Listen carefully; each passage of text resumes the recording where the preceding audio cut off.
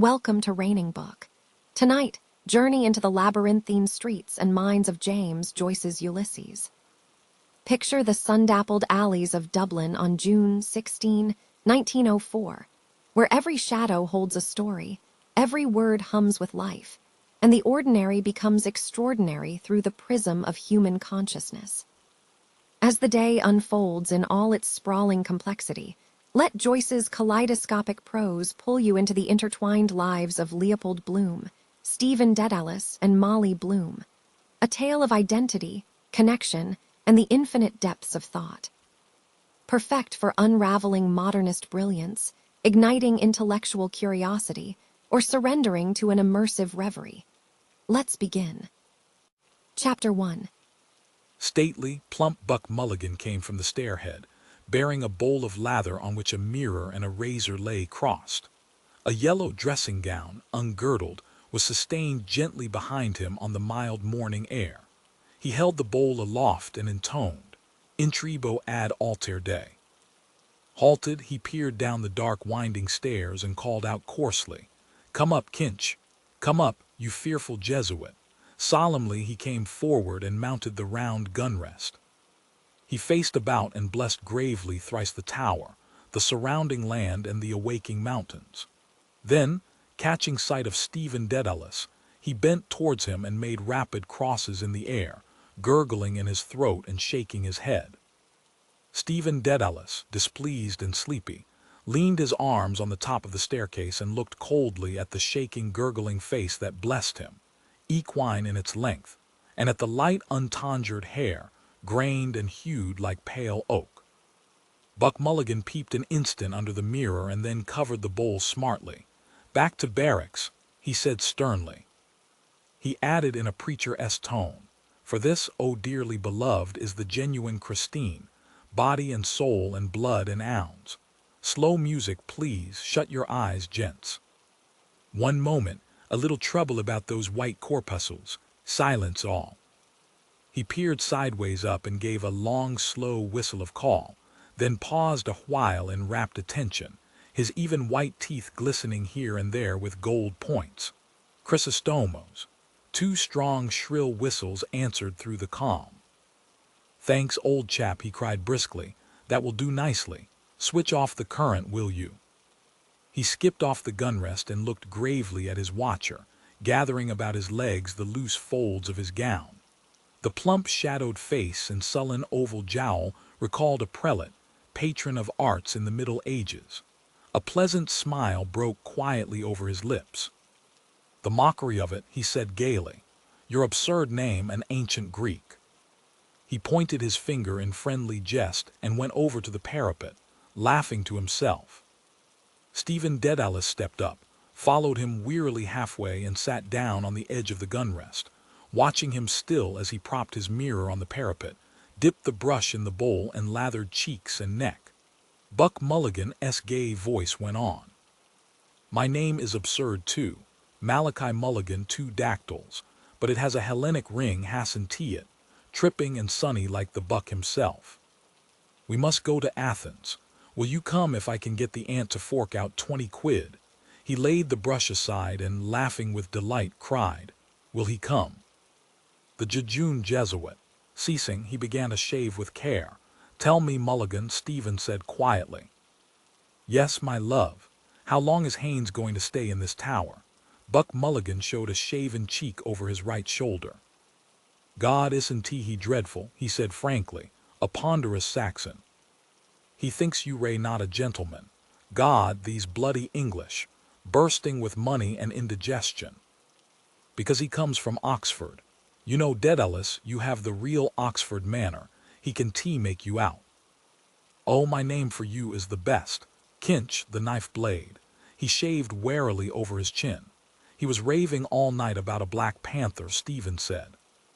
"Where is his gun case? A woeful lunatic," Mulligan said. "Were you in a funk?" "I was," Stephen said with energy and growing fear. "Out here in the dark with a man I don't know raving and moaning to himself about shooting a Black Panther. You saved men from drowning. I am not a hero, however. If he stays on here, I am off." Buck Mulligan frowned at the lather on his razor blade. He hopped down from his perch and began to search his trouser pockets hastily. "Scudder!" he cried thickly. He came over to the gunrest and, thrusting a hand into Stephen's upper pocket, said, "Lend us a loan of your nose rag to wipe my razor." Stephen suffered him to pull out and hold up on show by its corner a dirty, crumpled handkerchief. Buck Mulligan wiped the razor blade neatly.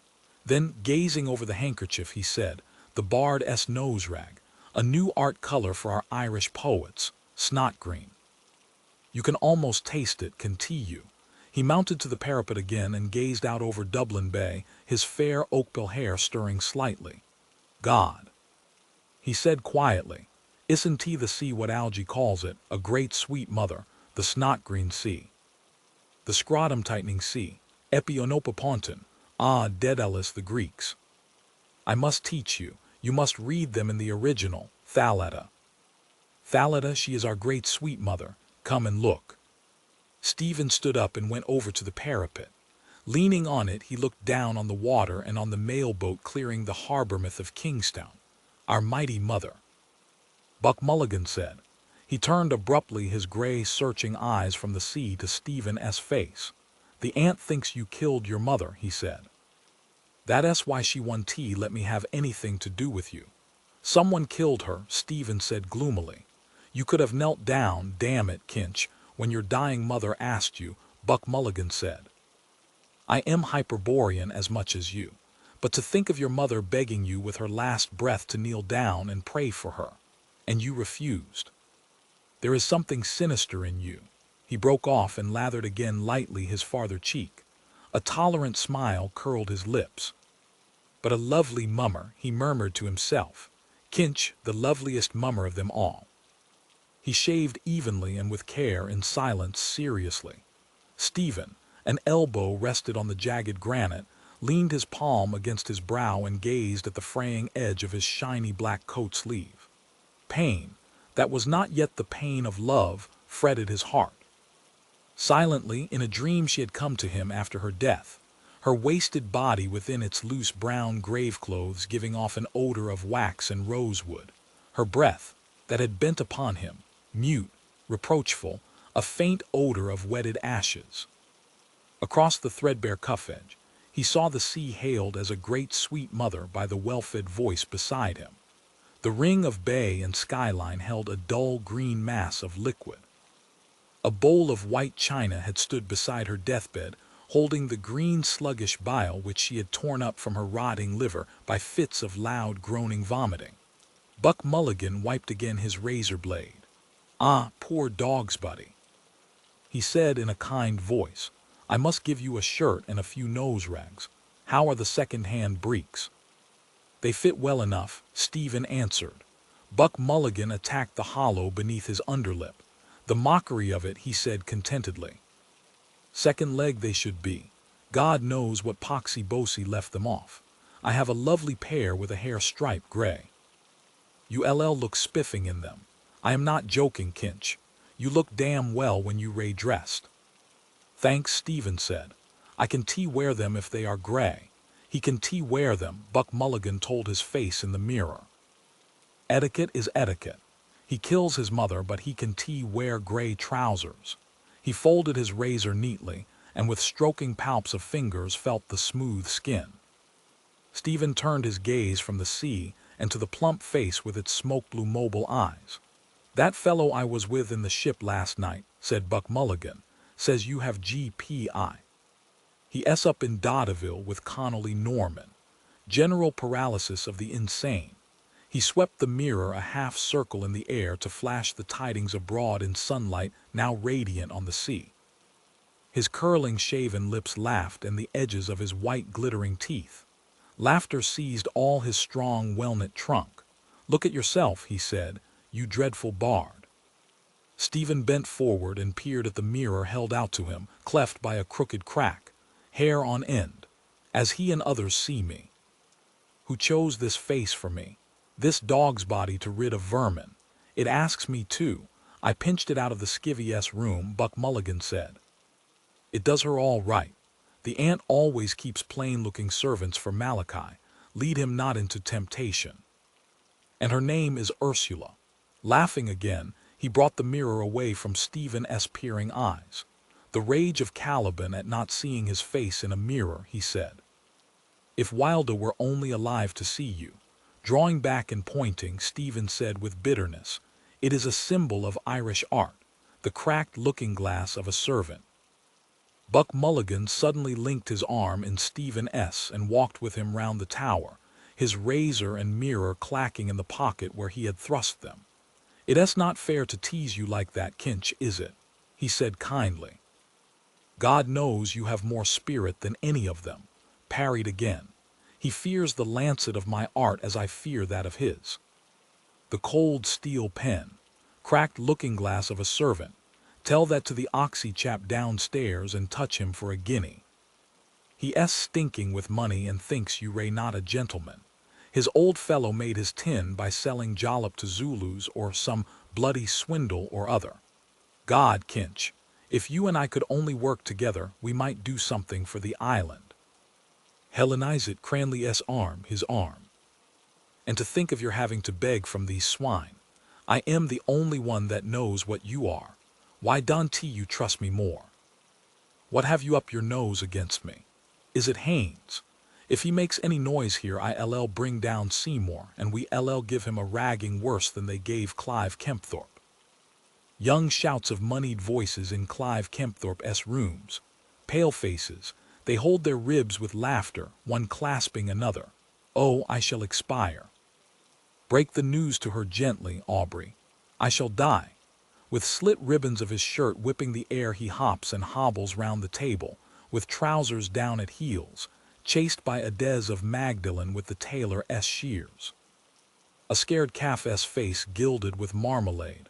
I don't want to be debagged. Don't you play the giddy ox with me. Shouts from the open window, startling evening in the quadrangle.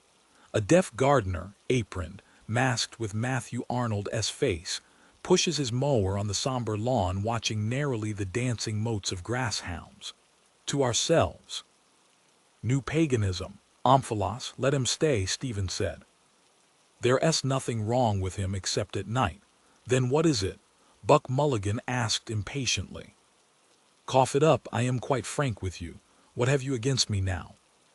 They halted, looking towards the blunt cape of Bray Head that lay on the water like the snout of a sleeping whale. Stephen freed his arm quietly. Do you wish me to tell you? He asked. Yes, what is it? Buck Mulligan answered. I don't remember anything. He looked in Stephen's face as he spoke. A light wind passed his brow, fanning softly his fair, uncombed hair and stirring silver points of anxiety in his eyes. Stephen, depressed by his own voice, said, Do you remember the first day I went to your house after my mother's death? Buck Mulligan frowned quickly and said, What? Where? I can't remember anything. I remember only ideas and sensations. Why? What happened in the name of God? You were making tea, Stephen said, and went across the landing to get more hot water. Your mother and some visitor came out of the drawing-room. She asked you who was in your room. Yes, Buck Mulligan said. What did I say? I forget. You said, Stephen answered, Oh, it's only dead Alice whose mother is beastly dead. A flush which made him seem younger and more engaging rose to Buck Mulligan's cheek. Did I say that? He asked. Well, what harm is that? He shook his constraint from him nervously. And what is death? He asked. Your mother's or yours or my own? You saw only your mother die. I see them pop off every day in the Mater and Richmond and cut up into tripes in the dissecting room. It's a beastly thing and nothing else. It's simply docent matter. You wouldn't kneel down to pray for your mother on her deathbed when she asked you. Why? Because you have the cursed Jesuit strain in you, only it's injected the wrong way. To me it's all a mockery and beastly. Her cerebral lobes are not functioning. She calls the doctor Sir Peter Teazle and picks buttercups off the quilt. Humor her till it's over. You crossed her last wish in death, and yet you sulk with me because I don't whinge like some hired mute from Lalauet's absurd. I suppose I did say it. I didn't mean to offend the memory of your mother. He had spoken himself into boldness. Stephen, shielding the gaping wounds which the words had left in his heart, said very coldly, I am not thinking of the offense to my mother. Of what then? Buck Mulligan asked. Of the offense to me, Stephen answered. Buck Mulligan swung round on his heel. Oh, an impossible person, he exclaimed. He walked off quickly round the parapet. Stephen stood at his post, gazing over the calm sea towards the headland. Sea and headland now grew dim. Pulses were beating in his eyes, veiling their sight, and he felt the fever of his cheeks. A voice within the tower called loudly, Are you up there, Mulligan? I am coming, Buck Mulligan answered. He turned towards Stephen and said, Look at the sea. What does it care about offenses? Chuck Loyola, Kinch, and come on down. The Sassenach wants his morning rashers.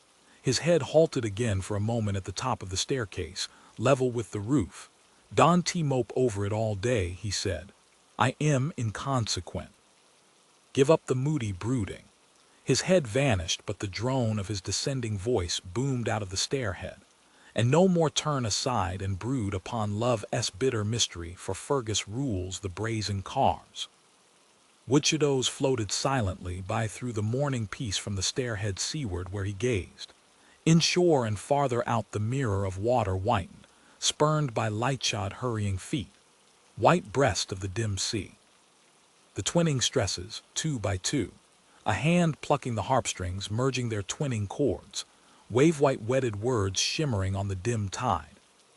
A cloud began to cover the sun slowly, wholly, shadowing the bay in deeper green.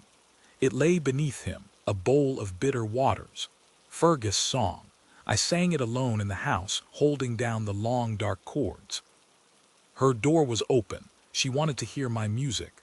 Silent with awe and pity, I went to her bedside. She was crying in her wretched bed. For those words, Stephen, love's bitter mystery. Where now? Her secrets, old featherfins, tasseled dancecards powdered with musk, a gaud of amber beads in her locked drawer. A birdcage hung in the sunny window of her house when she was a girl. She heard old Royce sing in the pantomime of Turco the Terrible and laughed with others when he sang. I am the boy that can enjoy invisibility. Phantasmal mirth, folded away, musk perfumed. And no more turn aside and brood, folded away in the memory of nature with her toys. Memories beset his brooding brain. Her glass of water from the kitchen tap when she had approached the sacrament. A cored apple, filled with brown sugar, roasting for her at the hob on a dark autumn evening. Her shapely fingernails reddened by the blood of squashed lice from the children's shirts.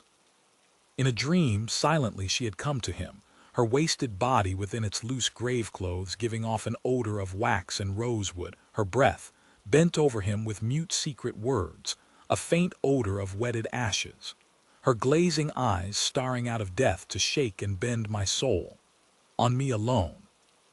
The ghost candle to light her agony, ghostly light on the tortured face, her hoarse loud breath rattling in horror while all prayed on their knees.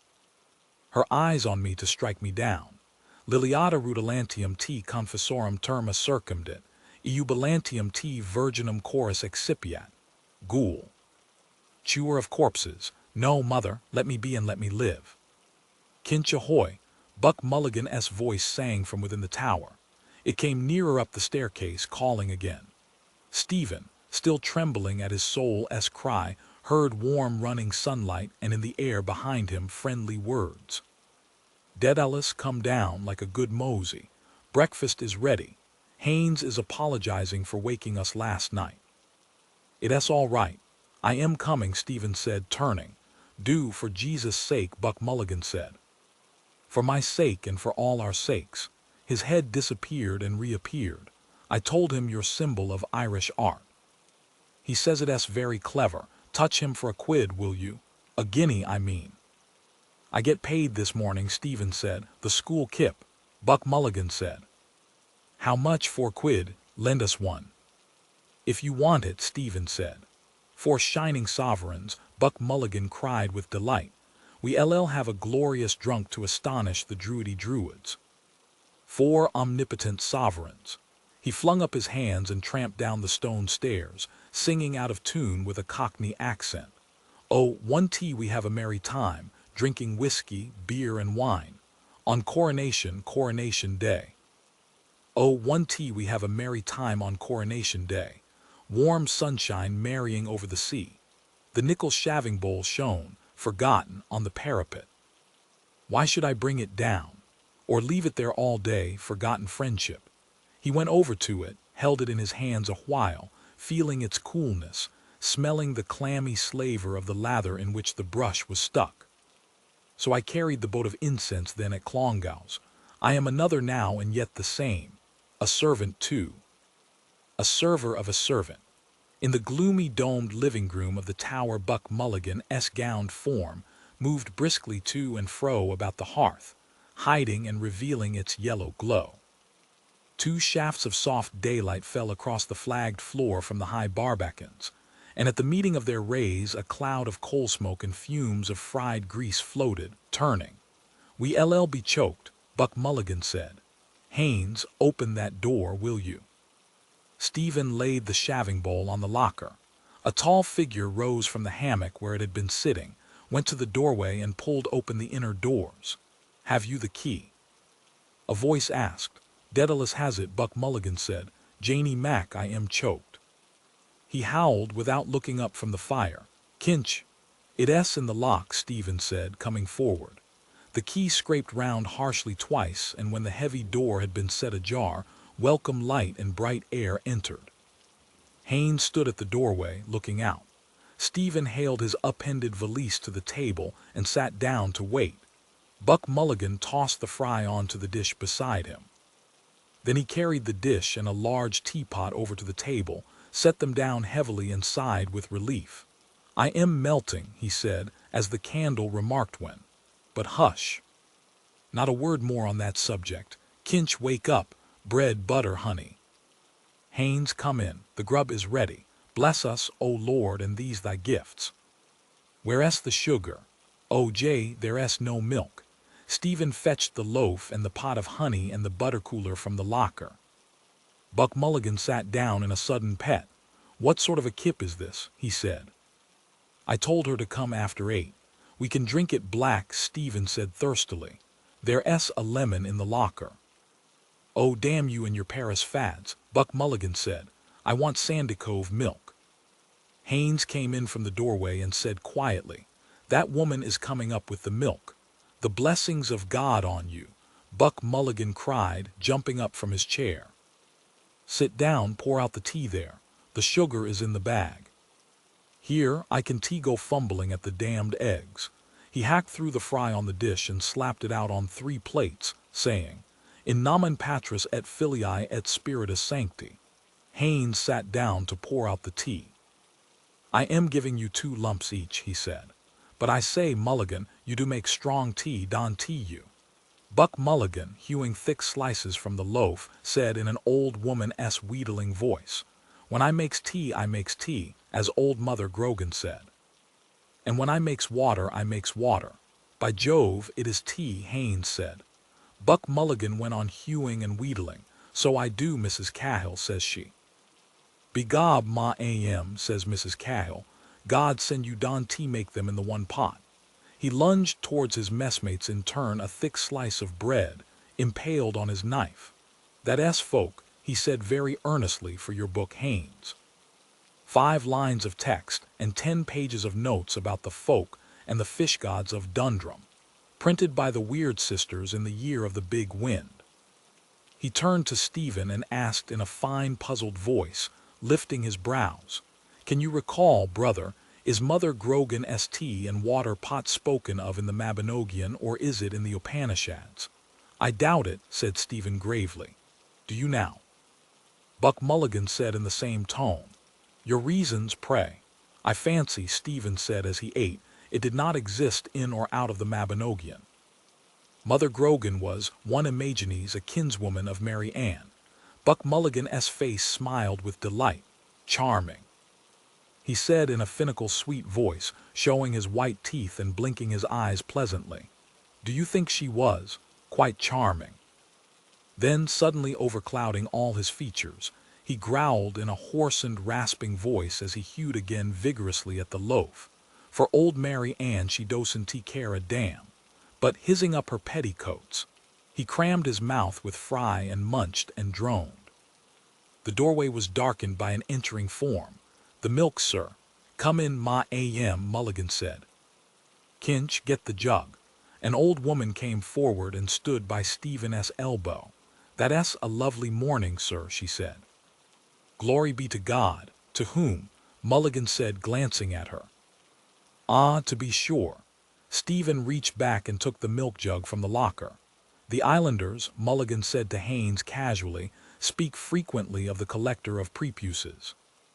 "How much, sir?" asked the old woman. "A quart," Stephen said. He watched her pour into the measure and thence into the jug rich white milk, not hers. Old shrunken paps. She poured again a measureful and a tilly. Old and secret she had entered from a morning world, maybe a messenger. She praised the goodness of the milk, pouring it out. Crouching by a patient cow at daybreak in the lush field, a witch on her toadstool, her wrinkled fingers quick at the squirting dugs. They load about her whom they knew, do silky cattle.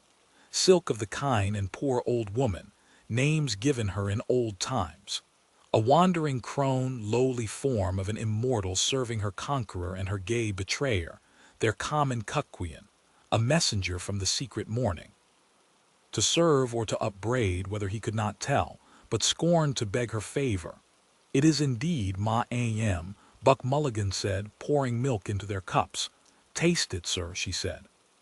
He drank at her bidding. "If we could live on good food like that," he said to her somewhat loudly, "we wouldn't have the country full of rotten teeth and rotten guts. Living in a bog swamp, eating cheap food and the streets paved with dust, horse dung and consumptive spits." "Are you a medical student, sir?" the old woman asked. "I am, ma am," Buck Mulligan answered. "Look at that now," she said. Stephen listened in scornful silence. She bows her old head to a voice that speaks to her loudly, her bone-setter, her medicineman, me she slights. To the voice that will shrive and oil for the grave all there is of her but her woman-s unclean loins, of man-s flesh made not in God-s likeness, the serpent-s prey. And to the loud voice that now bids her be silent with wondering, unsteady eyes. "Do you understand what he says?" Stephen asked her. "Is it French you are talking, sir?" the old woman said to Haynes.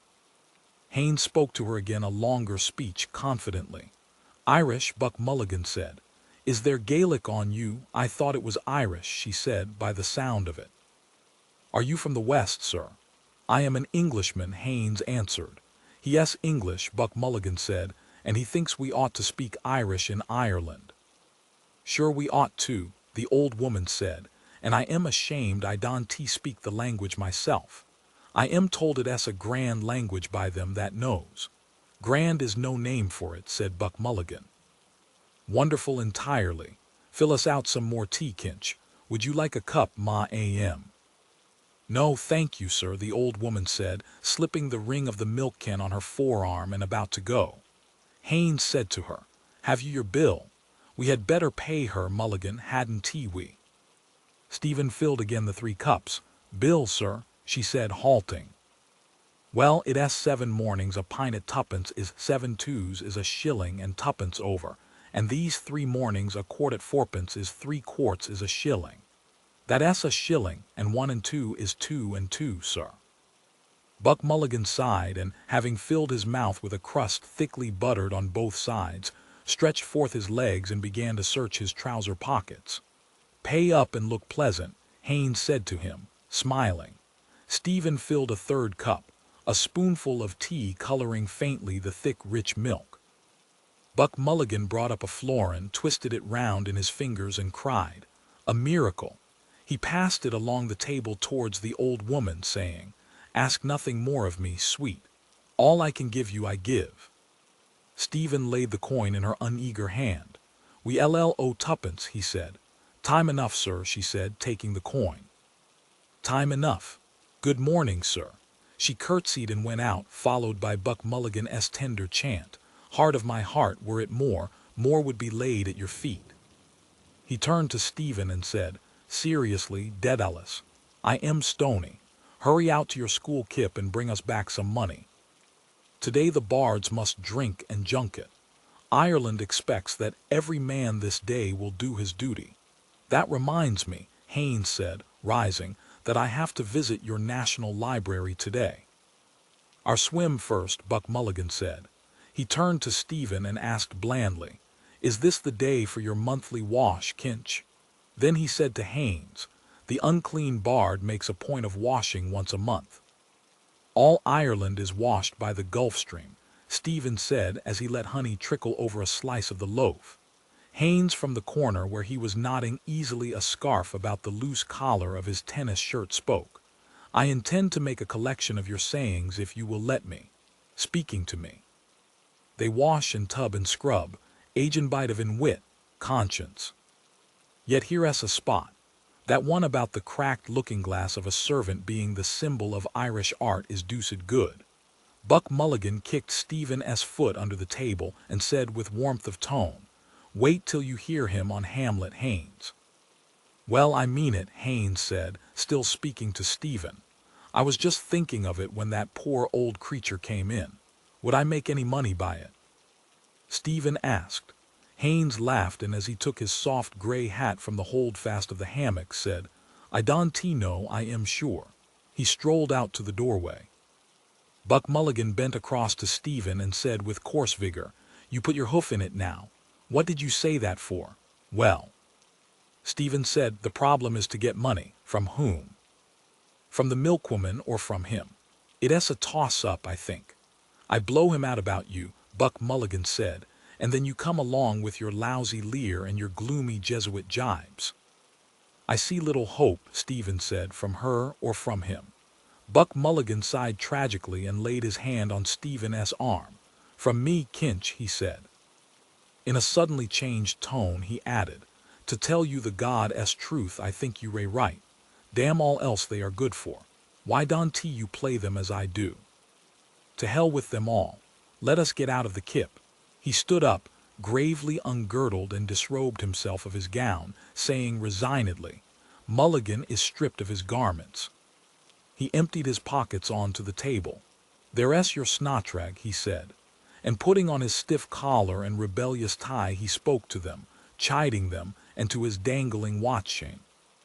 His hands plunged and rummaged in his trunk while he called for a clean handkerchief. God, we'll simply have to dress the character. I want puce gloves and green boots. Contradiction. Do I contradict myself? Very well then, I contradict myself. Mercurial Malachi. A limp black missile flew out of his talking hands. And there's your Latin Quarter hat, he said. Stephen picked it up and put it on. Haynes called to them from the doorway. Are you coming, you fellows? I am ready, Buck Mulligan answered, going towards the door. Come out, Kinch. You have eaten all we left, I suppose. Resigned, he passed out with grave words and gait, saying, well-nigh with sorrow, and going forth he met Butterly. Stephen, taking his ashplant from its leaning place, followed them out, and as they went down the ladder, pulled to the slow iron door and locked it. He put the huge key in his inner pocket. At the foot of the ladder, Buck Mulligan asked, Did you bring the key? I have it, Stephen said, preceding them. He walked on. Behind him he heard Buck Mulligan club with his heavy bathroll the leader shoots of ferns or grasses. Down, sir, how dare you, sir? Haynes asked. Do you pay rent for this tower? 12 quid, Buck Mulligan said. To the Secretary of State for War, Stephen added over his shoulder. They halted while Haynes surveyed the tower and said at last, rather bleak in winter-time, I should say. Martello you call it. Billy Pitt had them built, Buck Mulligan said, when the French were on the sea, but ours is the Omphalos. What is your idea of Hamlet? Haynes asked Stephen. No, no, Buck Mulligan shouted in pain.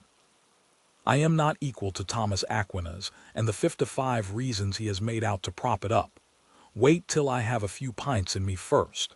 He turned to Stephen, saying, as he pulled down neatly the peaks of his primrose waistcoat, you couldn't manage it under 3 pints, Kinch, could you? It has waited so long, Stephen said listlessly, it can wait longer. You pique my curiosity, Haynes said amiably. Is it some paradox? Pooh, Buck Mulligan said. We have grown out of wilder and paradoxes. It is quite simple. He proves by algebra that Hamlet's grandson is Shakespeare's grandfather, and that he himself is the ghost of his own father. What? Haynes said, beginning to point at Stephen. He himself. Buck Mulligan slung his towel stolewise round his neck and, bending in loose laughter, said to Stephen's ear, "Oh, shade of Kinch the elder. Japhet in search of a father. We ray always tired in the morning," Stephen said to Haynes, "and it is rather long to tell." Buck Mulligan, walking forward again, raised his hands. "The sacred pint alone can unbind the tongue of Daedalus," he said. "I mean to say," Haynes explained to Stephen as they followed, "this tower and these cliffs here remind me somehow of Elsinore. That beetle's his base into the sea, isn't he?"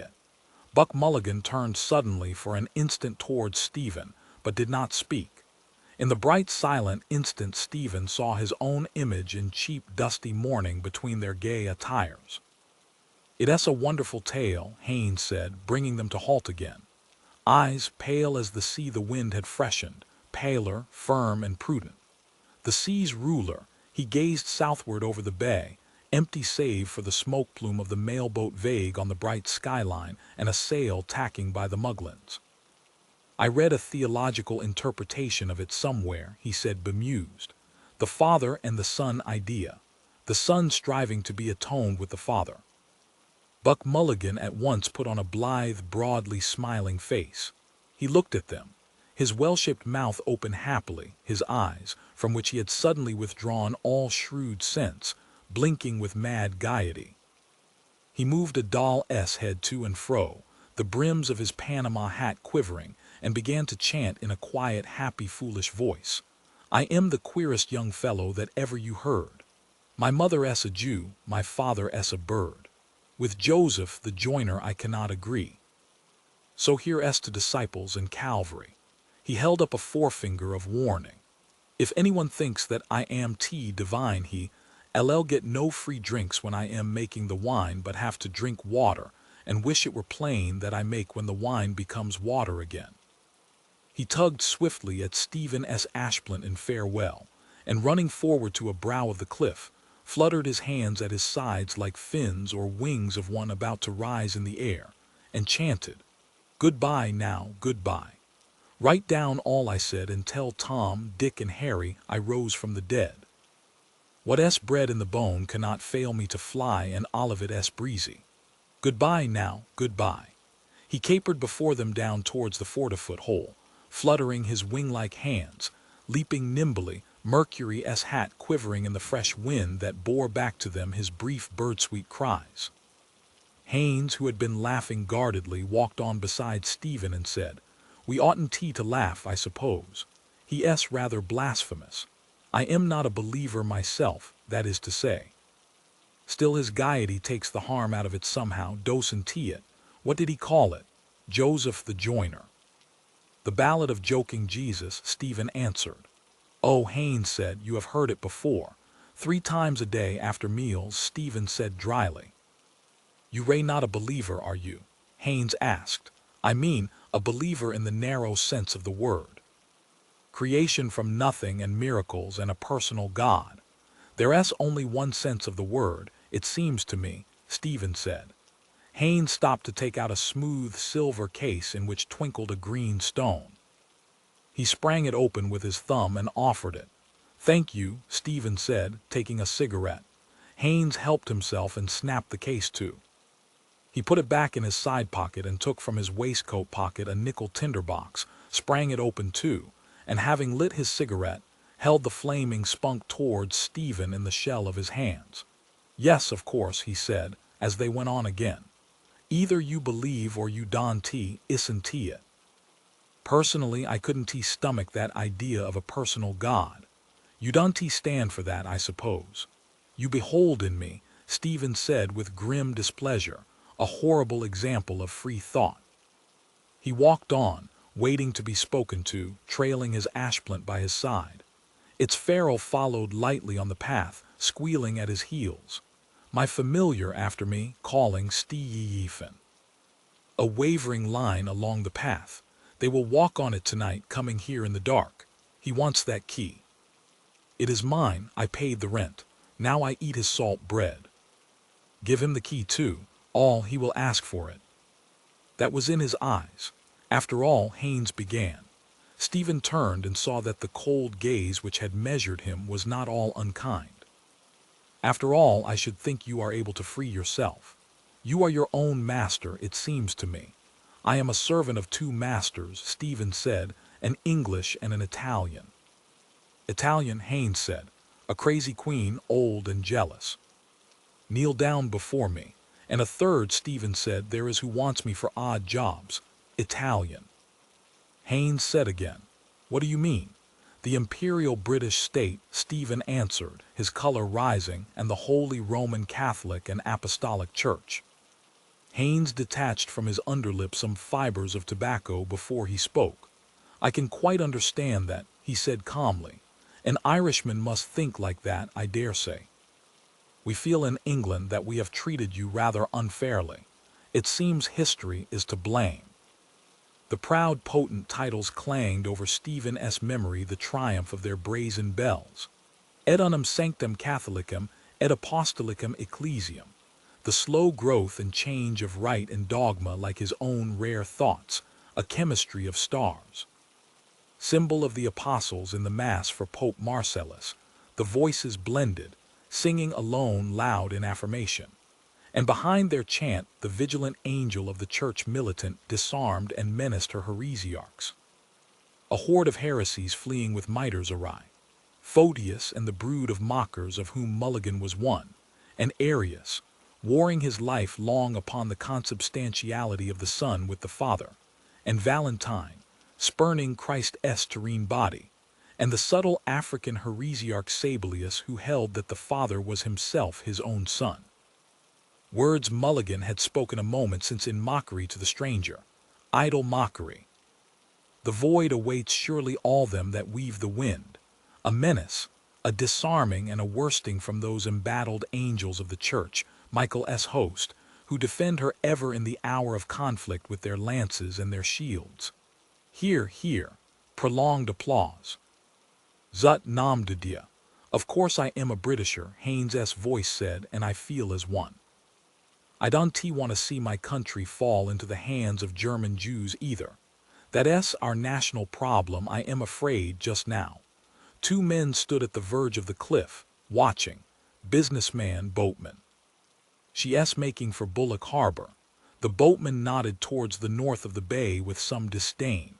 There's 5 fathoms out there, he said.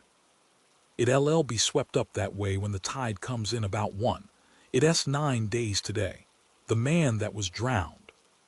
A sail veering about the blank bay waiting for a swollen bundle to bob up, roll over to the sun a puffy face, salt white.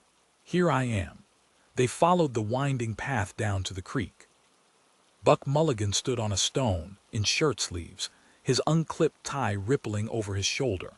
A young man clinging to a spur of rock near him moved slowly frogwise his green legs in the deep jelly of the water. Is the brother with you, Malachi? Down in Westmeath, with the Bannons still there. I got a card from Bannon. Says he found a sweet young thing down there. Photo girl, he calls her. Snapshot A, brief exposure. Buck Mulligan sat down to unlace his boots. An elderly man shot up near the spur of rock, a blowing red face. He scrambled up by the stones, water glistening on his pate and on its garland of gray hair, water rilling over his chest and paunch and spilling jets out of his black sagging loincloth. Buck Mulligan made way for him to scramble past and, glancing at Haynes and Stephen, crossed himself piously with his thumbnail at brow and lips and breastbone. Seymour's back in town, the young man said, grasping again his spur of rock. Chucked medicine and going in for the army. Ah, go to God, Buck Mulligan said, going over next week to stew.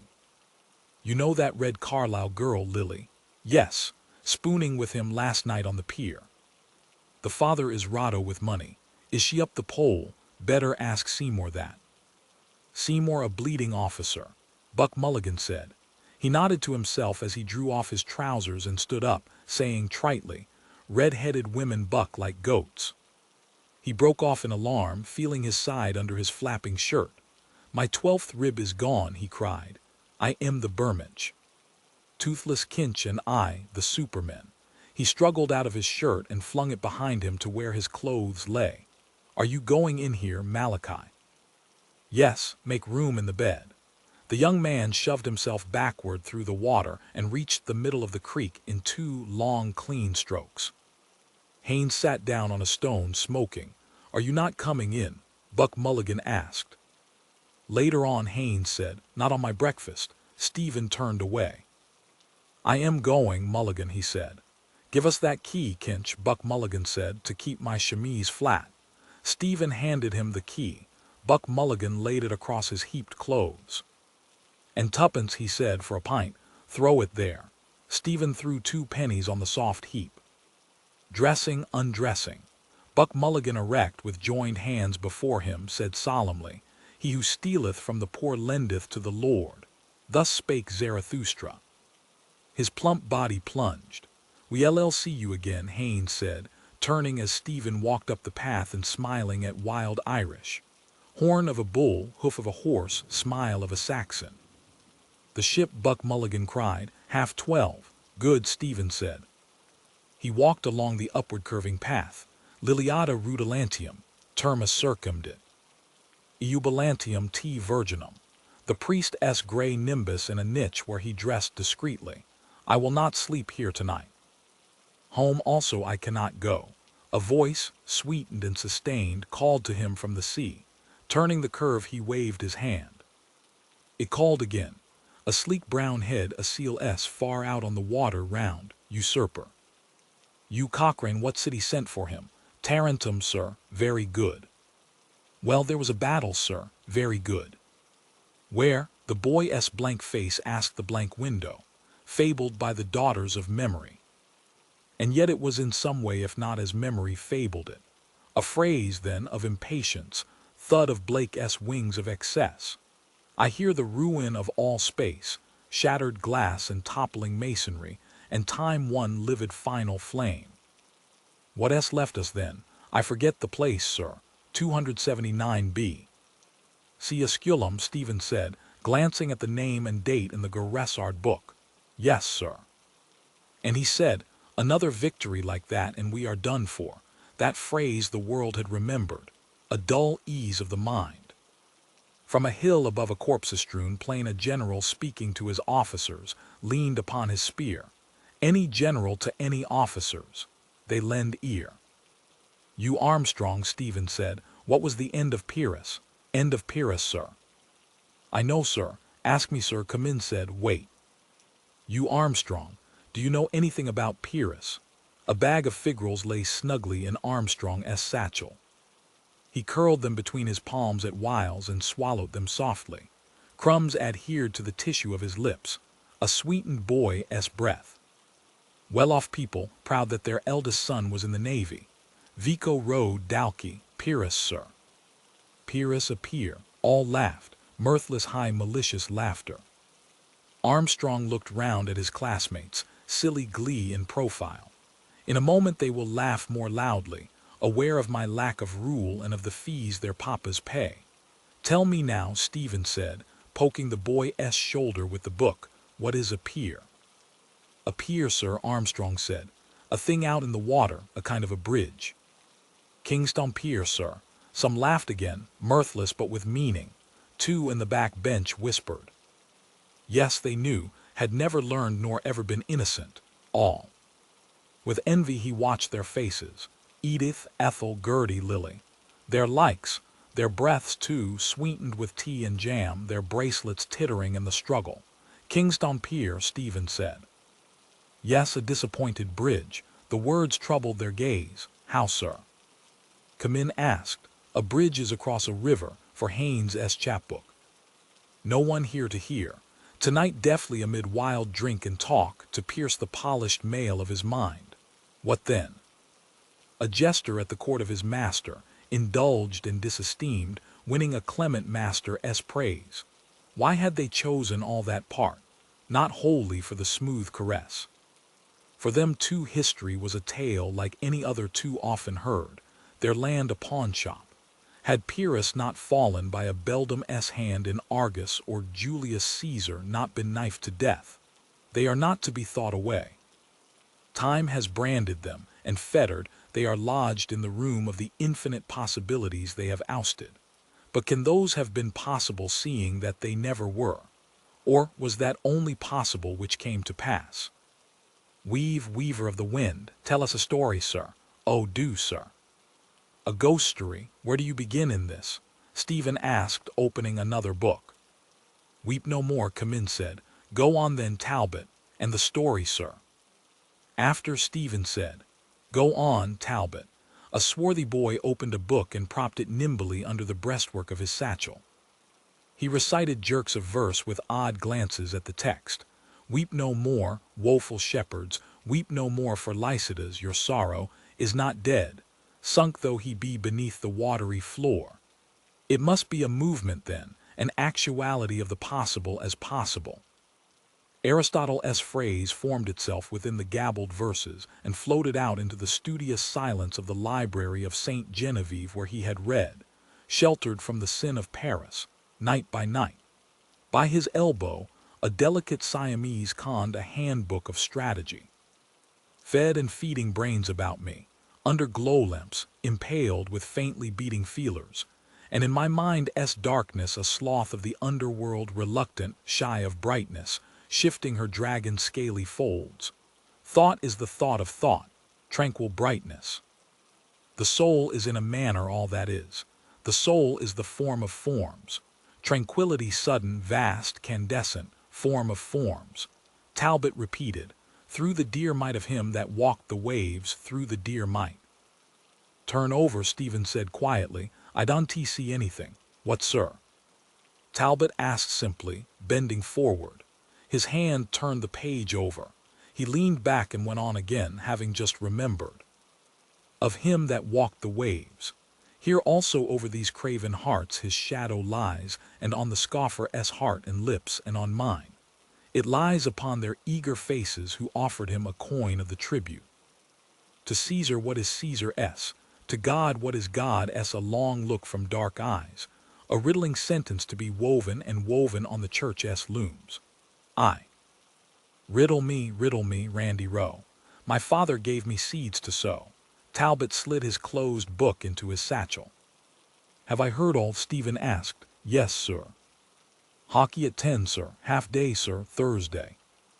Who can answer a riddle? Stephen asked. They bundled their books away, pencils clacking, pages rustling. Crowding together they strapped and buckled their satchels, all gabbling gaily. A riddle, sir. Ask me, sir. Oh, ask me, sir. A hard one, sir. This is the riddle, Stephen said. The cock crew, the sky was blue, the bells in heaven were striking 11. 'Tis time for this poor soul to go to heaven. What is that? What, sir? Again, sir. We didn't tea here. Their eyes grew bigger as the lines were repeated. After a silence, Cochrane said, What is it, sir? We give it up. Stephen, his throat itching, answered, the fox burying his grandmother under a holly bush. He stood up and gave a shout of nervous laughter to which their cries echoed dismay. A stick struck the door and a voice in the corridor called, Hockey! They broke asunder, sidling out of their benches, leaping them. Quickly they were gone, and from the lumber room came the rattle of sticks and clamor of their boots and tongues. Sergeant, who alone had lingered, came forward slowly, showing an open copybook. His tangled hair and scraggy neck gave witness of unreadiness, and through his misty glasses weak eyes looked up pleading.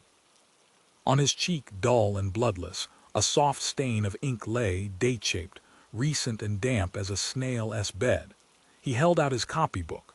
The word sums was written on the headline. Beneath were sloping figures, and at the foot a crooked signature with blind loops and a blot. Cyril Sargent, his name and seal. Mr. Deasy told me to write them out all again, he said, and show them to you, sir. Stephen touched the edges of the book, futility. Do you understand how to do them now? He asked. Numbers 11 to 15, Sergeant answered. Mr. Deasy said I was to copy them off the board, sir. Can you do them yourself? Stephen asked. No, sir, ugly and futile, lean neck and tangled hair and a stain of ink, a snail's bed. Yet someone had loved him, borne him in her arms and in her heart. But for her the race of the world would have trampled him underfoot, a squashed, boneless snail. She had loved his weak, watery blood drained from her own. Was that then real? The only true thing in life? His mother's prostrate body the fiery Columbanus in holy zeal bestrode. She was no more. The trembling skeleton of a twig burnt in the fire, an odor of rosewood and wetted ashes.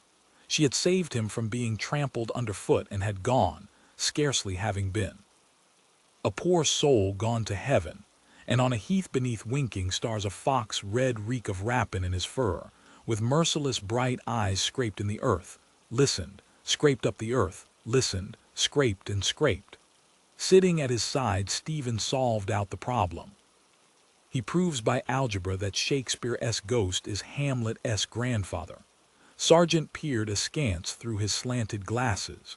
Hockey sticks rattled in the lumber room, the hollow knock of a ball and calls from the field.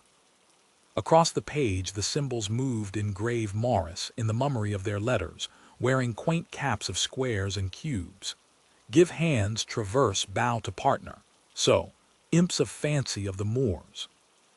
Gone too from the world, Averroes and Moses Maimonides, dark men in mien and movement, flashing in their mocking mirrors the obscure soul of the world, a darkness shining in brightness which brightness could not comprehend. Do you understand now? Can you work the second for yourself? Yes, sir. In long, shaky strokes, Sergeant copied the data. Waiting always for a word of help, his hand moved faithfully the unsteady symbols, a faint hue of shame flickering behind his dull skin. Amber mattress, subjective and objective genitive. With her weak blood and waser milk she had fed him and hid from sight of others his swaddling bands. Like him was I, these sloping shoulders, this gracelessness. My childhood bends beside me, too far for me to lay a hand there once or lightly. Mine is far and his secret as our eyes. Secrets, silent, stony, sit in the dark palaces of both our hearts. Secrets weary of their tyranny, tyrants willing to be dethroned. The sum was done. It is very simple, Stephen said as he stood up. Yes, sir. Thanks, Sergeant answered. He dried the page with a sheet of thin blotting paper and carried his copybook back to his bench. You had better get your stick and go out to the others, Stephen said as he followed towards the door the boy's graceless form. Yes, sir. In the corridor his name was heard, called from the playfield. Sergeant, run on, Stephen said. Mr. Deasy is calling you. He stood in the porch and watched the laggard hurry towards the scrappy field where sharp voices were in strife. They were sorted in teams, and Mr. Deasy came away stepping over wisps of grass with gaitered feet. When he had reached the schoolhouse voices again, contending called to him. He turned his angry white mustache. What is it now? He cried continually without listening. Cochrane and Halliday are on the same side, sir, Stephen said. Will you wait in my study for a moment, Mr. Deasy said, till I restore order here? And as he stepped fussily back across the field, his old man's voice cried sternly, What is the matter? What is it now? Their sharp voices cried about him on all sides, their many forms closed round him, the garish sunshine bleaching the honey of his ill-dyed head.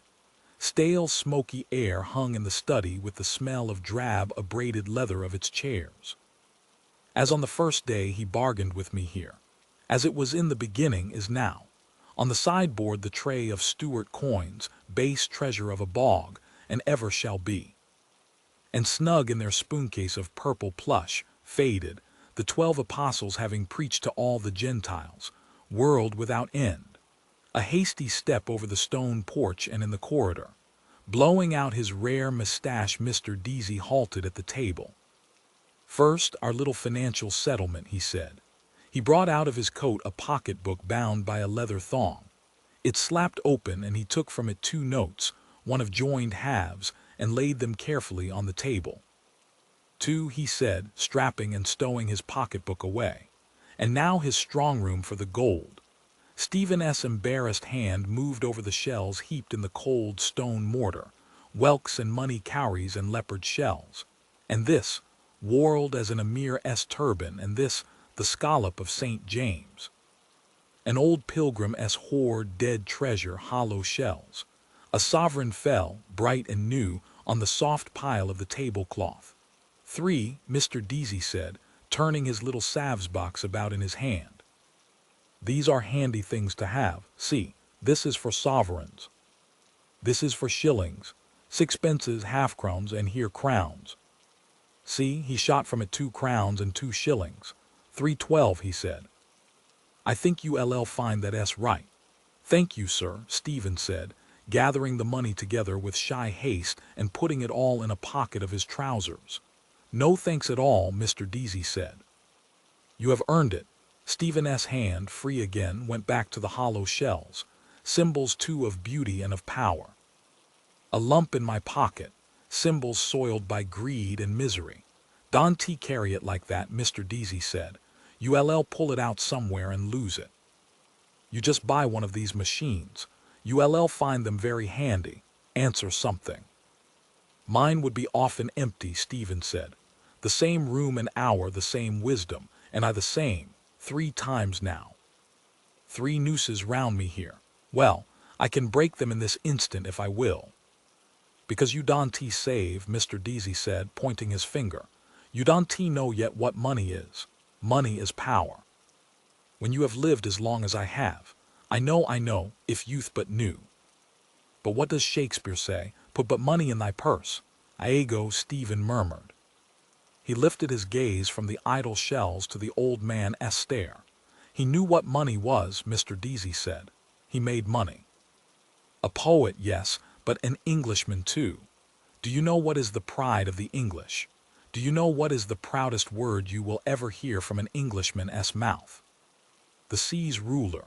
His sequeled eyes looked on the empty bay. It seems history is to blame, on me and on my words unhatting. That on his empire, Stephen said, the sun never sets. Bah, Mr. Deasy cried, that's not English. A French Celt said that. He tapped his salves box against his thumbnail. I will tell you, he said solemnly, what is his proudest boast. I paid my way. Good man, I paid my way. I never borrowed a shilling in my life. Can you feel that? I owe nothing. Can you? Mulligan £9, 3 pairs of socks, 1 pair brogues, ties. Curran 10 guineas. McCann 1 guinea. Fred Ryan 2 shillings. Temple 2 lunches. Russell 1 guinea. Cousins 10 shillings. Bob Reynolds half a guinea. Kohler 3 guineas. Mrs. McKernan 5 weeks' board. The lump I have is useless. For the moment, no, Stephen answered. Mr. Deasy laughed with rich delight, putting back his salves box. I knew you couldn't he said joyously, but one day you must feel it. We are a generous people, but we must also be just. I fear those big words, Stephen said, which make us so unhappy. Mr. Deasy stared sternly for some moments over the mantelpiece at the shapely bulk of a man in tartan philibbags, Albert Edward, Prince of Wales. You think me an old fogey and an old Tory, his thoughtful voice said. I saw 3 generations since O'Connell's time. I remember the famine in '46. Do you know that the Orange Lodges agitated for repeal of the Union 20 years before O'Connell did, or before the prelates of your communion denounced him as a demagogue? You Fenians forget some things. Glorious, pious, and immortal memory. The Lodge of Diamond in Armagh the Splendid behung with corpses of papishes. Horse, masked and armed, the Planters' Covenant. The Black North and True Blue Bible. Croppies lie down. Stephen sketched a brief gesture. I have rebel blood in me too, Mr. Deasy said. On the spindle side. But I am descended from Sir John Blackwood who voted for the Union. We are all Irish, all king's sons. Alas, Stephen said. Per vias rectas, Mr. Deasy said firmly, was his motto. He voted for it and put on his top boots to ride to Dublin from the Ards of Down to do so. Low the row the raw the rocky road to Dublin. A gruff squire on horseback with shiny top boots. Soft day, Sir John. Soft day, your honour, day, day. Two top boots jog dangling on to Dublin. Low the row the raw, low the row the ratty. That reminds me, Mr. Deasy said. You can do me a favor, Mr. Dedalus, with some of your literary friends. I have a letter here for the press. Sit down a moment. I have just to copy the end. He went to the desk near the window, pulled in his chair twice, and read off some words from the sheet on the drum of his typewriter. Sit down. Excuse me, he said over his shoulder, the dictates of common sense. Just a moment. He peered from under his shaggy brows at the manuscript by his elbow, and muttering, began to prod the stiff buttons of the keyboard slowly, sometimes blowing as he screwed up the drum to erase an error. Stephen seated himself noiselessly before the princely presence. Framed around the walls, images of vanished horses stood in homage, their meek heads poised in air. Lord Hastings Repulse, the Duke of Westminster S. Shotover, the Duke of Beaufort S. Salon, Prix de Paris, 1866. Elfin riders sat them, watchful of a sign. He saw their speeds, backing King S. colors, and shouted with the shouts of vanished crowds. Full stop, Mr. Deasy bade his keys, but prompt ventilation of this all-important question. Where Cranley led me to get rich quick, hunting his winners among the mud-splashed breaks, amid the balls of bookies on their pitches and reek of the canteen over the motley slush. Even money fair rebel, 10-1 the field. Dicers and thimble-riggers we hurried by after the hoofs, the vying caps and jackets, and past the meat-faced woman, a butcher-s dame, nuzzling thirstily her clove of orange. Shouts rang shrill from the boys' playfield and a whirring whistle. Again, a goal. I am among them, among their battling bodies in a medley, the joust of life. You mean that knock-kneed mother S. darling who seems to be slightly crossic. Jousts. Time-shocked rebounds, shock by shock. Jousts, slush and uproar of battles, the frozen death spew of the slain. A shout of spear spikes baited with men's bloodied guts. Now then, Mr. Deasy said, rising. He came to the table, pinning together his sheets. Stephen stood up. I have put the matter into a nutshell, Mr. Deasy said. It's about the foot and mouth disease. Just look through it. There can be no two opinions on the matter. May I trespass on your valuable space? That doctrine of laissez-faire which so often in our history, our cattle trade, the way of all our old industries, Liverpool ring which jockeyed the Galway harbor scheme, European conflagration, grain supplies through the narrow waters of the Channel, the pluperfect imperturbability of the Department of Agriculture, pardoned a classical illusion. Cassandra, by a woman who was no better than she should be, to come to the point at issue. I don't mince words, do I? Mr. Deasy asked as Stephen read on. Foot and mouth disease. Known as cock S preparation, serum and virus, percentage of salted horses. Rinderpest, Emperor S horses at Mrzsteg, Lower Austria, veterinary surgeons. Mr. Henry Blackwood Price, courteous offer a fair trial, dictates of common sense. All-important question. In every sense of the word, take the bull by the horns, thanking you for the hospitality of your columns. I want that to be printed and read, Mr. Deasy said. You will see at the next outbreak they will put an embargo on Irish cattle, and it can be cured. It is cured. My cousin, Blackwood Price, writes to me it is regularly treated and cured in Austria by cattle doctors there. They offer to come over here. I am trying to work up influence with the department. Now I am going to try publicity. I am surrounded by difficulties by intrigues by, backstairs influence by. He raised his forefinger and beat the air oldly before his voice spoke. Mark my words, Mr. Dedalus, he said. England is in the hands of the Jews, in all the highest places, her finance, her press. and they are the signs of a nation's decay. Wherever they gather, they eat up the nation's vital strength. I have seen it coming these years. As sure as we are standing here, the Jew merchants are already at their work of destruction. Old England is dying. He stepped swiftly off, his eyes coming to blue life as they passed a broad sunbeam. He faced about and back again. Dying, he said again, if not dead by now. The harlot's cry from street to street shall weave old England's winding sheet. His eyes open wide in vision stared sternly across the sunbeam in which he halted. A merchant, Stephen said, is one who buys cheap and sells dear, Jew or Gentile, is he not? They sinned against the light, Mr. Deasy said gravely. And you can see the darkness in their eyes. And that is why they are wanderers on the earth to this day. On the steps of the Paris stock exchange the gold-skinned men quoting prices on their gemmed fingers. Gabble of geese. They swarmed loud, uncouth about the temple, their heads thick-plotting under maladroit silk hats. Not theirs, these clothes, this speech, these gestures. Their full, slow eyes belied the words, the gestures eager and unoffending, but knew the rancors massed about them and knew their zeal was vain. Vain patience to heap and hoard. Time surely would scatter all. A hoard heaped by the roadside, plundered and passing on. Their eyes knew their years of wandering, and patient knew the dishonors of their flesh. Who has not? Stephen said, "What do you mean?" Mr. Deasy asked. He came forward a pace and stood by the table. His under jaw fell sideways open uncertainly. Is this old wisdom? He waits to hear from me. History, Stephen said, is a nightmare from which I am trying to awake. From the playfield the boys raised a shout. A whirring whistle. Goal. What if that nightmare gave you a back kick? The ways of the Creator are not our ways, Mr. Deasy said. All human history moves towards one great goal, the manifestation of God. Stephen jerked his thumb towards the window, saying, "That is God. Hooray." IWHRRW, what? Mr. Deasy asked.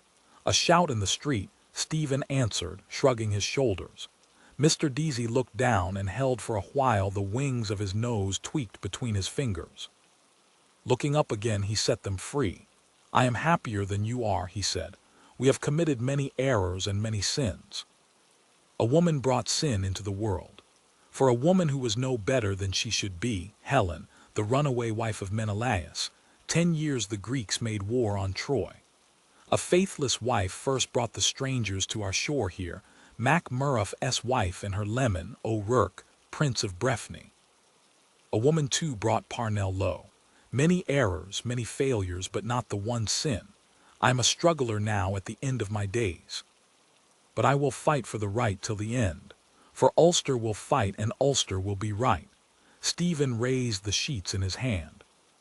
"Well, sir," he began. "I foresee," Mr. Deasy said, "that you will not remain here very long at this work. You were not born to be a teacher, I think." "Perhaps I am wrong. A learner rather," Stephen said. "And here what will you learn more?" Mr. Deasy shook his head. "Who knows?" he said. "To learn one must be humble, but life is the great teacher." Stephen rustled the sheets again. "As regards these," he began. "Yes," Mr. Deasy said. "You have 2 copies there, if you can have them published at once." "I will try," Stephen said, "and let you know tomorrow. I know 2 editors slightly." "That will do," Mr. Deasy said briskly. "I wrote last night to Mr. Field. MP, there is a meeting of the Cattle Traders Association today at the City Arms Hotel. I asked him to lay my letter before the meeting. You see if you can get it into your 2 papers. "What are they?" "That will do," Mr. Deasy said. "There is no time to lose. Now I have to answer that letter from my cousin." "Good morning, sir," Stephen said, putting the sheets in his pocket. "Thank you." "Not at all," Mr. Deasy said as he searched the papers on his desk. "I like to break a lance with you, old as I am." "Good morning, sir," Stephen said again, bowing to his bent back. He went out by the open porch and down the gravel path under the trees, hearing the cries of voices and crack of sticks from the playfield. The lions couching on the pillars as he passed out through the gate, toothless terrors. Still, I will help him in his fight. Mulligan will dub me a new name, the bullock-befriending bard, Mr. Daedalus, running after me. No more letters, I hope. Just one moment. Yes, sir, Stephen said, turning back at the gate. Mr. Deasy halted, breathing hard and swallowing his breath. I just wanted to say, he said.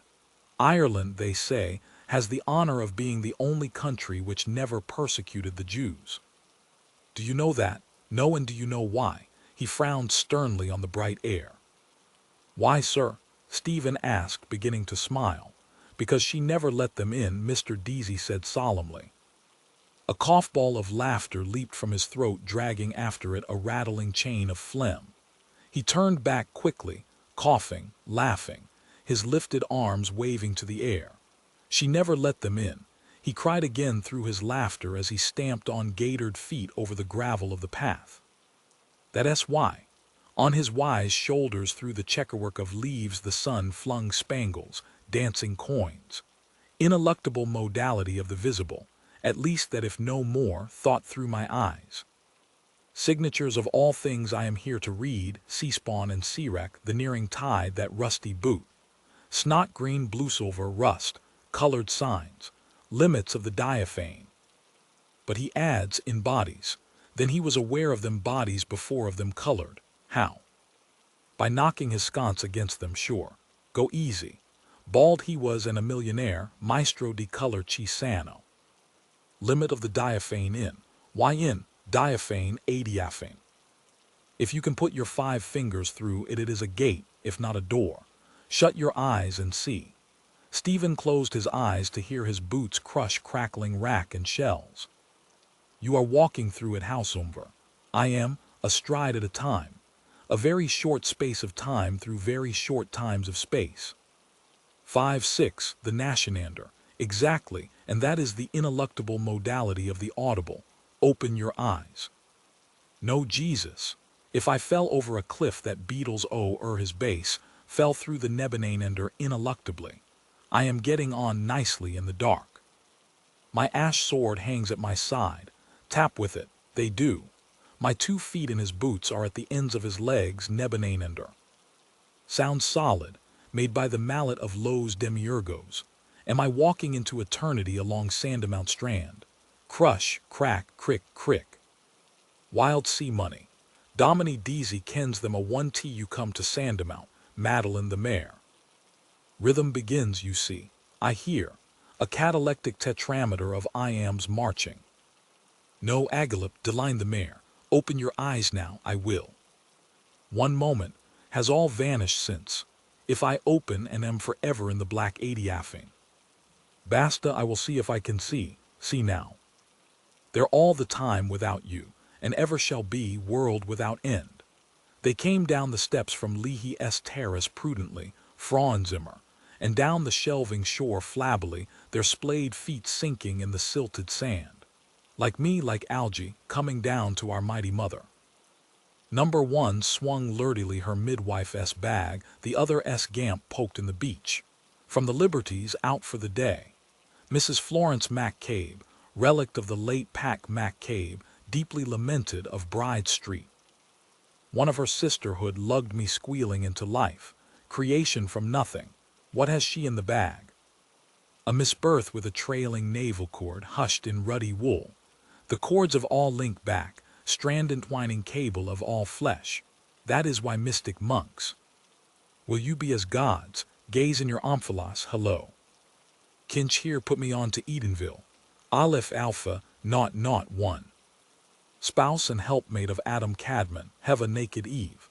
She had no navel, gaze. Belly without blemish, bulging big. A buckler of taut vellum, no, white-heaped corn, orient and immortal, standing from everlasting to everlasting. Womb of sin. Wombed in sin darkness I was too, made not begotten.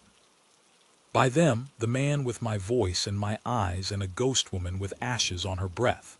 They clasped and sundered, did the coupler S will. From before the ages he willed me, and now may not will me away or ever. A lex eterna stays about him. Is that then the divine substance wherein Father and Son are consubstantial, whereas poor dear Arius to try conclusions, warring his life long upon the contrans magnificanju potentiality, ill starred heresiarch. In a Greek water closet he breathed his last, euthanasia. With beaded mitre and with crozier stalled upon his throne, widower of a widowed sea, with upstiffed amophorian with clotted hinderparts. Airs romped round him, nipping and eager airs. They are coming waves. The white-maned sea-horses, champing, bright when bridled, the steeds of Mannanon. I must in tea forget his letter for the press. And after. The ship 12:30. By the way, go easy with that money like a good young imbecile. Yes, I must. His pace slackened. Here, am I going to Aunt Sarah S. or not? My consubstantial father S. voice. Did you see anything of your artist brother Stephen lately? No. Sure he S. not down in Strasbourg Terrace with his Aunt Sally. Couldn't he fly a bit higher than that, eh? And tell us, Stephen, how is Uncle C? Oh, weeping God, the things I married into. The boys up in the hayloft. The drunken little Kostdrawer and his brother, the cornet player. Highly respectable gondoliers. And skewied Walter sirring his father no less, sir. Yes, sir, no, sir. Jesus wept, and no wonder by Christ. I pull the wheezy bell of their shuttered cottage, and wait. They take me for a dun, peer out from a coign of vantage. It is Stephen, sir. Let him in, let Stephen in. A bolt drawn back and Walter welcomes me. We thought you were someone else. In his broad bed Nuncle Richie, pillowed and blanketed, extends over the hillock of his knees a sturdy forearm, clean-chested. He has washed the upper moiety. Morrow, nephew. He lays aside the lapboard whereon he drafts his bills of costs for the eyes of Master Goff and Master Chaplain Tandy, filing consents and common searches and a writ of duces tecum. A bogok frame over his bald head, wilda es requiescat. The drone of his misleading whistle brings Walter back. Yes, sir. Malt for Richie and Stephen, tell mother, where is she? Bathing Chrissy, sir. Papa S. little bedpool, lump of love, no Uncle Richie. Call me Richie, damn your lithia water it lowers. Wusky, Uncle Richie, really. Sit down or by the law Harry I'll knock you down. Walter squints vainly for a chair. He has nothing to sit down on, sir. He has nowhere to put it, you mug. Bring in our Chippendale chair. Would you like a bite of something? None of your damned lawdy-daw airs here. The rich of a rasher fried with a herring. Sure, so much the better. We have nothing in the house but backache pills. All Urta, he drones bars of Ferrando S. Aria di Sortita, the grandest number, Stephen, in the whole opera. Listen, his tuneful whistle sounds again, finely shaded with rushes of the air, his fists big drumming on his padded knees. This wind is sweeter.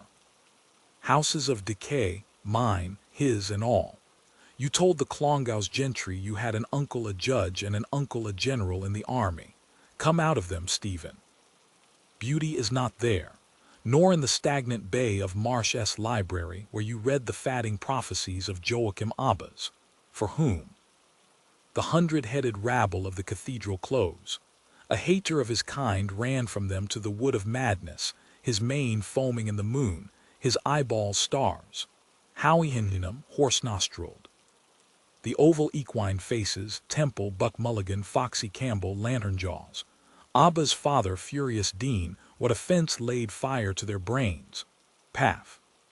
Descend, Cav, ut ne nimium de Calvaris. A garland of gray hair on his comminated head see him me clambering down to the footpace, descend, clutching a monstrance basiliscede. Get down, bald Paul. A choir gives back menace and echo, assisting about the altar as horns, the snorted Latin of jackpriests moving burly in their albs, tonsured and oiled and gelded, fat with the fat of kidneys of wheat, and at the same instant perhaps a priest round the corner is elevating it.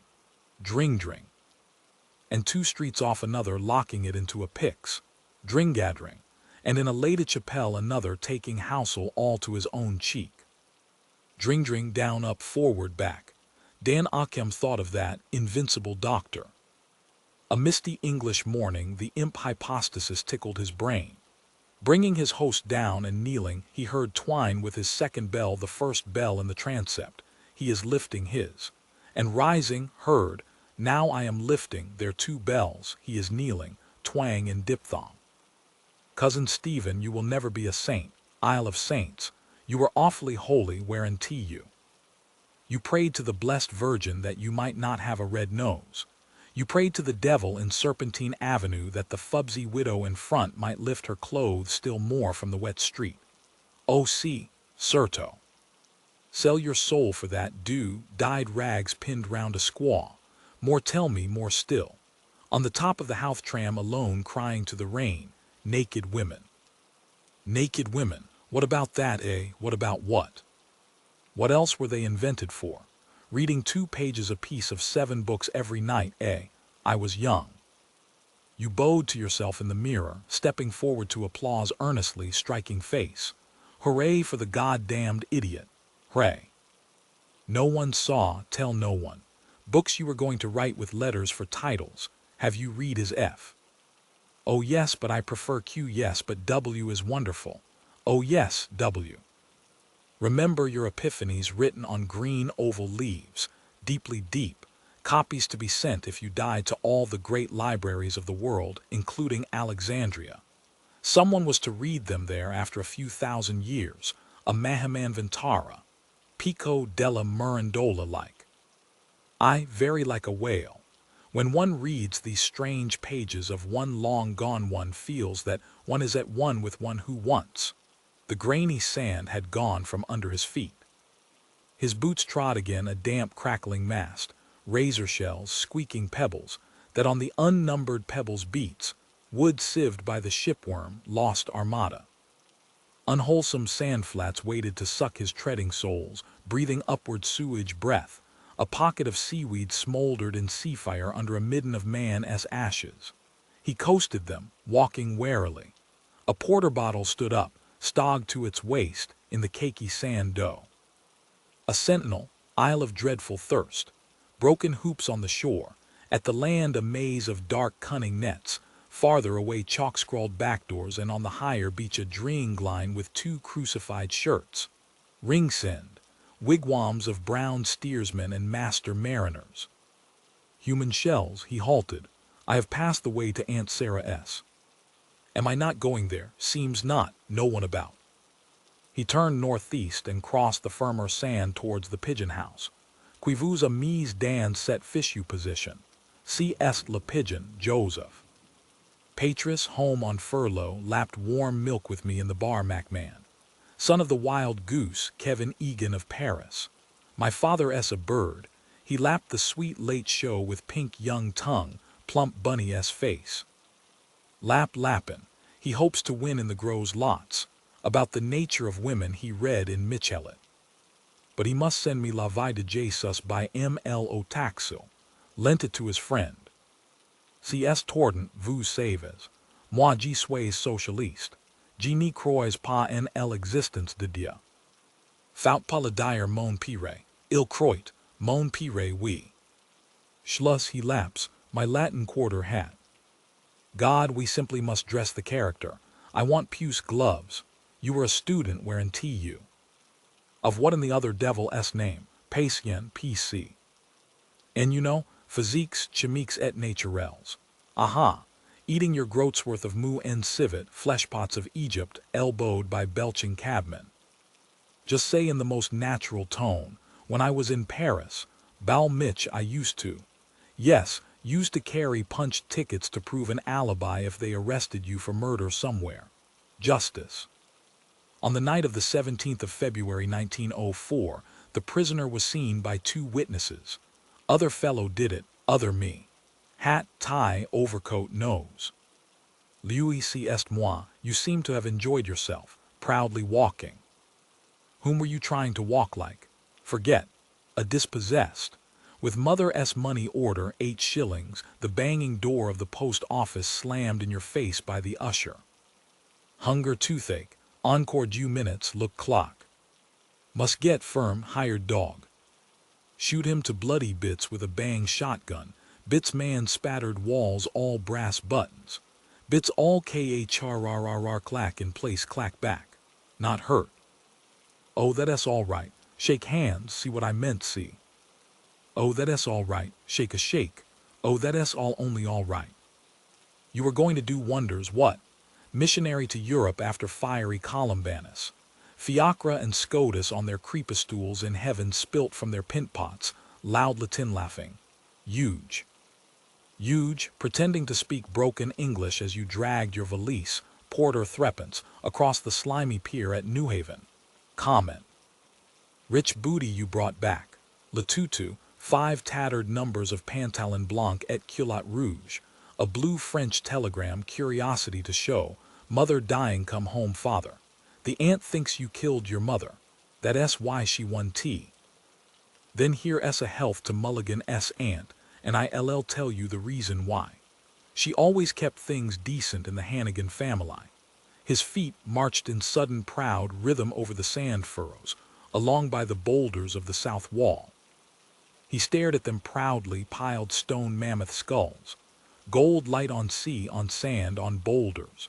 The sun is there, the slender trees, the lemon houses. Paris rawly waking, crude sunlight on her lemon streets. Moist pith of farls of bread, the frog-green wormhood, her matin incense, court the air. Belluomo rises from the bed of his wife's lover's wife. The kerchiefed housewife is astir, a saucer of acetic acid in her hand. In Radat s Yvonne and Madeline new make their tumbled beauties, shattering with gold teeth chaussons of pastry, their mouths yellowed with the pus of flan br ton. Faces of Paris men go by, their well-pleased pleasers, curled conquistadores. Noon slumbers. Kevin Egan rolls gunpowder cigarettes through fingers smeared with printer S ink, sipping his green fairy as Patris his white. About us, gobblers fork spiced beans down their gullets. Undemi est here. A jet of coffee steam from the burnished cauldron. She serves me at his beck. Il est Irlandise.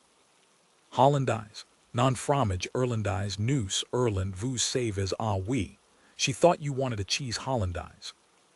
Your postprandial, do you know that word? Postprandial. There was a fellow I knew once in Barcelona, queer fellow, used to call it his postprandial. Well, slaint. Around the slab tables the tangle of whined breaths and grumbling gorges. His breath hangs over our sauce-stained plates, the green fairy-s fang thrusting between his lips. Of Ireland, the Dalcassians of hopes, conspiracies of Arthur Griffith now, a Pimander good shepherd of men. To yoke me as his yokefellow, our crimes our common cause. You ray your father's son. I know the voice. His fustian shirt, sanguine-flowered, trembles its Spanish tassels at his secrets. M. Drumont, famous journalist Drumont, know what he called Queen Victoria. Old hag with the yellow teeth. Veal ogress with the dense jawns. Maud Gonne, beautiful woman, La Patrie, M. Millivoy, Flix Fora, know how he died. Licentious men. The froken, bond tout fair, who rubs male nakedness in the bath at Uppsala. Moi faire, she said, tous les messieurs. Not this monsieur, I said. Most licentious custom. Bath a most private thing. I wouldn't let my brother, not even my own brother, most lascivious thing. Green eyes, I see you. Fang, I feel, lascivious people. The blue fuse burns deadly between hands and burns clear. Loose tobacco-orchards catch fire. A flame and acrid smoke light our corner. Raw facebones under his peep of day boy's hat. How the head center got away, authentic version. Got up as a young bride man, veil, orange blossoms, drove out the road to Malahide. Did faith. Of lost leaders the betrayed wild escapes. Disguises clutched at gone not here. Spurned lover. I was a strapping young gossoon at that time, I tell you. I'll show you my likeness one day. I was faith. Lover for her love he prowled with Colonel Richard Burke, tannest of his sept, under the walls of Clerkenwell and crouching, saw a flame of vengeance hurl them upward in the fog. Shattered glass and toppling masonry. In gay Paris he hides, Egan of Paris, unsought by any save by me.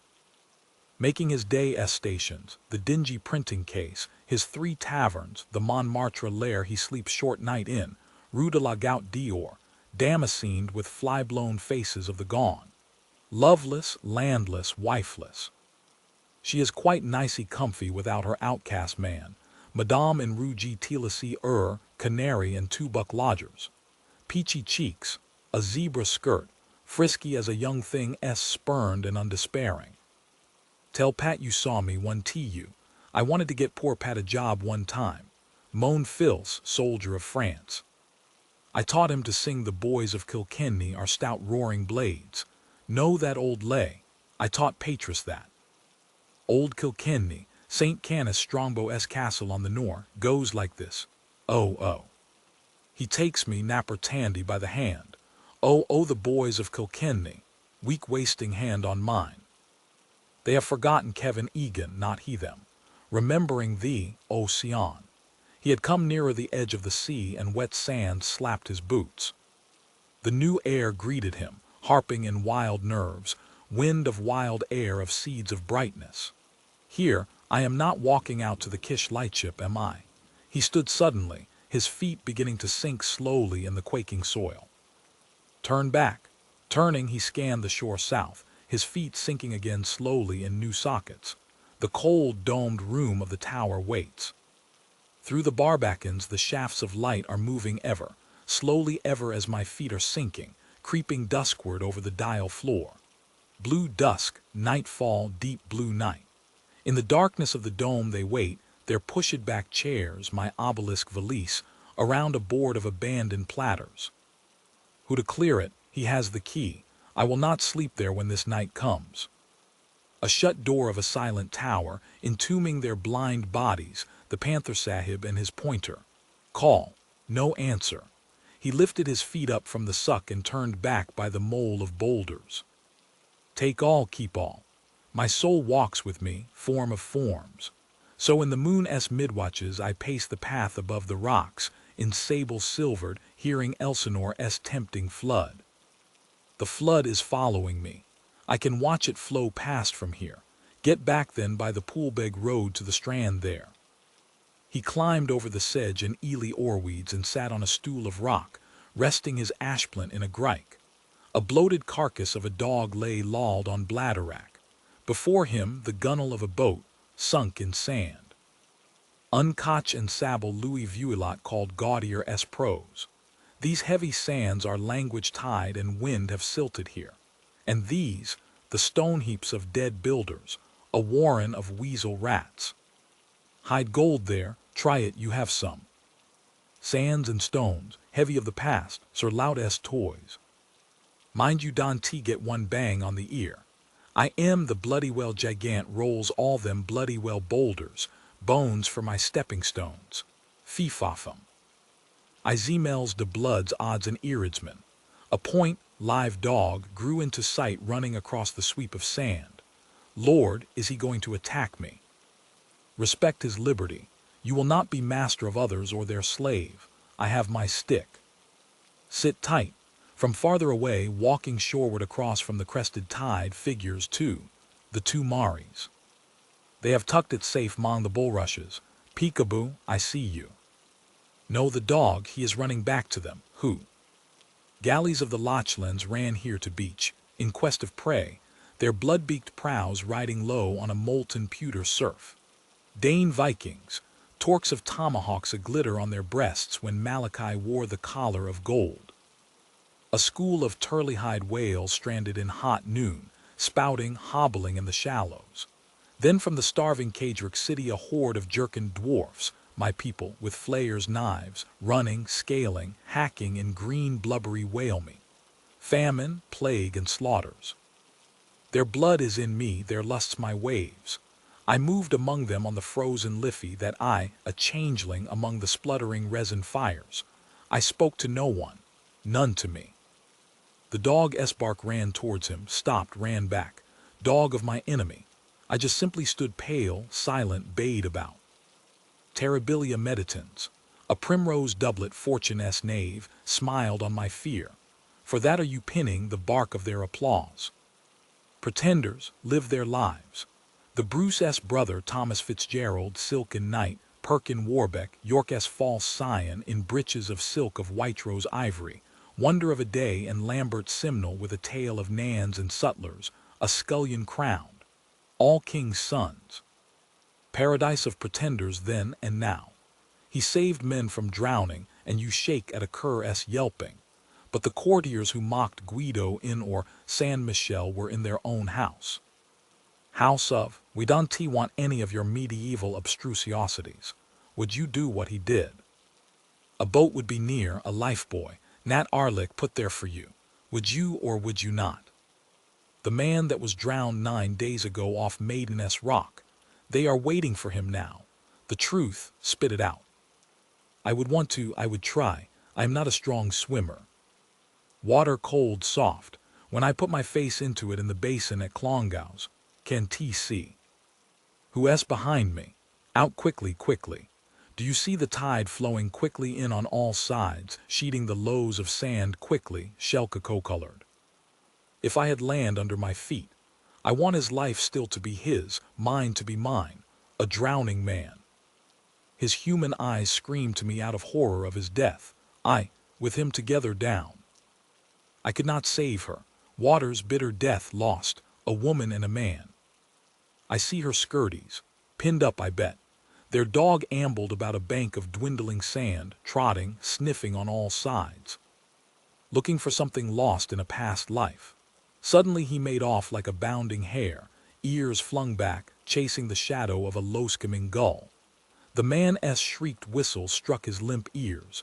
He turned, bounded back, came nearer, trotted on twinkling shanks. On a field tenny, a buck, trippant, proper, unattired. At the lace fringe of the tide he halted with stiff forehoofs, seaward pointed ears. His snout lifted barked at the wave noise, herds of seamorse. They serpented towards his feet, curling, unfurling many crests, every ninth, breaking, plashing from farther out waves and waves. Cocklepickers. They waded a little way in the water and stooping, soused their bags and lifting them again, waded out. The dog yelped running to them, reared up and pawed them, dropping on all fours, again, reared up at them with mute bearish fawning. Unheeded he kept by them as they came towards the drier sand, a rag of wolf's tongue red-pinting from his jaws. His speckled body ambled ahead of them and then loped off at a calf's gallop. The carcass lay on his path. He stopped, sniffed, stalked round it. Brother, nosing closer, went round it, sniffling rapidly like a dog all over the dead dog's bedraggled fell. Dogskull dogsniff, eyes on the ground, moves to one great goal. Ah, poor dog's body. Here lies poor dog's body's body. Tatters, out of that, you mongrel. The cry brought him skulking back to his master, and a blunt bootless kick sent him unscathed across a spit of sand, crouched in flight. He slunk back in a curve. Dosen T see me. Along by the edge of the mole he lolloped, dawdled, smelt a rock, and from under a cocked hind leg pissed against it. He trotted forward and lifting again his hind leg, pissed quick short at an unsmelt rock. The simple pleasures of the poor. His hindpaws then scattered the sand. Then his forepaws dabbled and delved. Something he buried there, his grandmother. He rooted in the sand, dabbling, delving, and stopped to listen to the air, scraped up the sand again with a fury of his claws, soon ceasing. A pard, a panther, got in spouse breach, vulturing the dead. After he woke me last night, same dream, or was it? Wait, open hallway, street of harlots. Remember Haron al Raskid, I'm almosting it. That man led me, spoke. I was not afraid. The melon he held against my face. Smiled, cream fruit smell. That was the rule, said, in. Come, red carpet spread, you will see who. Shouldering their bags they trudged, the red Egyptians. His blued feet out of turned-up trousers slapped the clammy sand, a dull brick muffler strangling his unshaven neck. With woman steps she followed, the ruffian and his strolling mort. Spoils slung at her back, loose sand and shellgrit crusted her bare feet, about her Windroff face hair trailed. Behind her lord, his helpmate, Bing Awas to Romeville. When night hides her body's flaws calling under her brown shawl from an archway where dogs have mired, her fancyman is treating two royal Dublins in O'Loughlin of Blackbits. Bus her wappin rogues rum lingo for oh my dimber wapping dell, a sheffiend whiteness under her rancid rags, fumbly lane that night, the tanyard smells. White thy fambles, red thy gan and thy quarrons dainty is, couch a hogshead with me then, in the darkman's clip and kiss. Morose delectation Aquinas Tunbelly calls this freight porcospino. Unfallen Adam rode and not rutted, call away let him, thy quarrons dainty is. Language no whit worse than his. Monkwords maribads jabber on their girdles, roguewords tough nuggets patter in their pockets, passing now. A side eye at my Hamlet hat. If I were suddenly naked here as I sit, I am not. Across the sands of all the world, followed by the sun's flaming sword to the west, trekking to evening lands. She trudges, schleps, trains, drags, tracings her load, a tide westering, moon-drawn in her wake. Tides myriadislanded within her, blood not mine, Enopaponton, a wine-dark sea. Behold the handmaid of the moon. In sleep the wet sign calls her hour, bids her rise. Bride-bed, child-bed, bed of death, ghost-kindled. Omnis caro ad te veniet. He comes, pale vampire, through storm his eyes, his bat sails bloodying the sea, mouth to her mouth's kiss. Here, put a pin in that chap, will you? My tablets. Mouth to her kiss, no must be two of glue well. Mouth to her mouth's kiss. His lips lipped and mouthed fleshless lips of air, mouth to her all wombing tomb. His mouth molded issuing breath, unspeeched, ooyeha, roar of cataractic planets, globed, blazing, roaring way. Paper, the banknotes blast them. Old Deasy's letter, here, thanking you for the hospitality tear the blank end off. Turning his back to the sun, he bent over far to a table of rock and scribbled words. That twice I forgot to take slips from the library counter. His shadow lay over the rocks as he bent, ending. Why not endless till the farthest star? Darkly they are there behind this light, darkness shining in the brightness, delta of Cassiopeia, worlds.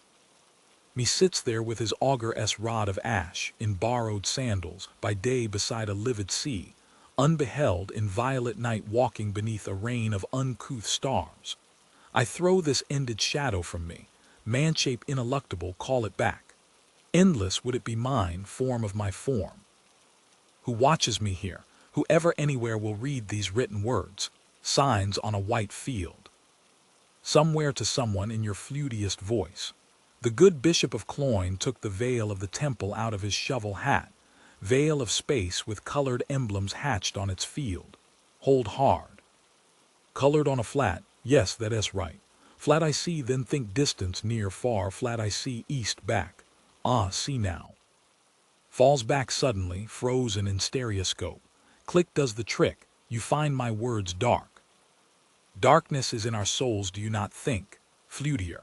Our souls, shameonded by our sins, cling to us yet more, a woman to her lover clinging, the more. She trusts me, her hand gentle, the long-lashed eyes. Now where the blue hell am I bringing her beyond the veil, into the ineluctable modality of the ineluctable visuality. She. What's she? The virgin at Hodges Figgy's window on Monday looking in for one of the alphabet books you were going to write. Keen glance you gave her, wrist through the braided jessie of her sunshade. She lives in Leeson Park with a grief and kickshaws, a lady of letters. Talk that to someone else, Stevie, a pick-mute. Bet she wears those curse of God stays suspenders and yellow stockings, darned with lumpy wool. Talk about apple dumplings, piatasto. Where your wits touch me, soft eyes. Soft hand, I'm lonely here. Oh, touch me soon now. What is that word known to all men? I'm quiet here alone, sad too. Touch me. He lay back at full stretch over the sharp rocks, cramming the scribbled note and pencil into a pocket, his hat tilted down on his eyes. That is Kevin Egan's movement I made, nodding for his nap, Sabbath sleep. Et vidit Deus, et errant Valdebona, alo. Bonjour, welcome as the flowers in May. Under its leaf he watched through peacock twittering lashes the southing sun. I am caught in this burning scene. Pan es hour, the faunal noon, among gum-heavy serpent plants, milk-oozing fruits, where on the tawny waters leaves lie wide. Pain is far, and no more turn aside and brood. His gaze brooded on his broad-toed boots, a buck-esque cast-offs, Nebuchadnezzar. He counted the creases of rucked leather wherein another foot had nested warm. The foot that beat the ground in tripudium, foot I dislove. But you were delighted when Esther Oswald's shoe went on you, girl I knew in Paris. Tynes quel petty pied, staunch friend a brother's soul, wilde love that dare not speak its name. His arm, Cranley's arm. He now will leave me, and the blame, as I am. As I am, all or not at all. In long lassos from the cock lake the water flowed full, covering green goldenly lagoons of sand, rising, flowing. My ashplant will float away. I shall wait, no, they will pass on, passing, chafing against the low rocks, swirling, passing. Better get this job over quick. Listen, a forwarded wave speech. Sisu HRSS RSCS ooze. Vehement breath of waters amid sea snakes, rearing horses, rocks. In cups of rocks it slops, flop, slop, slap, bounded in barrels. And spent its speech ceases. It flows purling, widely flowing, floating foam pool, flower unfurling.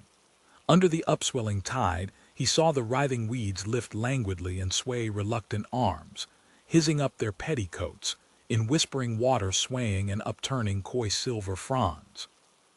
Day by day, night by night, lifted, flooded, and let fall. Lord, they are weary, and whispered to they sigh. St. Ambrose heard it, sigh of leaves and waves, waiting, awaiting the fullness of their times, debus ac noctibus in Euria's patience in Gemesit. To no end gathered, vainly then released, forth-flowing, wending back, loom of the moon. Weary too in sight of lovers, lascivious men, a naked woman shining in her courts, she draws a toil of waters, 5 fathoms out there. Full fathom 5 thy father lies, at one he said, found drowned.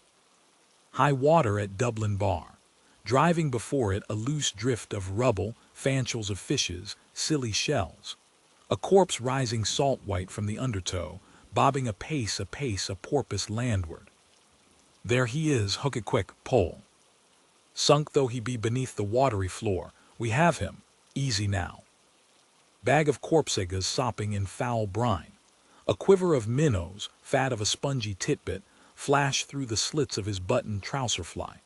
God becomes man, becomes fish, becomes barnacle goose, becomes featherbed mountain. Dead breaths I living breathe, tread dead dust, devour a Uranus awful from all dead. Hauled stark over the gunwale, he breathes upward the stench of his green grave, his leprous nose-hole snoring to the sun. A sea change this, brown eyes salt blue. Sea death, mildest of all deaths known to man, old Father Ocean, Prix de Paris, beware of imitations. Just you give it a fair trial, we enjoyed ourselves immensely, come. I thirst, clouding over, no black clouds anywhere are there. Thunderstorm, albright he falls, proud lightning of the intellect, Lucifer, Deco, qui nescit occasum. Know my cockle hat and staff and his me sandal shoon. Where to evening lands, evening will find itself. He took the hilt of his ashplant, lunging with it softly, dallying still. Yes, evening will find itself in me without me. All days make their end. By the way, next when is it Tuesday will be the longest day. Of all the glad new year, mother, the rum-tum tiddledy-tum. Lon Tennyson, gentleman poet. Guy, for the old hag with the yellow teeth. And Monsieur Drumont, gentleman journalist.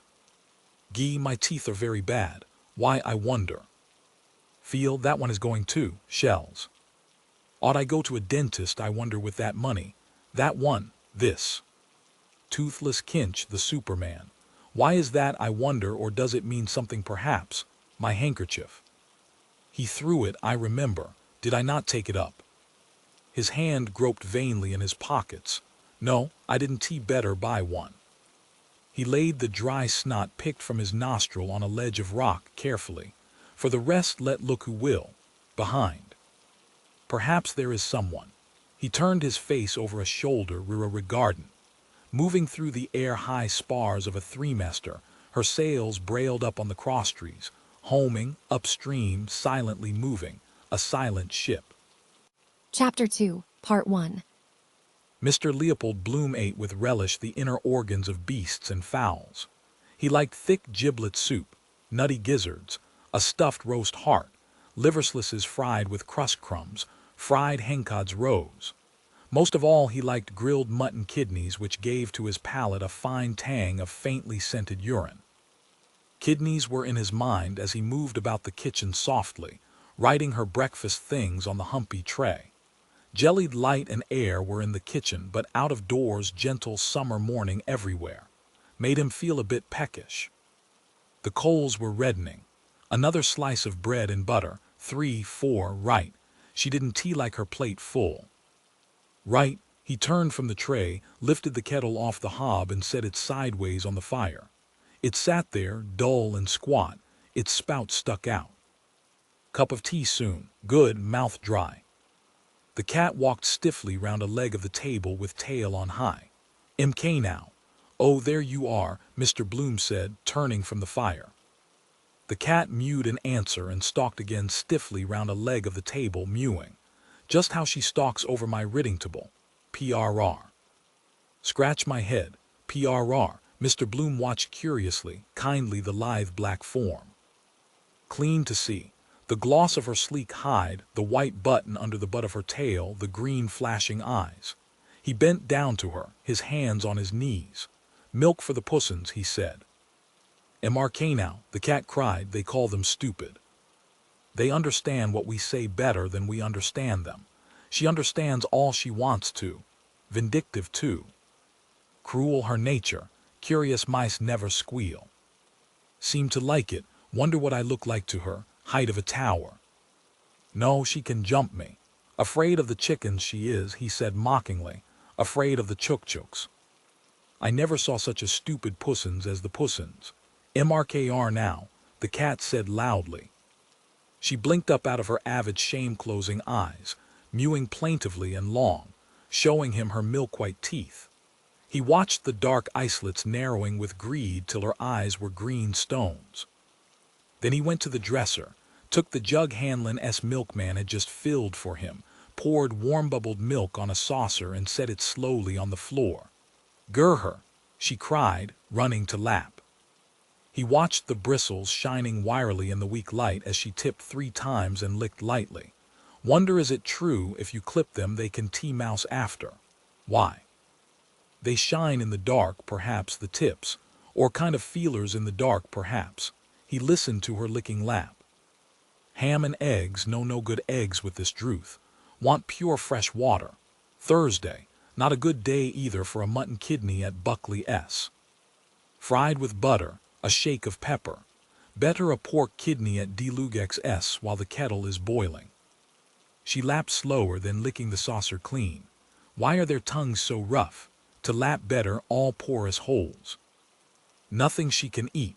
He glanced round him. No unquietly creaky boots. He went up the staircase to the hall, paused by the bedroom door.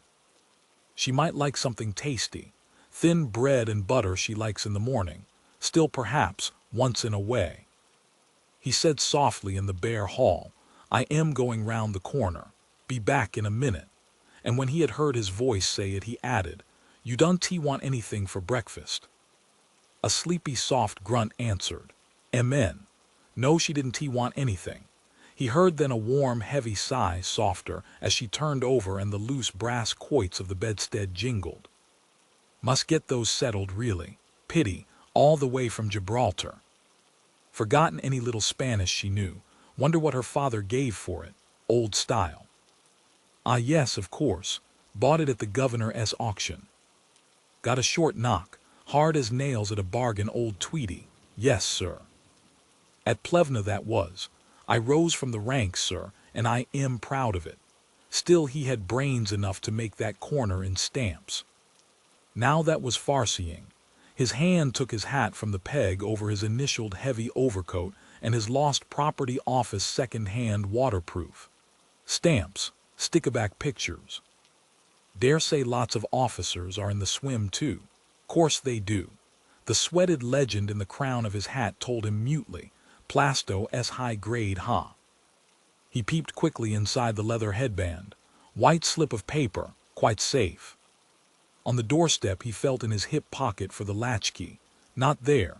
In the trousers I left off. Must get it, potato I have, creaky wardrobe.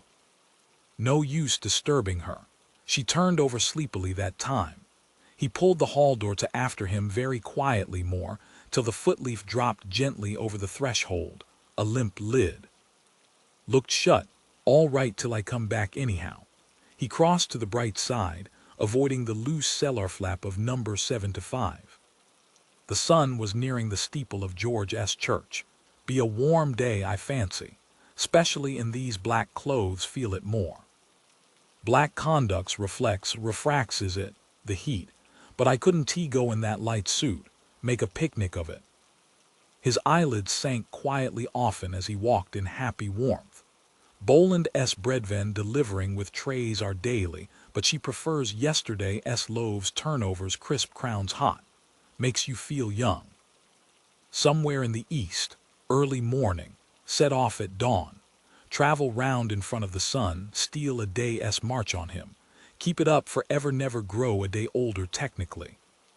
Walk along a strand, strange land, come to a city gate, sentry there, old ranker too, old Tweedy S. big mustaches, leaning on a long kind of a spear. Wander through on streets, turbaned faces going by. Dark caves of carpet shops, big man, Turco the Terrible, seated cross-legged, smoking a coiled pipe. Cries of sellers in the streets. Drink water scented with fennel sherbet. Dander along all day, might meet a robber or two. Well, meet him. Getting on to sundown.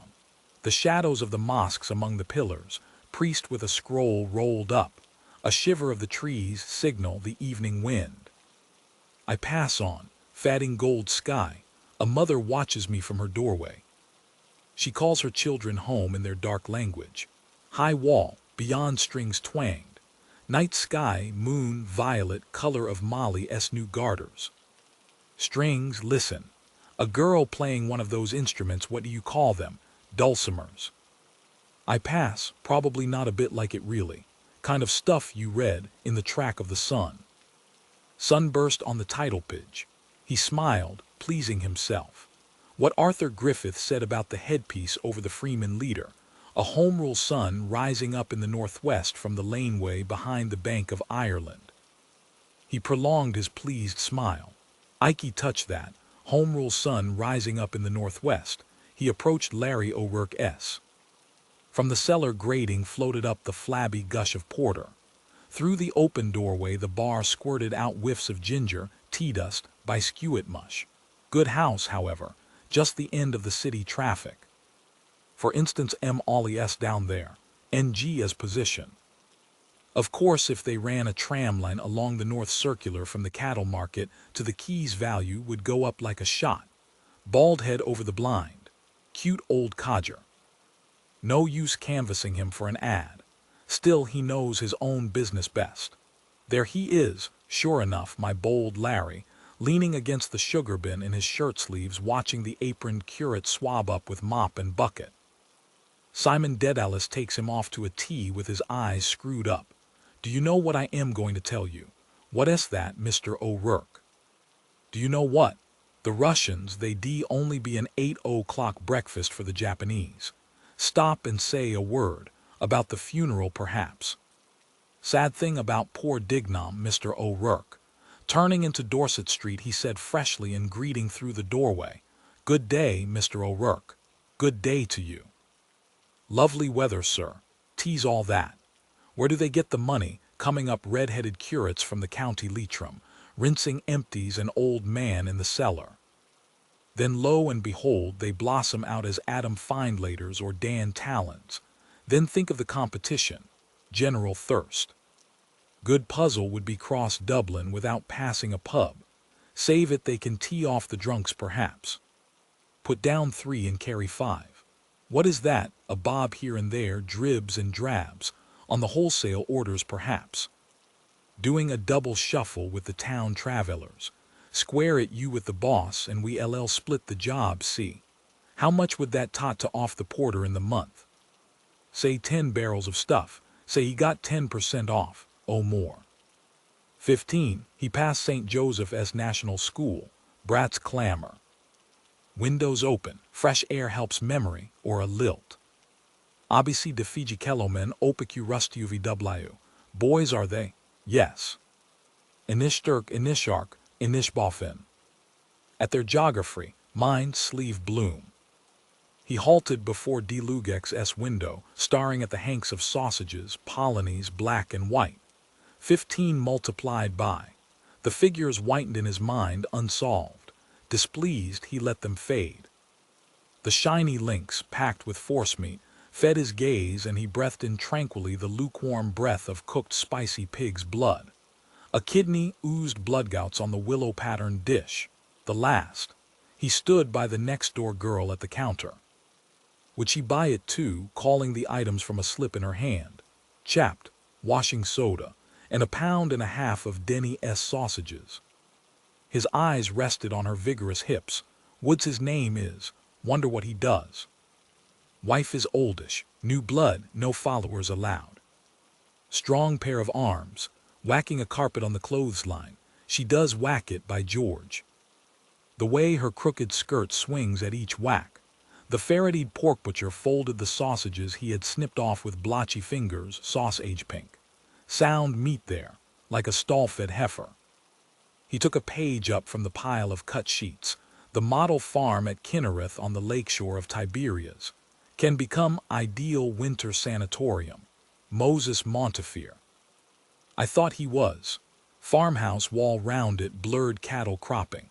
He held the page from him. Interesting. Read it nearer, the title, the blurred cropping cattle, the page rustling. A young white heifer. Those mornings in the cattle market, the beasts lowing in their pens, branded sheep, flop and fall of dung.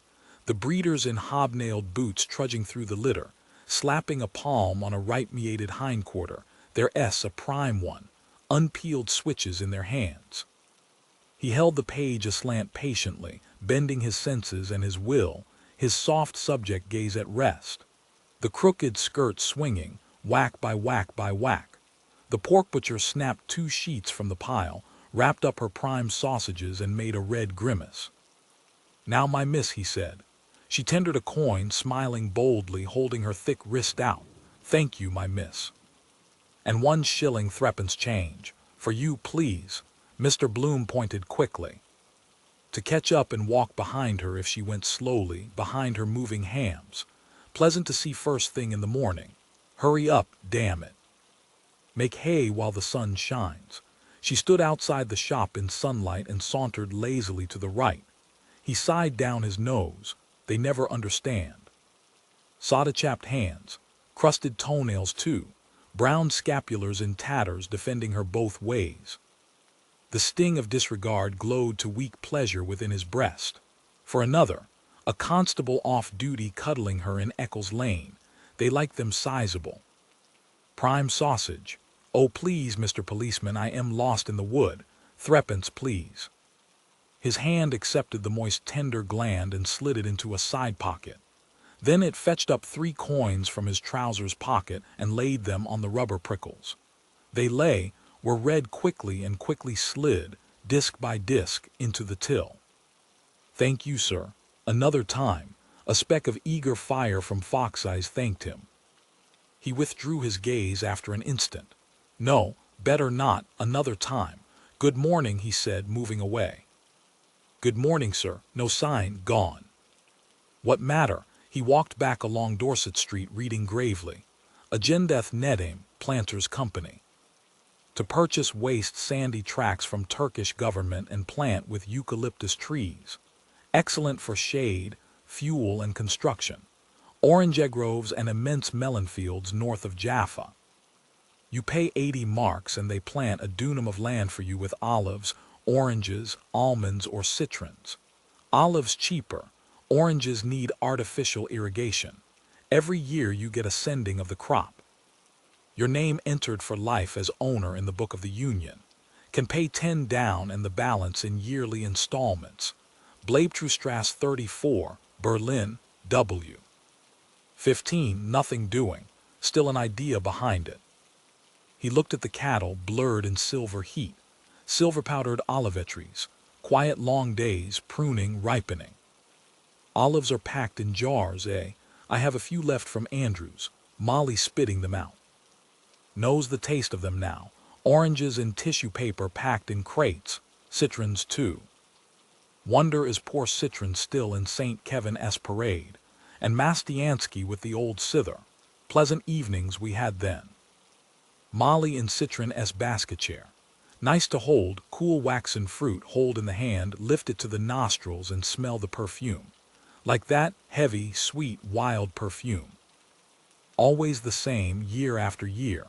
They fetched high prices too, Moisel told me. Arbutus Place, pleasant street, pleasant old times.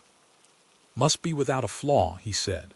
Coming all that way. Spain, Gibraltar, Mediterranean, the Levant. Crates lined up on the quayside at Jaffa, chap ticking them off in a book, navvies handling them barefoot in soiled dungarees. There's what d'you call him out of? How do you, docent TC? Chap you know just to salute bit of a bore. His back is like that Norwegian Captain S. Wonder if I LL meet him today. Watering cart, to provoke the rain, on earth as it is in heaven. A cloud began to cover the sun slowly, wholly. Gray, far. No, not like that. A barren land, bare waste. Volcanic lake, the Dead Sea. No fish, weedless, sunk deep in the earth. No wind could lift those waves, gray metal, poisonous foggy waters.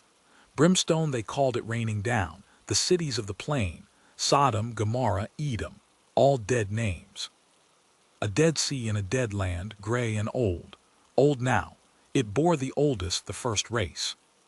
A bent hag crossed from Cassidy S., clutching a naggin bottle by the neck.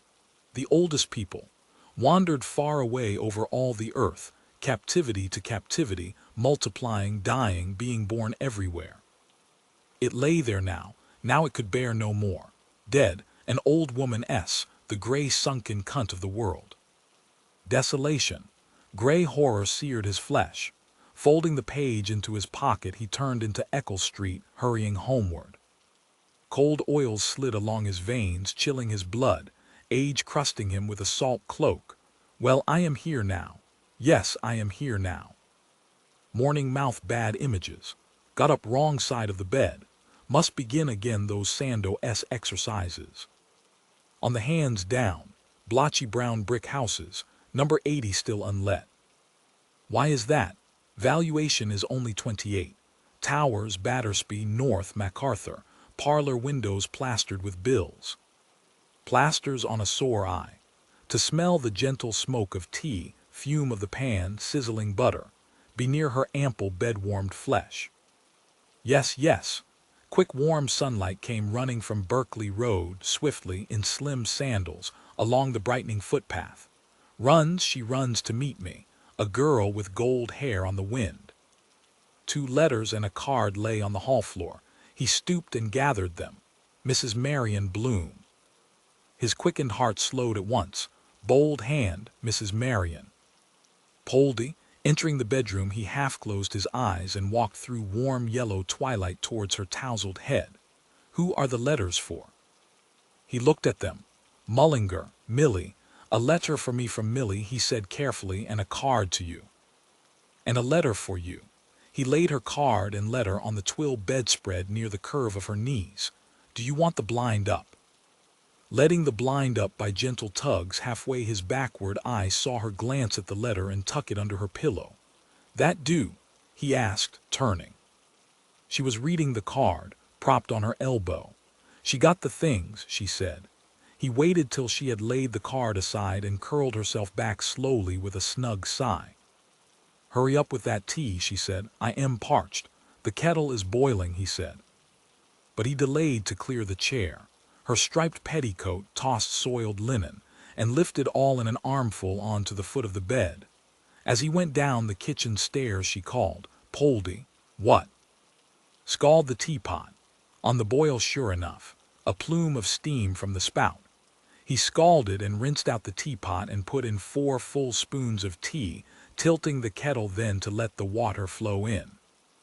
Having set it to draw, he took off the kettle, crushed the pan flat on the live coals, and watched the lump of butter slide and melt. While he unwrapped the kidney, the cat mewed hungrily against him. Give her too much meat, she one tea mouse. Say they one tea eat pork, kosher here. He let the blood-smeared paper fall to her and dropped the kidney amid the sizzling butter sauce. Pepper. He sprinkled it through his fingers ringwise from the chipped egg cup. Then he slit open his letter, glancing down the page and over. Thanks. New Tam, Mr. Coghlan, Loch Ol Picnic, young student, Blazes Boylan S. Seaside Girls. The tea was drawn. He filled his own moustache cup, sham-crowned Darby, smiling. Silly Millie S. birthday gift. Only 5 she was then. No, wait, 4. I gave her the amberoid necklace she broke, putting pieces of folded brown paper in the letterbox for her. He smiled, pouring. Oh, Millie Bloom, you are my darling. You are my looking-glass from night to morning. I'd rather have you without a farthing than Katie Keogh with her ass and garden. Poor old Professor Goodwin. Dreadful old case. Still, he was a courteous old chap. Old-fashioned way he used to bow Molly off the platform, and the little mirror in his silk hat. The night Millie brought it into the parlor. Oh, look what I found in Professor Goodwin's hat. All we laughed. Sex breaking out even then. Pert little piece she was. He prodded a fork into the kidney and slapped it over, then fitted the teapot on the tray. Its hump bumped as he took it up, everything on it. Bread and butter, 4, sugar, spoon, her cream. Yes, he carried it upstairs, his thumb hooked in the teapot handle. Nudging the door open with his knee, he carried the tray in and set it on the chair by the bedhead. What a time you were, she said. She set the brasses jingling as she raised herself briskly, an elbow on the pillow. He looked calmly down on her bulk and between her large soft bubs, sloping within her nightdress like a shegoat-s udder. The warmth of her couched body rose on the air, mingling with the fragrance of the tea she poured. A strip of torn envelope peeped from under the dimpled pillow. In the act of going, he stayed to straighten the bedspread. Who was the letter from? He asked. Bold hand. Marion O'Boylan, she said. He bringing the program. What are you singing? LCI Derm with J. C. Doyle, she said, and Love S. old sweet song. Her full lips, drinking, smiled. Rather stale smell that incense leaves next day. Like foul flower waiter. Would you like the window open a little? She doubled a slice of bread into her mouth, asking, What time is the funeral? 11, I think, he answered. I didn't see the paper. Following the pointing of her finger, he took up a leg of her soiled drawers from the bed. No. Then, a twisted gray garter looped round a stocking, rumpled, shiny sole. No, that book, other stocking, her petticoat. It must have fell down, she said. He felt here and there. Voglio e non vorre. Wonder if she pronounces that right. Voglio, not in the bed, must have slid down. He stooped and lifted the valance. The book, fallen, sprawled against the bulge of the orange-ecky chamber pot. Show here, she said. I put a mark in it. There's a word I wanted to ask you. She swallowed a draught of tea from her cup held by knot-handle, and having wiped her fingertips smartly on the blanket, began to search the text with the hairpin till she reached the word. Met him what? He asked. Here, she said. What does that mean? He leaned downward and read near her polished thumbnail. Metempsychosis. Yes, who is he when he is at home? Metempsychosis, he said, frowning. It's Greek, from the Greek. That means the transmigration of souls. Oh, rocks. She said, tell us in plain words. He smiled, glancing askance at her mocking eyes. The same young eyes, the first night after the charades, Dolphin S. Barn. He turned over the smudged pages. Ruby, the pride of the ring, hello. Illustration. Fierce Italian with carriage whip. Must be Ruby pride of the on the floor naked. Sheet kindly lent. The monster Maffei desisted and flung his victim from him with an oath. Cruelty behind it all. Doped animals. Trapeze at Hingler S had to look the other way. Mob gaping. Break your neck and we LL break our sides. Families of them. Bone them young so they medum speciosus. That we live after death. Our souls. That a man s soul after he dies. Dignum s soul. Did you finish it? He asked. Yes, she said. There is nothing smutty in it. Is she in love with the first fellow all the time? Never read it. Do you want another? Yes, get another of Paul de Kock, nice name he has. She poured more tea into her cup, watching it flow sideways. Must get that Capel Street Library book renewed or they LL write to Carney, my guarantor.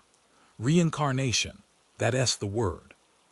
Some people believe, he said, that we go on living in another body after death, that we lived before. They call it reincarnation. That we all lived before on the earth thousands of years ago or some other planet. They say we have forgotten it. Some say they remember their past lives. The sluggish cream wound curdling spirals through her tea. Better remind her of the word, metempsychosis. An example would be better, an example. The bath of the nymph over the bed. Given away with the Easter number of photo bits. Splendid masterpiece in art colors. Tea before you put milk in. Not unlike her with her hair down, slimmer. 3 and 6 I gave for the frame. She said it would look nice over the bed. Naked nymphs, Greece, and for instance all the people that lived then. He turned the pages back. Metempsychosis, he said, is what the ancient Greeks called it. They used to believe you could be changed into an animal or a tree, for instance. What they called nymphs, for example. Her spoon ceased to stir up the sugar. She gazed straight before her, inhaling through her arched nostrils. There's a smell of burn, she said. Did you leave anything on the fire? The kidney, he cried suddenly. He fitted the book roughly into his inner pocket and, stubbing his toes against the broken commode, hurried out towards the smell, stepping hastily down the stairs with a flurried stork-esque legs. Pungent smoke shot up in an angry jet from a side of the pan. By prodding a prong of the fork under the kidney, he detached it and turned it turtle on its back. Only a little burnt. He tossed it off the pan onto a plate and let the scanty brown gravy trickle over it. Cup of tea now. He sat down, cut and buttered a slice of the loaf. He shore away the burnt flesh and flung it to the cat. Then he put a forkful into his mouth, chewing with discernment the toothsome pliant meat, done to a turn. A mouthful of tea. Then he cut away dies of bread, sopped one in the gravy and put it in his mouth. What was that about some young student and a picnic? He creased out the letter at his side, reading it slowly as he chewed, sopping another die of bread in the gravy and raising it to his mouth. Dearest Papley, thanks ever so much for the lovely birthday present. It suits me splendid. Everyone says I am quite the belle in my new tam. I got Mummy's lovely box of creams and am writing. They are lovely. I am getting on swimming in the photo business now. Mr. Coghlan took one of me and Mrs. will send when developed. We did great biz yesterday. Fair day and all the beef to the heels were in. We are going to Loch Ole on Monday with a few friends to make a scrap picnic. Give my love to Mummy and to yourself a big kiss and thanks. I hear them at the piano downstairs. There is to be a concert in the Greville Arms on Saturday. There is a young student comes here some evenings named Bannon, his cousins or something are big swells, and he sings Boylan S. I was on the pop of writing Blaze's Boylan S. song about those seaside girls. Tell him Silly Millie sends my best respects. I must now close with fondest love your fond daughter Millie P.S. Excuse bad writing am in hurry. Bybie, M15 yesterday. Curious 15th of the month too. Her first birthday away from home. Separation. Remember the summer morning she was born.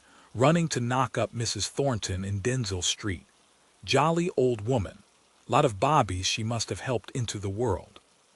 She knew from the first poor little Ruddy wouldn't he live. Well, God is good, sir. She knew at once. He would be 11 now if he had lived. His vacant face stared pityingly at the postscript. Excuse bad writing. Hurry piano downstairs, coming out of her shell. Row with her in the XL calf about the bracelet. Wouldn't he eat her cakes or speak or look? Saucebox. He sopped other dies of bread in the gravy and ate piece after piece of kidney. 12 and 6 a week. Not much. Still, she might do worse. Music hall stage, young student. He drank a draught of cooler tea to wash down his meal. Then he read the letter again, twice. Oh well, she knows how to mind herself. But if not, no, nothing has happened, of course it might. Wait in any case till it does. A wild piece of goods, her slim legs running up the staircase. Destiny ripening now, vain very. He smiled with troubled affection at the kitchen window. Day I caught her in the street pinching her cheeks to make them red, anemic a little. Was given milk too long. On the Aaron-S. King that day round the Kish. Damned old tub pitching about. Not a bit funky. Her pale blue scarf loose in the wind with her hair. All dimpled cheeks and curls, your head it simply swirls. Seaside girls, torn envelope. Hands stuck in his trousers pockets, Jarve off for the day, singing. Friend of the family, swirls, he says. Pier with lamps, summer evening band. Those girls, those lovely seaside girls. Millie too. Young kisses, the first. Far away now past.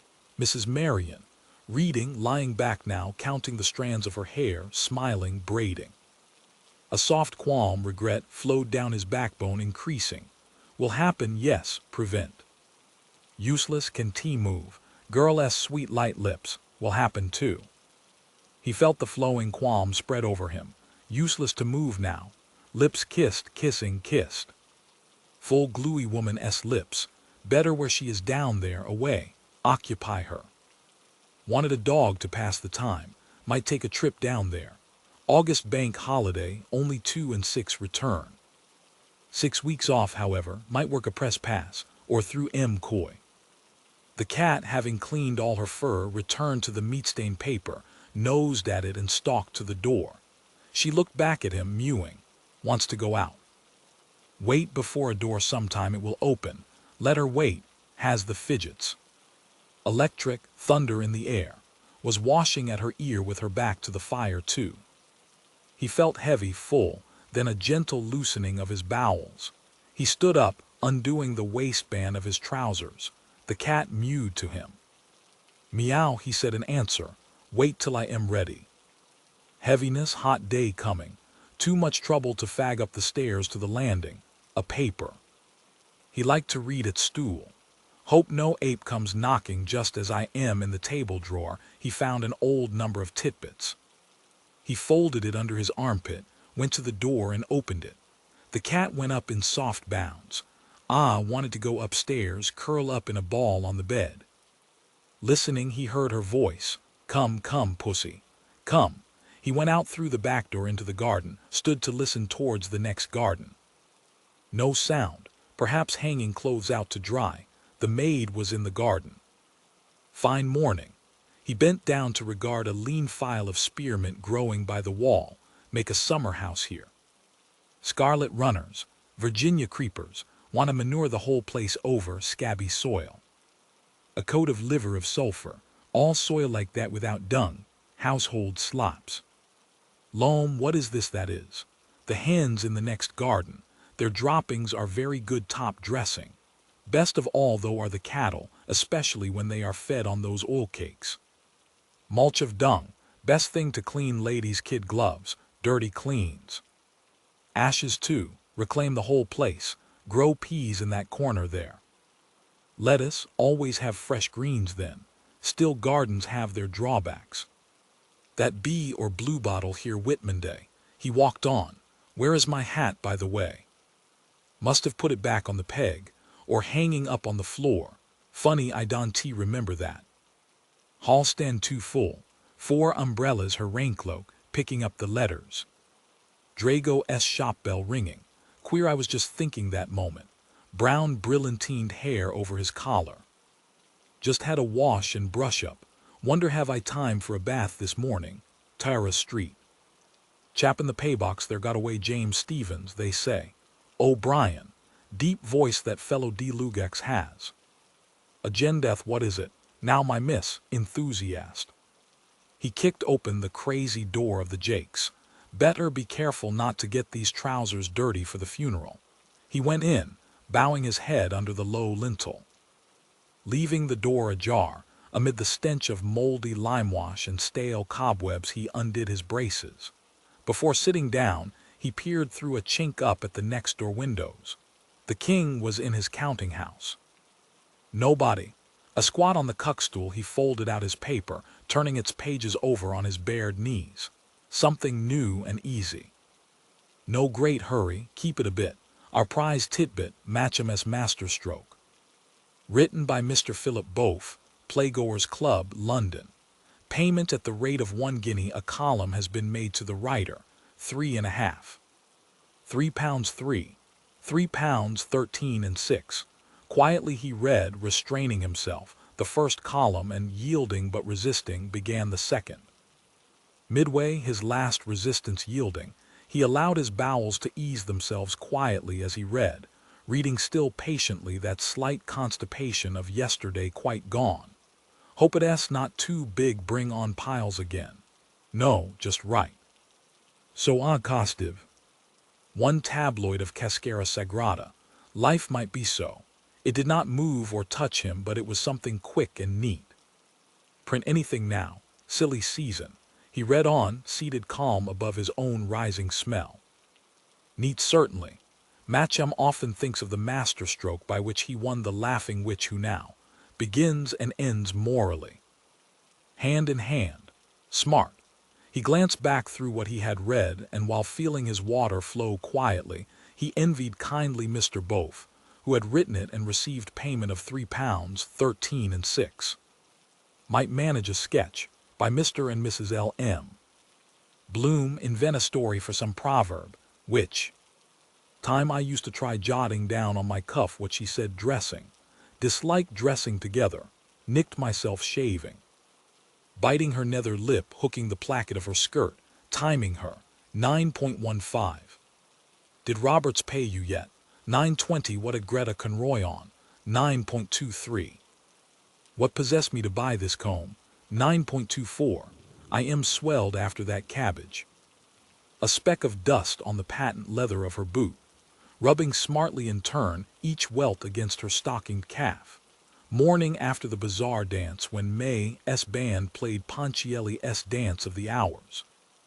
Explain that, morning hours, noon, then evening coming on, then night hours. Washing her teeth. That was the first night. Her head dancing, her fansticks clicking. Is that Boylan well off? He has money. Why, I noticed he had a good rich smell off his breath dancing. No use humming then. Allude to it. Strange kind of music that last night. The mirror was in shadow. She rubbed her handless briskly on her woolen vest against her full wagging bub, peering into it. Lines in her eyes. It wouldn't pan out somehow. Evening hours, girls in gray gauze. Night hours then, black with daggers and eye masks. Poetical idea, pink, then golden, then gray, then black. Still true to life also. Day, then the night. He tore away half the prize story sharply and wiped himself with it. Then he girded up his trousers, braced and buttoned himself. He pulled back the jerky, shaky door of the Jakes and came forth from the gloom into the air. In the bright light, lightened and cooled in limb, he eyed carefully his black trousers, the ends, the knees, the hose of the knees. What time is the funeral? Better find out in the paper. A creak and a dark were in the air high up. The bells of George S. Church. They told the hour, loud dark iron, heyo, heyo. Heyo, heyo, heyo. Heyo, 1:45. There again, the overtone following through the air. A third, poor Dignam. By lorries along Sir John Rogerson's quay Mr. Bloom walked soberly, past Windmill Lane, Leask the linseed crusher, the postal telegraph office. Could have given that address too, and passed the sailor's home. He turned from the morning noises of the quayside and walked through Lime Street. By Brady's cottages a boy for the skins lolled, his bucket of offal linked, smoking a chewed fag butt. A smaller girl with scars of eczema on her forehead eyed him, listlessly holding her battered cascoot. Tell him if he smokes he one tea grow.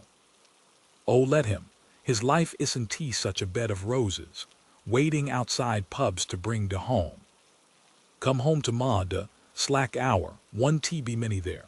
He crossed Townsend Street past the frowning face of Bethel. Yes house of Olive Bait and past Nichols the undertaker. At 11 it is. Time enough. Dare say Corny Kelleher bagged the job for O'Neill's singing with his eyes shut. Corny met her once in the park, in the dark. What a lark, police tout. Her name and address she then told with my Toraloom tay. Oh, surely he bagged it. Bury him cheap in a what I may call. With my Toraloom. In Westland Row he halted before the window of the Belfast and Oriental Tea Company and read the legends of lead-papered packets. Choice blend, finest quality family tea. Rather warm. Tea. Must get some from Tom Kernan. Couldn't tea ask him at a funeral, though. While his eyes still read blandly, he took off his hat, quietly inhaling his harrow, and sent his right hand with slow grace over his brow and hair. Very warm morning. Under their dropped lids his eyes found the tiny bow of the leather headband inside his high-grade just there. His right hand came down into the bowl of his hat. His fingers found quickly a card behind the headband and transferred it to his waistcoat pocket. So warm. His right hand once more slowly went over his brow and hair. Then he put on his hat again, relieved, and read again. Choice blend, made of the finest Ceylon brands, the Far East. Lovely spot it must be. The garden of the world, big lazy leaves to float about on, cactuses, flowery meads, snaky lianas they call them. Wonder is it like that? Those Sinhalese lobbing about in the sun in dolce far niente, not doing a hand's turn all day. Sleep 6 months out of 12, too hot to quarrel, influence of the climate. Lethargy, flowers of idleness, the air feeds most. Azotes, hothouse in botanic gardens, sensitive plants. Water lilies, petals too tired to, sleeping sickness in the air. Walk on rose leaves. Imagine trying to eat tripe and cowheel. Where was the chap I saw in that picture somewhere? Ah yes, in the Dead Sea, floating on his back, reading a book with a parasol open. Couldn't he sink if you tried? So thick with salt. Because the weight of the water, no, the weight of the body in the water is equal to the weight of the what? Or is it the volume is equal to the weight? It's a law something like that. Vance in high school cracking his finger joints teaching. The college curriculum, cracking curriculum. What is weight really when you say the weight? 32 feet per second. Law of falling bodies, per second. They all fall to the ground. The earth, it's the force of gravity of the earth is the weight. He turned away and sauntered across the road. How did she walk with her sausages? Like that something.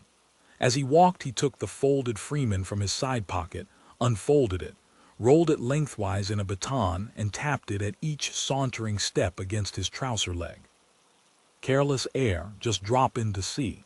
Per second for every second it means. From the curbstone he darted a keen glance through the door of the post office. Too late box, post here. No one in.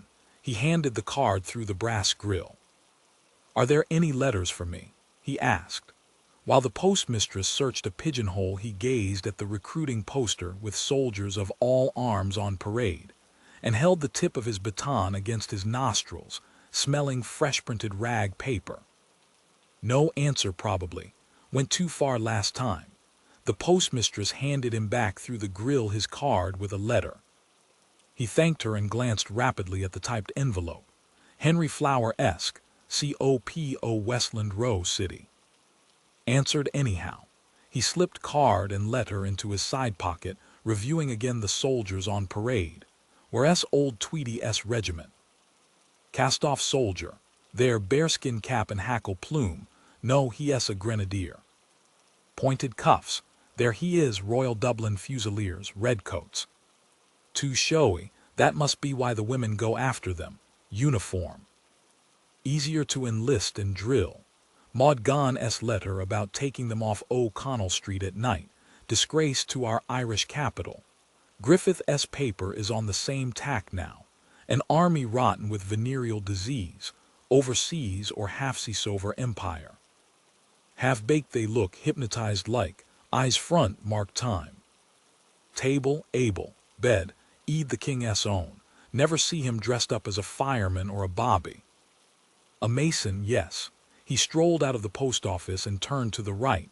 Talk, as if that would mend matters. His hand went into his pocket, and a forefinger felt its way under the flap of the envelope, ripping it open in jerks. Women will pay a lot of heed, I don't think. His fingers drew forth the letter and crumpled the envelope in his pocket.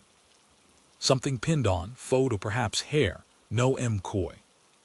Get rid of him quickly, take me out of my way, hate company when you. Hello Bloom, where are you off to? Hello McCoy. Nowhere in particular, how's the body? Fine. How are you? Just keeping alive, McCoy said. His eyes on the black tie and clothes he asked with low respect, is there any? No trouble I hope, I see you Ray. Oh no, Mr. Bloom said. Poor Dignam, you know, the funeral is today, to be sure, poor fellow. So it is, what time? A photo at S&T. A badge maybe. E11, Mr. Bloom answered. I must try to get out there, McCoy said. 11 is it? I only heard it last night. Who was telling me? Hollowhan, you know Hoppy. I know. Mr. Bloom gazed across the road at the outsider drawn up before the door of the Grosvenor. The porter hoisted the valise up on the well. She stood still, waiting, while the man, husband, brother like her, searched his pockets for change. Stylish kind of coat with that roll collar, warm for a day like this, looks like blanket cloth. Careless stand of her with her hands in those patch pockets, like that haughty creature at the polo match. Women all for caste till you touch the spot. Handsome is and handsome does. Reserved about to yield. The Honorable Mrs. and Brutus is an honorable man. Possess her once take the starch out of her. I was with Bob Doran, he S on one of his periodical bends, and what do you call him Bantam Leon? Just down there in Conway S we were. Doran Leon in Conway S she raised a gloved hand to her hair. In came Hoppy. Having a wet. Drawing back his head and gazing far from beneath his veiled eyelids, he saw the bright fawn skin shine in the glare, the braided drums. Clearly I can see today. Moisture about gives long sight perhaps, talking of one thing or another, Lady S. hand. Which side will she get up? And he said, sad thing about our poor friend Patty. What Patty? I said, poor little Patty Dignam, he said, off to the country, Broadstone probably. High brown boots with laces dangling, well-turned foot. What is he foostering over that change for? Sees me looking, eye out for other fellow always, good fallback. 2 strings to her bow, why I said. What's wrong with him? I said proud, rich, silk stockings. Yes, Mr. Bloom said. He moved a little to the side of McCoy's talking head, getting up in a minute. What's wrong with him? He said. He is dead, he said. And faith he filled up. Is it Patty Dignam? I said. I couldn't believe it when I heard it. I was with him no later than Friday last or Thursday was it in the Arch. Yes, he said. He is gone, he died on Monday, poor fellow. Watch. Watch silk flash rich stockings white, watch. A heavy tramcar honking its gong slewed between. Lost it. Curse your noisy pugnose. Feels locked out of it. Paradise in the Peary, always happening like that. The very moment. Girl in Eustace Street hallway Monday was it settling her garter, her friend covering the display of esprit de corps. Well, what are you gaping at? Yes, yes, Mr. Bloom said after a dull sigh. Another gone. One of the best, McCoy said. The tram passed. They drove off towards the loop line bridge, her rich gloved hand on the steel grip. Flicker, flicker, the lace flare of her hat in the sun. Flicker, flick. Wife well, I suppose. McCoy's changed voice said. Oh yes, Mr. Bloom said. Tip-top, thanks. He unrolled the newspaper baton idly and read idly. What is home without Plumtree's potted meat? Incomplete, with it an abode of bliss. My missus has just got an engagement. At least it's not settled yet. Valise tack again. By the way, no harm. I am off that, thanks. Mr. Bloom turned his large-lidded eyes with unhasty friendliness. My wife too, he said. She is going to sing at a swagger affair in the Ulster Hall, Belfast, on the 25th. That's so. McCoy said, glad to hear that, old man. Who is getting it up? Mrs. Marion Bloom. Not up yet. Queen was in her bedroom eating bread and no book. Blackened court cards laid along her thigh by sevens. Dark lady and fair man. Letter cat furry black ball. Torn strip of envelope. Love's old sweet song comes low ov's old. It's a kind of a tour, Don T. You see, Mr. Bloom said thoughtfully. Sweet song. There's a committee formed. Part shares and part profits. McCoy nodded, picking at his mustache stubble. Oh well, he said, that's good news. He moved to go. Well, glad to see you looking fit, he said. Meet you knocking around. Yes, Mr. Bloom said. Tell you what, McCoy said. You might put down my name at the funeral, will you? I'd like to go, but I mightn't be able, you see. There's a drowning case at Sandycove may turn up, and then the coroner and myself would have to go down if the body is found. You just shove in my name if I am not there, will you? I'll do that, Mr. Bloom said, moving to get off. That'll be all right, right, McCoy said brightly. Thanks, old man. I'd go if I possibly could. Well, I'll just see. McCoy will do. That will be done, Mr. Bloom answered firmly. Didn't he catch me napping that wheeze? The quick touch, soft mark, I'd like my job. Valise I have a particular fancy for. Leather, capped corners, riveted edges, double action lever lock. Bob Cowley lent him his for the Wicklow Regatta concert last year and never heard tidings of it from that good day to this. Mr. Bloom, strolling towards Brunswick Street, smiled. My missus has just got in. Reedy freckled soprano, cheese-paring nose, nice enough in its way for a little ballad. No guts in it. You and me, Dante, you know, in the same boat, soft-soaping. Give you the needle that would. Can he hear the difference? Think he that way inclined a bit. Against my grain somehow. Thought that Belfast would fetch him. I hope that smallpox up there doesn't get worse. Suppose she wouldn't let herself be vaccinated again. Your wife and my wife. Wonder is he pimping after me. Mr. Bloom stood at the corner, his eyes wandering over the multicolored hoardings. Cantrell and Cochrane's ginger ale, aromatic. Clury's summer sale. No, he's going on straight. Hello, Lee tonight. Mrs. Bandman Palmer. Like to see her again in that Hamlet she played last night. Male impersonator. Perhaps he was a woman. Why Ophelia committed suicide. Poor Papa. How he used to talk of Kate Bateman in that. Outside the Adelphi in London, waited all the afternoon to get in. Year before I was born, that was, 6-5, and Ristori in Vienna. What is this the right name is? By Mosenthal it is. Rachel, is it? Know the scene he was always talking about where the old blind Abraham recognizes the voice and puts his fingers on his face. Nathan's voice. His son's voice. I hear the voice of Nathan, who left his father to die of grief and misery in my arms, who left the house of his father and left the God of his father.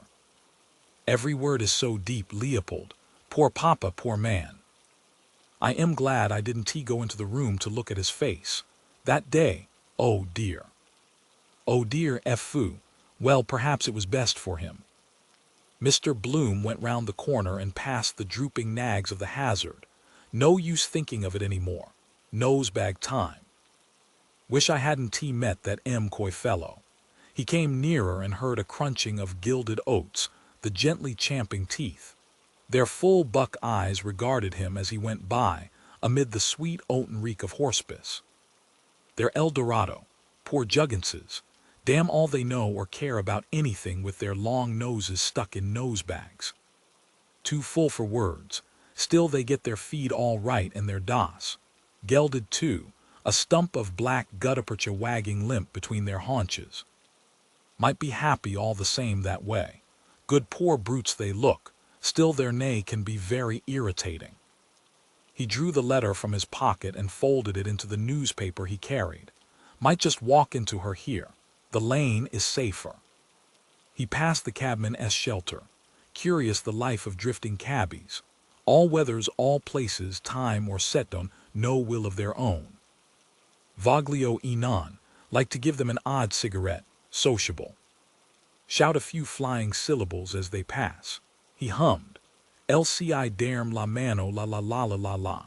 He turned into Cumberland Street and going on some paces, halted in the lee of the station wall. No one meet timberyard, piled balks. Ruins and tenements. With careful tread he passed over a hopscotch court with its forgotten pickestone. Not a sinner. Near the timberyard a squatted child at marbles, alone, shooting the taw with a cunny thumb.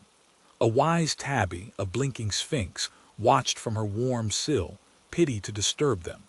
Mohammed cut a piece out of his mantle not to wake her. Open it, and once I played marbles when I went to that old dame S school. She liked mignonette. Mrs. Ellis S. and Mr. He opened the letter within the newspaper. A flower. I think it is a yellow flower with flattened petals. Not annoyed then. What does she say? Dear Henry, I got your last letter to me and thank you very much for it. I am sorry you did not like my last letter. Why did you enclose the stamps? I am awfully angry with you. I do wish I could punish you for that. I called you naughty boy because I do not like that other world. Please tell me what is the real meaning of that word. Are you not happy in your home, you poor little naughty boy? I do wish I could do something for you. Please tell me what you think of poor me. I often think of the beautiful name you have. Dear Henry, when will we meet? I think of you so often you have no idea. I have never felt myself so much drawn to a man as you. I feel so bad about. Please write me a long letter and tell me more. Remember, if you do not, I will punish you. So now you know what I will do to you, you naughty boy, if you do not wrote. Oh, how I long to meet you. Henry dear, do not deny my request before my patience are exhausted. Then I will tell you all. Goodbye now, naughty darling, I have such a bad headache. Today, and write by return to your longing Martha P. S. Do tell me what kind of perfume does your wife use? I want to know. He tore the flower gravely from its pinhold, smelt its almost no smell, and placed it in his heart pocket. Language of flowers. They like it because no one can hear, or a poison bouquet to strike him down. Then walking slowly forward, he read the letter again, murmuring here and there a word. Angry tulips with you, darling manflower, punish your cactus. If you don't please, poor forget-me-not, how I long violets to dear roses. When we soon anemone meet, all naughty nightstalk wife Martha S. perfume. Having read it all, he took it from the newspaper and put it back in his side pocket. Weak joy opened his lips, changed since the first letter. Wonder did she wrote it herself. Doing the indignant, a girl of good family like me, respectable character, could meet one Sunday after the rosary. Thank you, not having any. Usual love scrimmage, then running round corners, bad as a row with Molly. Cigar has a cooling effect. Narcotic, go further next time. Naughty boy, punish, afraid of words of course. Brutal, why not, try it anyhow. A bit at a time, fingering still the letter in his pocket, he drew the pin out of it. Common pin, eh? He threw it on the road. Out of her clothes somewhere, pinned together. Queer the number of pins they always have. No roses without thorns. Flat Dublin voices bawled in his head. Those two sluts that night in the coombe, linked together in the rain. Oh, Mary lost the pin of her drawers. She didn't know what to do to keep it up, It. Them such a bad headache. Has her roses probably. Or sitting all day typing. I focus bad for stomach nerves. What perfume does your wife use? Now could you make out a thing like that, to keep it up, Martha Mary? I saw that picture somewhere, I forget now, old master or faked for money. He is sitting in their house, talking, mysterious. Also the two sluts in the coombe would listen. To keep it up, nice kind of evening feeling. No more wandering about, just loll there, quiet dusk, let everything rip, forget. Tell about places you have been, strange customs. The other one jar on her head was getting the supper, fruit, olives, lovely cool water out of a well, stone-cold like the hole in the wall at Ashdown. Must carry a paper goblet next time I go to the trotting matches. She listens with big dark soft eyes. Tell her more and more all, then a sigh, silence. Long rest. Going under the railway arch, he took out the envelope, tore it swiftly in shreds and scattered them towards the road. The shreds fluttered away, sank in the dank air. A white flutter, then all sank. Henry Flower. You could tear up a check for £100 in the same way. Simple bit of paper. Lord Ivog once cashed a 7-figure check for £1 million in the Bank of Ireland. Shows you the money to be made out of porter. Still, the other brother, Lord Ardilaun, has to change his shirt 4 times a day, they say. Skin breeds lice or vermin. £1 million, wait a moment. 2d a pint, 4d a quart, 8d a gallon of porter, no, 1 and 4d a gallon of porter. 1 and 4 into 20, 15 about. Yes, exactly. 15 millions of barrels of porter. What am I saying, barrels? Gallons. About 1 million barrels all the same. An incoming train clanked heavily above his head, coach after coach. Barrels bumped in his head. Dull porter slopped and churned inside. The bungholes sprang open, and a huge dull flood leaked out, flowing together, winding through mudflats all over the level land. A lazy pooling swirl of liquor bearing along wide-leaved flowers of its froth. He had reached the open back door of All Hallows. Stepping into the porch, he doffed his hat, took the card from his pocket and tucked it again behind the leather headband. Damn it! I might have tried to work him coy for a pass to Mullingar. Same notice on the door. Sermon by the Very Reverend John Conmee, S.J. On St. Peter Claver, S.J., and the African Mission. Prayers for the conversion of Gladstone they had too when he was almost unconscious. The Protestants are the same. Convert Dr. William J. Walsh D.D. to the true religion. Save China's millions. Wonder how they explain it to the heathen Chinny. Prefer an ounce of opium. Celestials. Rank heresy for them. Buddha, their god, lying on his side in the museum, taking it easy with hand under his cheek. Jostics burning, not like ex-homo, crown of thorns and cross. Clever idea, St. Patrick the Shamrock. Chopsticks, Conmee, Martin Cunningham knows him, distinguished looking. Sorry I didn't work him about getting Molly into the choir instead of that Father Farley who looked a fool, but wasn't they taught that. He is not going out in blue-eye specs with the sweat rolling off him to baptize blacks, is he? The glasses would take their fancy, flashing. Like to see them sitting round in a ring with blub lips, entranced, listening. Still life. Lap it up like milk, I suppose. The cold smell of sacred stone called him. He trod the worn steps, pushed the swing door and entered softly by the reara. Something going on, some sodality, pity so empty. Nice discreet place to be next some girl. Who is my neighbor? Jammed by the hour to slow music. That woman at midnight mass. 7th heaven. Women knelt in the benches with crimson halters round their necks, heads bowed. A batch knelt at the altar rails. The priest went along by them, murmuring, holding the thing in his hands.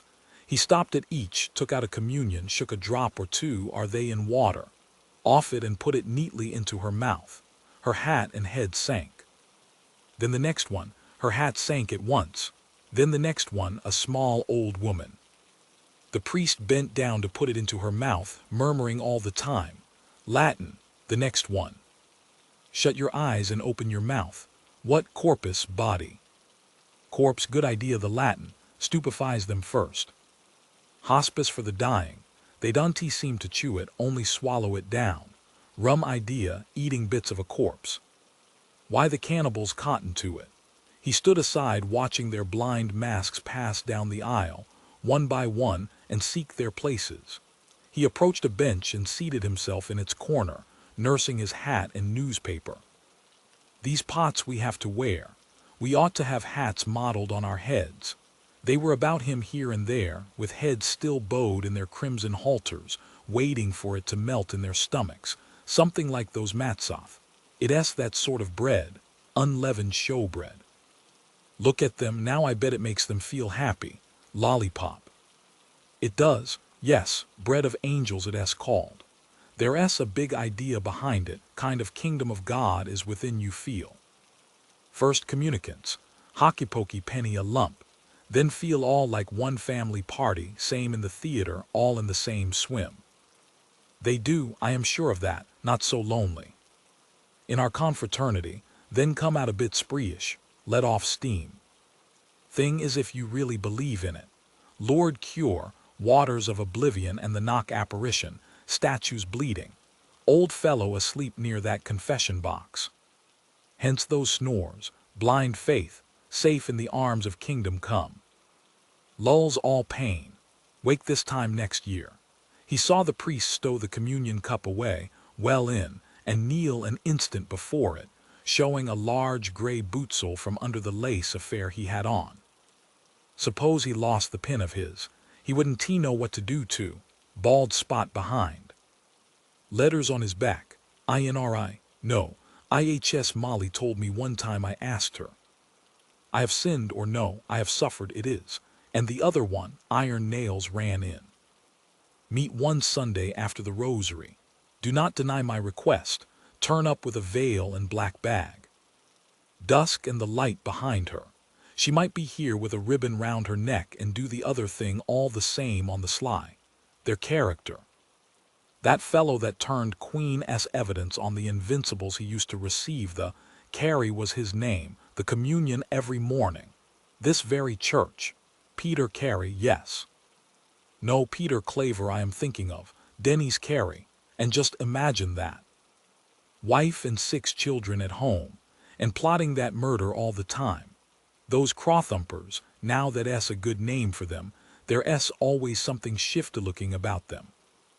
They ray not straight men of business either. Oh no, she's not here, the flower. No, by the way, did I tear up that envelope? Yes, under the bridge. The priest was rinsing out the chalice. Then he tossed off the dregs smartly. Wine. Makes it more aristocratic than, for example, if he drank what they are used to Guinness S. Porter, or some temperance beverage Wheatley S. Dublin hop bitters or Cantrell, and Cochrane S. ginger ale aromatic. Doesn't give them any of it, show wine, only the other. Cold comfort. Pious fraud, but quite right. Otherwise they have one old booser worse than another coming along, cadging for a drink. Queer the whole atmosphere of the, quite right, perfectly right that is. Mr. Bloom looked back towards the choir. Not going to be any music, pity. Who has the organ here, I wonder? Old Glynn, he knew how to make that instrument talk, the vibrato. £50 a year they say he had in Gardiner Street. Molly was in fine voice that day, the Stabat Mater of Rossini. Father Bernard von S. sermon first. Christ or Pilate. Christ, but Don T keep us all night over it.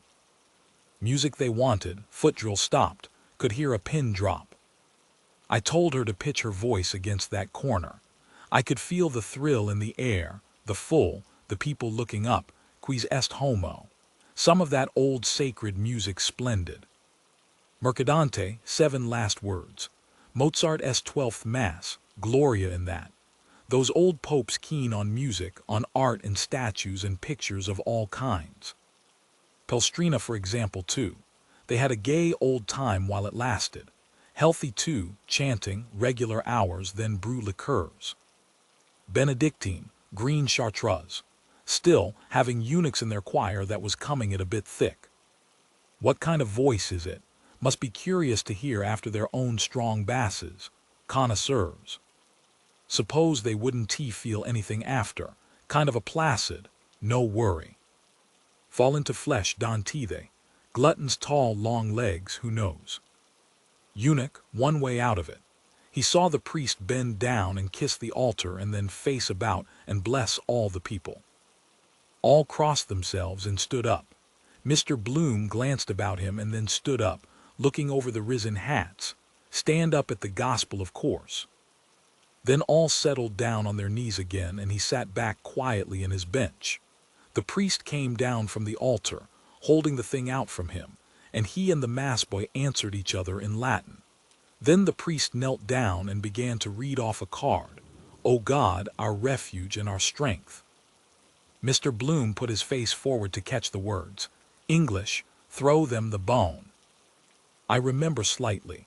How long since your last Mass? Glorious and Immaculate Virgin. Joseph, her spouse. Peter and Paul. More interesting if you understood what it was all about. Wonderful organization certainly, goes like clockwork. Confession, everyone wants to. Then I will tell you all, penance, punish me please. Great weapon in their hands, more than doctor or solicitor, woman dying too. And I shish, and did you cha-cha-cha-cha-cha, and why did you? Look down at her ring to find an excuse. Whispering gallery walls have ears. Husband learned to his surprise. God's little joke, then out she comes, repentance skein deep. Lovely shame, pray at an altar, Hail Mary and Holy Mary. Flowers, incense, candles melting, hide her blushes. Salvation Army blatant imitation. Reformed prostitute will address the meeting. How I found the Lord. Square-headed chaps those must be in Rome, they work the whole show. And Dante they rake in the money too.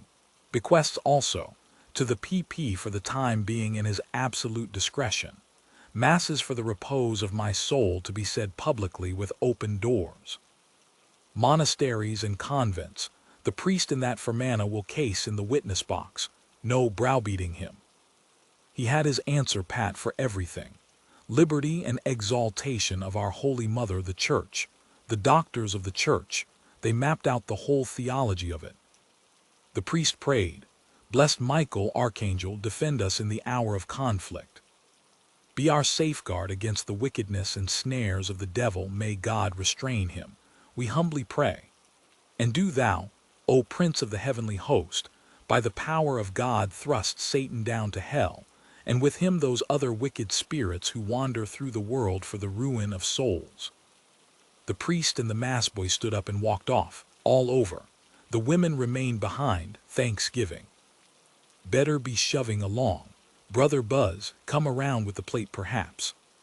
Pay your Easter duty. He stood up, hello. Were those 2 buttons of my waistcoat open all the time? Women enjoy it, never tell you. But we, excuse miss, there's a WHH, just a WHH, fluff, or their skirt behind placket unhooked. Glimpses of the moon. Annoyed if you Dante, why didn't you tell me before? Still like you better untidy. Good job it wasn't farther south. He passed, discreetly buttoning, down the aisle and out through the main door into the light. He stood a moment unseeing by the cold black marble bowl while before him and behind 2 worshippers dipped furtive hands in the low tide of holy water. Trams, a car of Prescott's Dyeworks, a widow in her weeds. Notice because I am in mourning myself. He covered himself. How goes the time? 1/4 past. Time enough yet. Better get that lotion made up. Where is this? Ah yes, the last time. Swenny in Lincoln Place. Chemists rarely move. Their green and gold beacon jars too heavy to stir. Hamilton Long S, founded in the year of the flood. Huguenot churchyard near there. Visit someday. He walked southward along Westland Row, but the recipe is in the other trousers. Oh, and I forgot that latchkey too. Bore this funeral affair. Oh well, poor fellow, it is not his fault. When was it I got it made up last? Wait, I changed a sovereign, I remember. First of the month it must have been, or the second. Oh, he can look it up in the prescriptions book. The chemist turned back page after page. Sandy shriveled smell he seems to have, shrunken skull, and old. Quest for the philosopher's stone. The alchemists, drugs age you after mental excitement, lethargy then. Why reaction, a lifetime in a night. Gradually changes your character. Living all the day among herbs, ointments, disinfectants, all his alabaster lillipots. Mortar and pestle, ac dist. Fa lor ti virid. Smell almost cure you like the dentist's doorbell. Dr. Whack, he ought to physic himself a bit. Electuary or emulsion. The first fellow that picked an herb to cure himself had a bit of pluck. Simples. Wanna be careful, enough stuff here to chloroform you. Test, turns blue litmus paper red. Chloroform, overdose of laudanum, sleeping drafts. Love filters, paregoric poppy syrup bad for cough, clogs the pores or the phlegm. Poisons the only cures, remedy where you least expect it, clever of nature. About a fortnight ago, sir. Yes, Mr. Bloom said. He waited by the counter, inhaling slowly the keen reek of drugs, the dusty dry smell of sponges and loofahs. Lot of time taken up telling your aches and pains.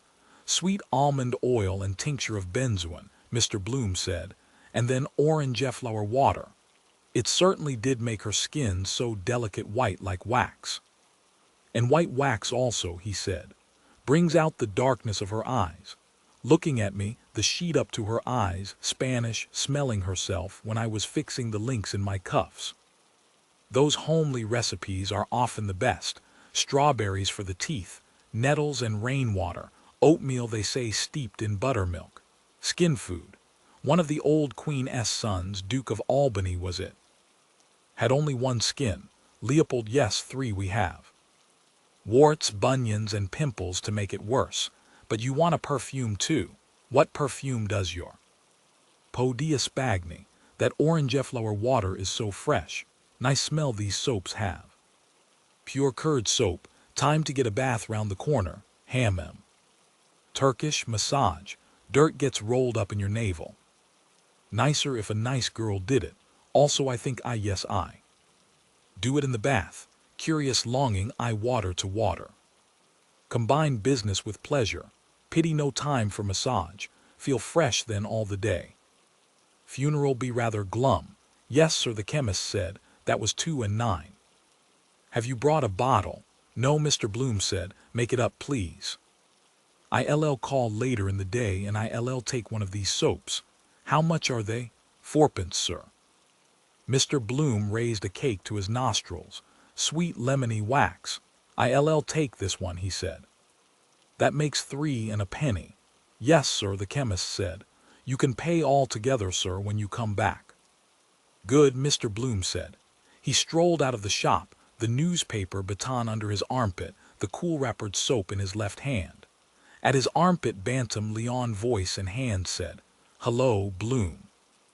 What's the best news? Is that today, yes? Show us a minute. Shaved off his mustache again, by Jove. Long cold upper lip, to look younger. He does look balmy, younger than I am. Bantam Leon's yellow black-nailed fingers unrolled the baton. Wants a wash too, take off the rough dirt. Good morning, have you used Pear's soap? Dandruff on his shoulders. Scalp wants oiling. I want to see about that French horse that's running today, Bantam Leon said. Where the bugger is it? He rustled the pleated pages, jerking his chin on his high collar. Barber's itch. Tight collar, he'll lose his hair. Better leave him the paper and get shut of him. You can keep it, Mr. Bloom said. Ascot gold cup. Wait, Bantam Leon muttered. Half a mo, maximum the second. I was just going to throw it away, Mr. Bloom said. Bantam Leon raised his eyes suddenly and leered weakly. "What's that?" his sharp voice said. "I say you can keep it," Mr. Bloom answered. "I was going to throw it away that moment." Bantam Leon doubted an instant, leering, then thrust the outspread sheets back on Mr. Bloom's arms. "I'll risk it," he said. "Here, thanks." He sped off towards Conway's corner. "Godspeed, Scut." Mr. Bloom folded the sheets again to a neat square and lodged the soap in it, smiling. Silly lips of that chap. Betting, regular hotbed of it lately. Messenger boys stealing to put on sixpence. Raffle for large tender turkey. Your Christmas dinner for threepence. Jack Fleming embezzling to gamble, then smuggled off to America. Keeps a hotel now, they never come back, fleshpots of Egypt. He walked cheerfully towards the Mosque of the Baths. Remind you of a mosque, red-baked bricks, the minarets. College sports today, I see. He eyed the horseshoe poster over the gate of College Park. Cyclist doubled up like a cod in a pot. Damn bad ad. Now if they had made it round like a wheel. Then the spokes, sports, sports, sports, and the hub big, college, something to catch the eye. Their hornblower standing at the porter's lodge. Keep him on hands, might take a turn in there on the nod. How do you do, Mr. Hornblower? How do you do, sir? Heavenly weather really. If life was always like that, cricket weather. Sit around under sunshades, over after over, out. They can play it here. Duck for 6 wickets. Still Captain Culler broke a window in the Kildare Street Club with a slog to square leg. Donnybrook fare more in their line, and the skulls we were a-cracking when M. Carthy took the floor. Heat wave. 1 tea last. Always passing the stream of life, which in the stream of life we trace is dearer than them all. Enjoy a bath now. Clean trough of water, cool enamel, the gentle tepid stream. This is my body. He foresaw his pale body reclined in it at full, naked in a womb of warmth, oiled by scented melting soap, softly laved. He saw his trunk and limbs rippled over and sustained, buoyed lightly upward, lemon yellow. His navel, bud of flesh, and saw the dark tangled curls of his bush floating hair of the stream around the limp father of thousands, a languid floating flower. Chapter 2, Part 2. Martin Cunningham first poked his silk-hatted head into the creaking carriage and, entering deftly, seated himself. Mr. Power stepped in after him, curving his height with care. "Come on, Simon." "After you," Mr. Bloom said. Mr. Dedalus covered himself quickly and got in, saying, "Yes, yes. Are we all here now?" Martin Cunningham asked, "Come along, Bloom." Mr. Bloom entered and sat in the vacant place. He pulled the door to after him and slammed it twice till it shut tight. He passed an arm through the arm strap and looked seriously from the open carriage window at the lowered blinds of the avenue. One dragged aside, an old woman peeping. Nose white-flattened against the pane, thanking her stars she was passed over. Extraordinary the interest they take in a corpse. Glad to see us go, we give them such trouble coming. Job seems to suit them. Hugger-mugger in corners. Slop about in slipper-slappers for fear he de-wake, then getting it ready, laying it out. Molly and Mrs. Fleming making the bed, pull it more to your side, our winding sheet. Never know who will touch you dead. Wash and shampoo. I believe they clip the nails and the hair. Keep a bit in an envelope, grows all the same after, unclean job. All waited, nothing was said, stowing in the wreaths probably. I am sitting on something hard. Ah, that soap, in my hip pocket, better shift it out of that. Wait for an opportunity, all waited. Then wheels were heard from in front, turning, then nearer, then horses' hoofs. A jolt, their carriage began to move, creaking and swaying. Other hoofs and creaking wheels started behind. The blinds of the avenue passed, and number 9 with its crepe knocker, door ajar. At walking pace. They waited still, their knees jogging, till they had turned and were passing along the tram tracks. Tritonville Road. Quicker. The wheels rattled rolling over the cobbled causeway, and the crazy glasses shook rattling in the door frames. What way is he taking us? Mr. Power asked through both windows. Irishtown, Martin Cunningham said. Ringsend, Brunswick Street. Mr. Dedalus nodded, looking out. That is a fine old custom, he said. I am glad to see it has not died out. All watched a while through their windows, caps and hats lifted by passers. Respect. The carriage swerved from the tram track to the smoother road past Watery Lane. Mr. Bloom at gaze saw a lithe young man, clad in mourning, a wide hat. There's a friend of yours gone by, Dedalus, he said. Who is that, your son and heir? Where is he? Mr. Dedalus said, stretching over across. The carriage, passing the open drains and mounds of ripped-up roadway before the tenement houses, lurched round the corner and, swerving back to the tram track, rolled on noisily with chattering wheels. Mr. Dedalus fell back, saying, was that Mulligan cad with him, his Fidus Acades? No, Mr. Bloom said. He was alone. Down with his Aunt Sally, I suppose, Mr. Dedalus said, the Gooding faction, the drunken little Kostdrawer and Chrissy, Papa's little lump of dung, the wise child that knows her own father. Mr. Bloom smiled joylessly on Ringsend Road. Wallace Bros, the Bottle Works, Dodder Bridge, Richie Gooding and the Legal Bag, Gooding, Collies and Ward he calls the firm. His jokes are getting a bit damp. Great card he was. Waltzing in Stamer Street with Ignatius Gallagher on a Sunday morning, the landlady's 2 hats pinned on his head. Out on the rampage all night. Beginning to tell on him now, that backache of his, I fear, wife ironing his back. Thinks he'll cure it with pills. All breadcrumbs they are. About 600% profit. He's in with a low-down crowd, Mr. Dedalus snarled. That Mulligan is a contaminated, bloody, double-deed ruffian by all accounts. His name stinks all over Dublin. But with the help of God and his blessed mother, I'll make it my business to write a letter one of those days to his mother or his aunt, or whatever she is, that will open her eye as wide as a gate. I'll tickle his catastrophe, believe you me. He cried above the clatter of the wheels. I won't have her bastard of a nephew ruin my son, a counterjumper's son, selling tapes in my cousin, Peter Paul M. Swiney's. Not likely. He ceased.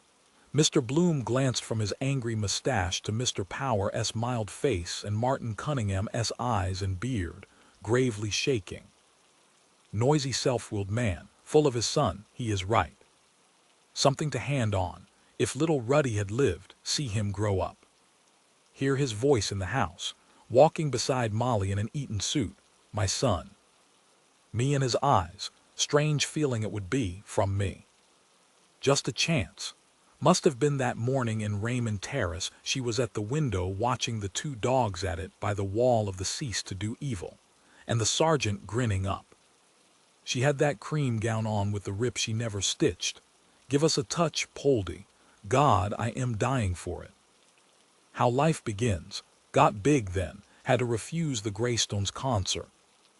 My son inside her, I could have helped him on in life, I could. Make him independent, learn German too. Are we late? Mr. Power asked. 10 minutes, Martin Cunningham said, looking at his watch. Molly. Millie, same thing, watered down, her tomboy oaths. Oh, jumping Jupiter, ye gods and little fishes. Still, she's a dear girl. Soon be a woman, Mullinger dearest Papley. Young student, yes, a woman too, life. The carriage heeled over and back, their 4 trunks swaying. Corny might have given us a more commodious yoke, Mr. Power said. He might, Mr. Dedalus said, if he hadn't that squint troubling him. Do you follow me? He closed his left eye. Martin Cunningham began to brush away crust crumbs from under his thighs. What is this, he said, in the name of God? Crumbs.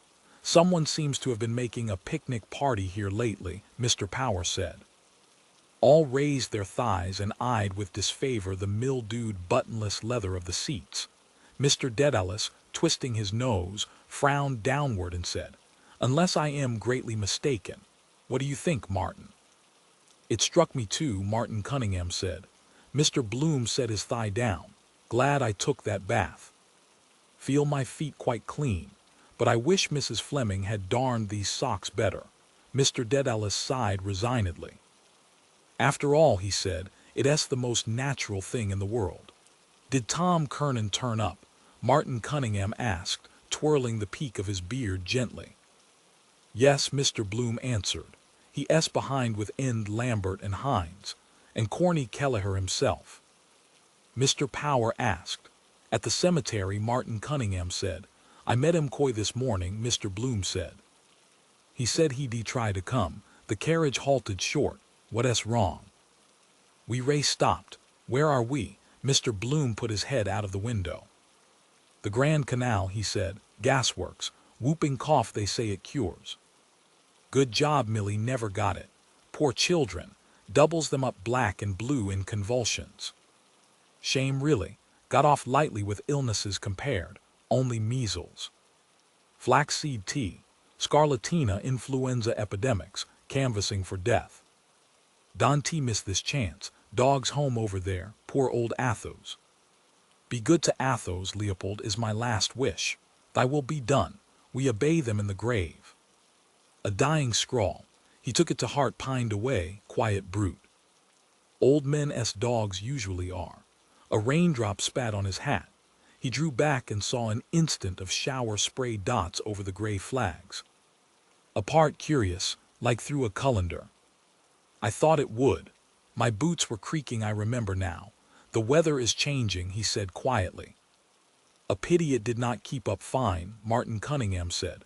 Wanted for the country, Mr. Power said. There's the sun again coming out. Mr. Dedalus, peering through his glasses towards the veiled sun, hurled a mute curse at the sky. It's as uncertain as a child's bottom, he said. We ray off again. The carriage turned again its stiff wheels, and their trunks swayed gently.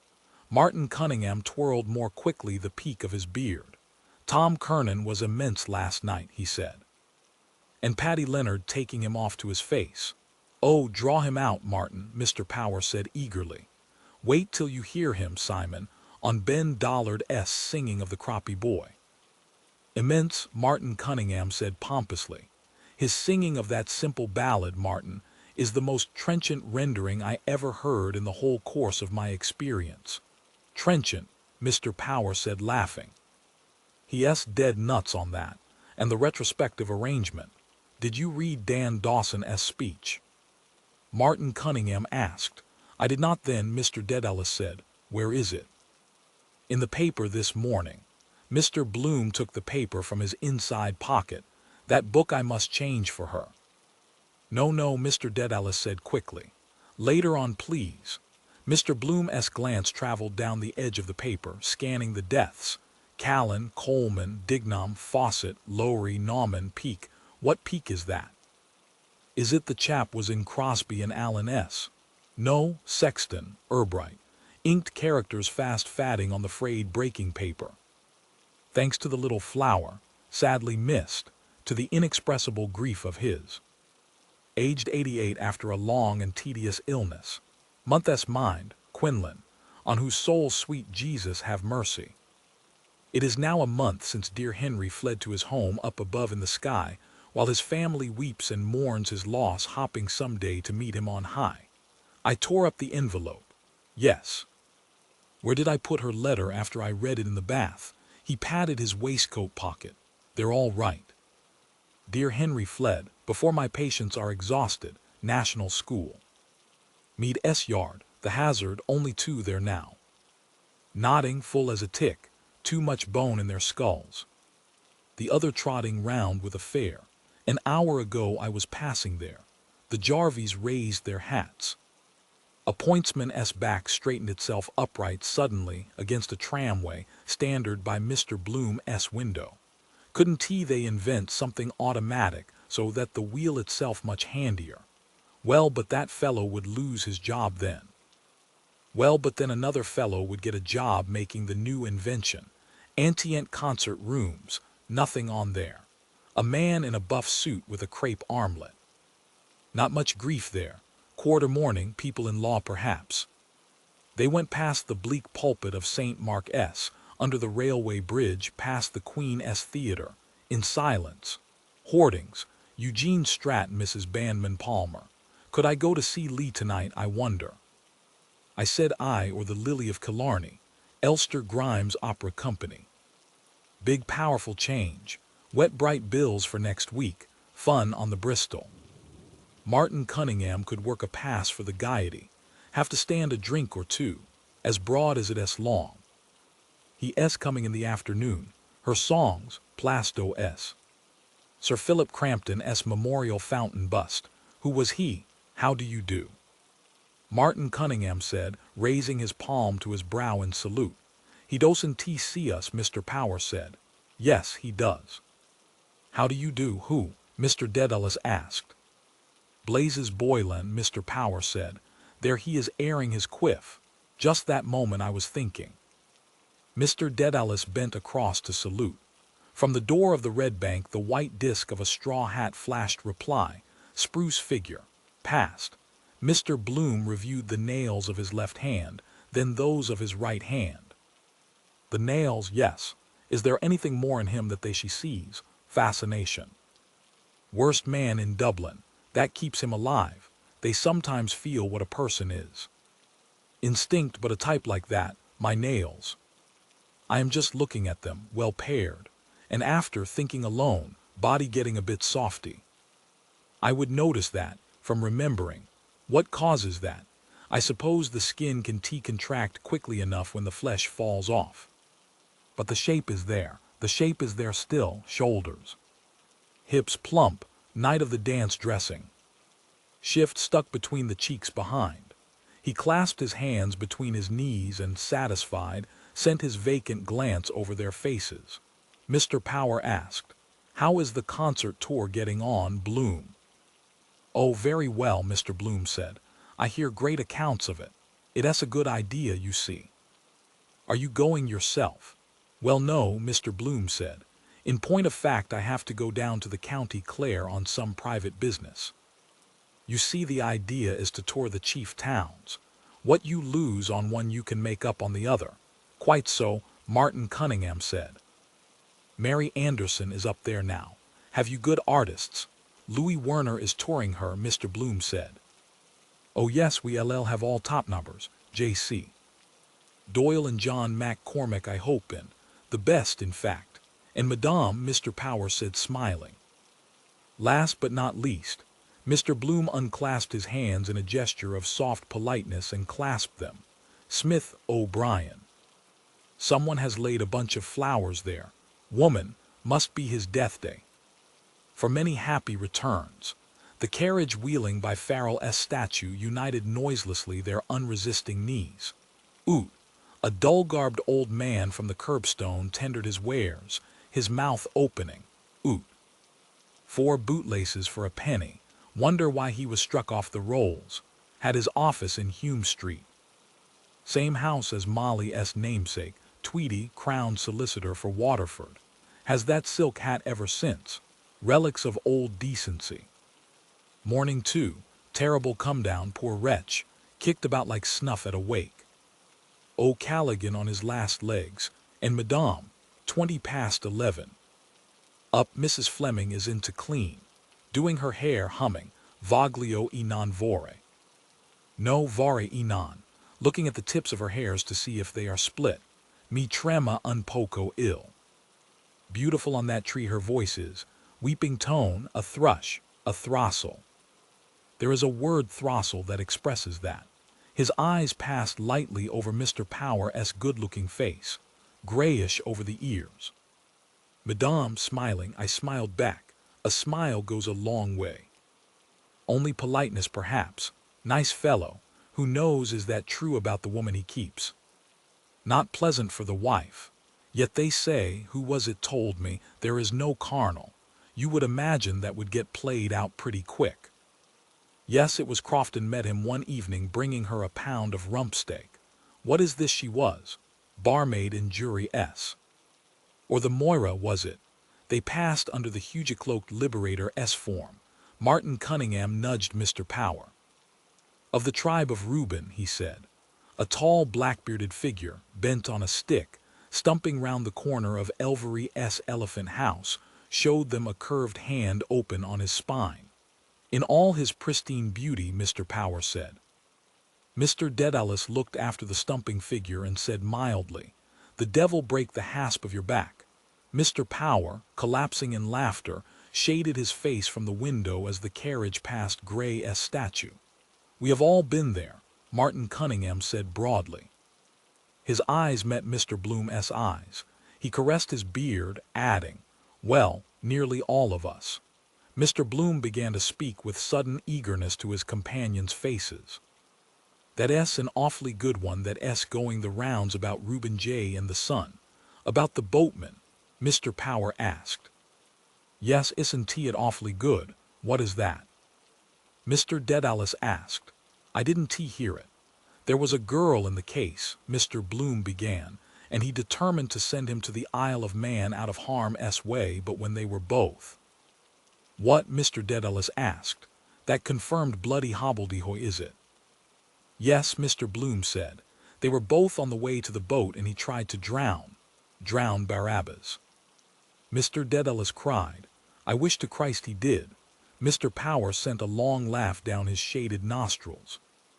"No," Mr. Bloom said, "the son himself." Martin Cunningham thwarted his speech rudely. "Reuben J. and the son were piking it down the quay next the river on their way to the Isle of Man boat, and the young chiseler suddenly got loose and over the wall with him into the Liffey. For God's sake!" Mr. Dedalus exclaimed in fright, "Is he dead, dead?" Martin Cunningham cried, "Not he. A boatman got a pole and fished him out by the slack of the breeches, and he was landed up to the father on the quay more dead than alive. Half the town was there."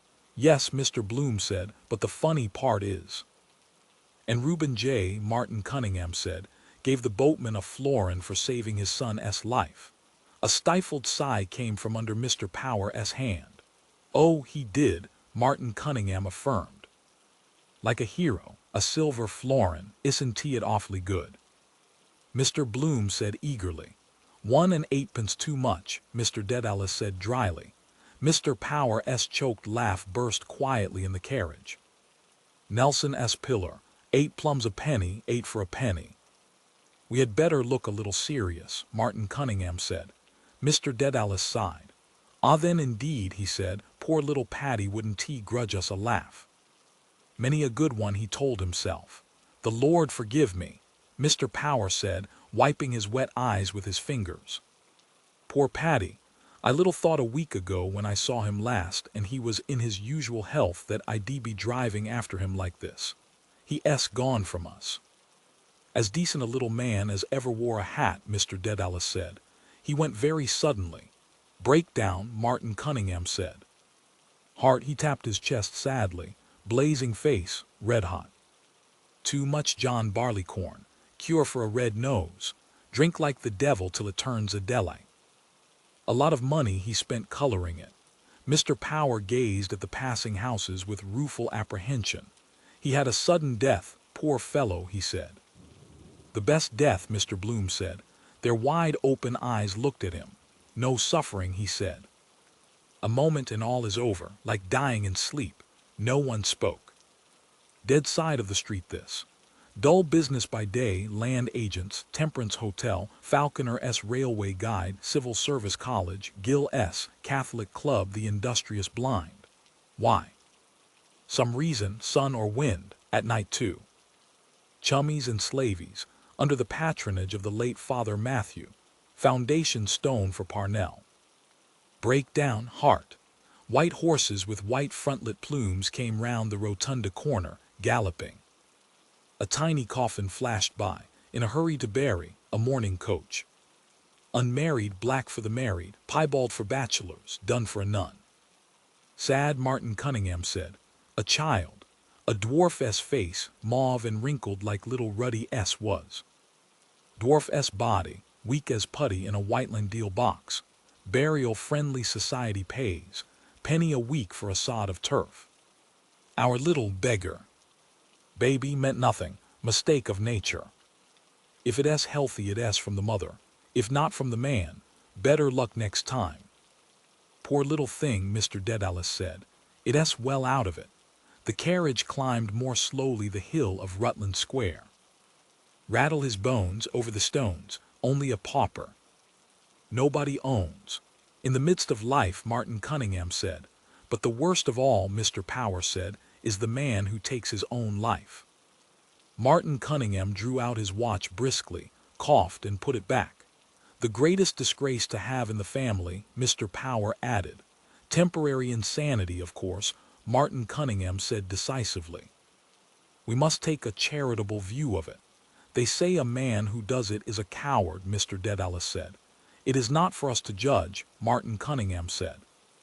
Mr. Bloom, about to speak, closed his lips again. Martin Cunningham's large eyes, looking away now. Sympathetic human man he is. Intelligent, like Shakespeare's face. Always a good word to say. They have no mercy on that here or infanticide. Refuse Christian burial. They used to drive a stake of wood through his heart in the grave, as if it wasn't broken already.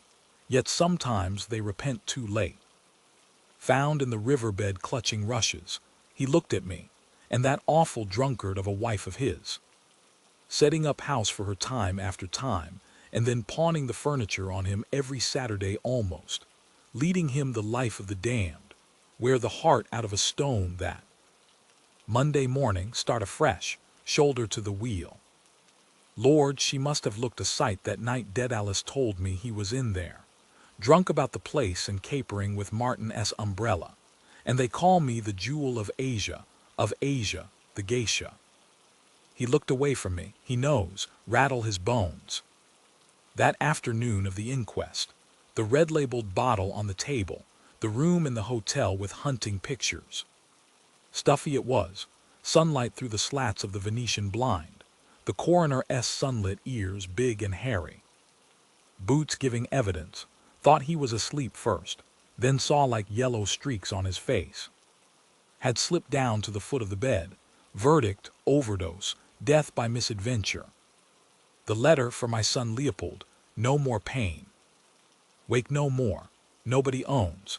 The carriage rattled swiftly along Blessington Street. Over the stones. We are going the pace, I think, Martin Cunningham said. God grant he doesn't upset us on the road, Mr. Power said.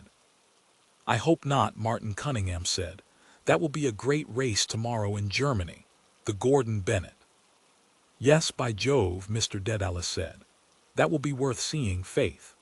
As they turned into Berkeley Street, a street organ near the basin sent over and after them a rollicking, rattling song of the halls. Has anybody here seen Kelly? Kelly, Dead March from Saul. He's as bad as old Antonio. He left me on my ownio, pirouette. The Mater Misericordiae, Eccles Street, my house down there. Big place, ward for incurables there, very encouraging. Our Lady's Hospice for the dying, dead house handy underneath, where old Mrs. Riordan died. They looked terrible, the women, her feeding cup and rubbing her mouth with the spoon, then the screen round her bed for her to die. Nice young student that was dressed that bite the bee gave me. He's gone over to the lying-in hospital, they told me, from one extreme to the other. The carriage galloped round a corner, stopped. What's wrong now? A divided drove of branded cattle passed the windows, lowing, slouching by on padded hoofs, whisking their tails slowly on their clotted bony croups. Outside them and through them ran rattled sheep bleating their fear. Emigrants, Mr. Power said. Hooah. The drover's voice cried, his switch sounding on their flanks. Hooah, out of that. Thursday, of course. Tomorrow is killing day, Springer's. Cuff sold them about 27 quid each, for Liverpool probably, roast beef for Old England. They buy up all the juicy ones, and then the fifth quarter lost, all that raw stuff, hide, hair, horns, comes to a big thing in a year. Dead meat trade, byproducts of the slaughterhouses for tanneries, soap, margarine. Wonder if that Dodge works now getting dicky meat off the train at Clonsilla. The carriage moved on through the drove. I can make out why the corporation doesn't run a tram line from the park gate to the quays, Mr. Bloom said. All those animals could be taken in trucks down to the boats. Instead of blocking up the thoroughfare, Martin Cunningham said, "Quite right. They ought to." "Yes," Mr. Bloom said, "and another thing I often thought is to have municipal funeral trams like they have in Milan, you know. Run the line out to the cemetery gates and have special trams, hearse and carriage and all. Don T, you see what I mean." "Oh, that be damned for a story," Mr. Dedalus said. "Pullman car and saloon dinning groom. A poor lookout for Corny," Mr. Power added. "Why?" Mr. Bloom asked, turning to Mr. Dedalus. "Wouldn't it be more decent than galloping two abreast?" "Well, there's something in that," Mr. Dedalus granted. And Martin Cunningham said, "We wouldn't have scenes like that when the hearse capsized round Dunphy S and upset the coffin onto the road. That was terrible," Mr. Power's shocked face said, "and the corpse fell about the road." "Terrible, first round Dunphy S," Mr. Dedalus said, nodding. "Gordon Bennett Cup." "Praises be to God," Martin Cunningham said piously. "Bomb. Upset, a coffin bumped out onto the road, burst open. Paddy Dignam shot out and rolling over stiff in the dust in a brown habit too large for him. Red face, gray now, mouth fallen open. Asking what's up now, quite right to close it, looks horrid open. Then the insides decompose quickly, much better to close up all the orifices. Yes, also. With wax the sphincter loose, seal up all." "Dunphy S," Mr. Power announced as the carriage turned right. "Dunphy S corner. Mourning coaches drawn up, drowning their grief." A pause by the wayside. Tip-top position for a pub. "Expect we'll pull up here on the way back to drink his health. Pass round the consolation. Elixir of life. But suppose now it did happen. Would he bleed if a nail, say, cut him in the knocking about? He would and he wouldn't, I suppose. Depends on where. The circulation stops. Still some might ooze out of an artery. It would be better to bury them in red, a dark red." In silence they drove along Phibsborough Road. An empty hearse trotted by, coming from the cemetery, looks relieved. Crossguns Bridge, the Royal Canal. Water rushed roaring through the sluices. A man stood on his dropping barge between clamps of turf. On the towpath by the lock, a slack-tethered horse. Aboard of the Bugabu. Their eyes watched him. On the slow, weedy waterway he had floated on his raft coastward over Ireland, drawn by a haulage rope past beds of reeds, over slime, mud-choked bottles, carrion dogs. Athlone, Mullinger, Moively, I could make a walking tour to see Millie by the canal, or cycle down, hire some old crock safety. Wren had won the other day at the auction, but a lady S developing waterways. James M. Ken's hobby to row me o'er the ferry. Cheaper transit, by easy stages, houseboats. Camping out, also hearses, to heaven by water. Perhaps I will without writing. Come as a surprise, lake slip, Clonsilla, dropping down lock by lock to Dublin. With turf from the Midland bogs, salute. He lifted his brown straw hat, saluting Paddy Dignam. They drove on past Brian Borum House. Near it now.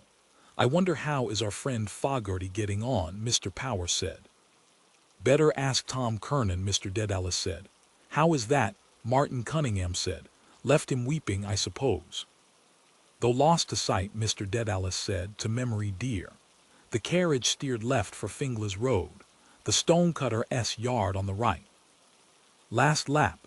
Crowded on the spit of land, silent shapes appeared, white, sorrowful, holding out calm hands, knelt in grief, pointing. Fragments of shapes hewn. In white silence, appealing, the best obtainable, those. H. Dennany, monumental builder and sculptor, passed. On the curbstone before Jimmy Geary, the sexton S., an old tramp, sat, grumbling, emptying the dirt and stones out of his huge dust-brown yawning boot. After life's journey. Gloomy gardens then went by, one by one, gloomy houses. Mr. Power pointed. "That is where Childs was murdered," he said, "the last house." "So it is," Mr. Dedalus said, "a gruesome case. Seymour Bush got him off. Murdered his brother. or so they said. The Crown had no evidence, Mr. Power said. Only circumstantial, Martin Cunningham added. That's the maxim of the law. Better for 99 guilty to escape than for one innocent person to be wrongfully condemned. They looked murderer-esque ground. It passed darkly. Shuttered, tenantless, unweeded garden. Whole place gone to hell, wrongfully condemned. Murder, the murderer-esque image in the eye of the murdered. They love reading about it. Man-esque head found in a garden. Her clothing consisted of how she met her death. Recent outrage, the weapon used. Murderer is still at large. Clues, a shoelace, the body to be exhumed. Murder will out, cramped in this carriage. She mightn't like me to come that way without letting her know. Must be careful about women. Catch them once with their pants down, never forgive you after. 15. The high railings of Prospect rippled past their gaze. Dark poplars, rare white forms. Forms more frequent, white shapes thronged amid the trees. White forms and fragments streaming by mutely, sustaining vain gestures on the air. The felly harshed against the curbstone. Stopped. Martin Cunningham put out his arm and, wrenching back the handle, shoved the door open with his knee. He stepped out. Mr. Power and Mr. Dedalus followed. Change that soap now. Mr. Bloom's hand unbuttoned his hip pocket swiftly and transferred the paper-stuck soap to his inner handkerchief pocket. He stepped out of the carriage, replacing the newspaper his other hand still held. Paltry funeral, coach and 3 carriages. It's all the same. Pallbearers, gold reins, requiem mass firing a volley, pomp of death. Beyond the hind carriage a hawker stood by his barrow of cakes and fruit. Simnel cakes those are, stuck together, cakes for the dead, dog biscuits. Who ate them, mourners coming out. He followed his companions. Mr. Kernan and End Lambert followed, Hines walking after them.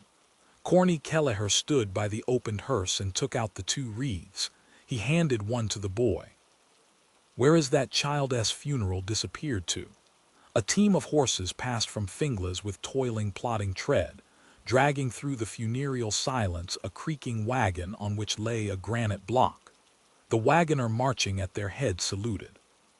Coffin now, got here before us, dead as he is. Horse looking round at it with his plume skioways. Dull eye, collar tight on his neck, pressing on a blood vessel or something. Do they know what they cart out here every day? Must be 20 or 30 funerals every day. Then Mount Jerome for the Protestants. Funerals all over the world, everywhere, every minute, shoveling them under by the cartload double quick. Thousands every hour, too many in the world. Mourners came out through the gates, woman and a girl.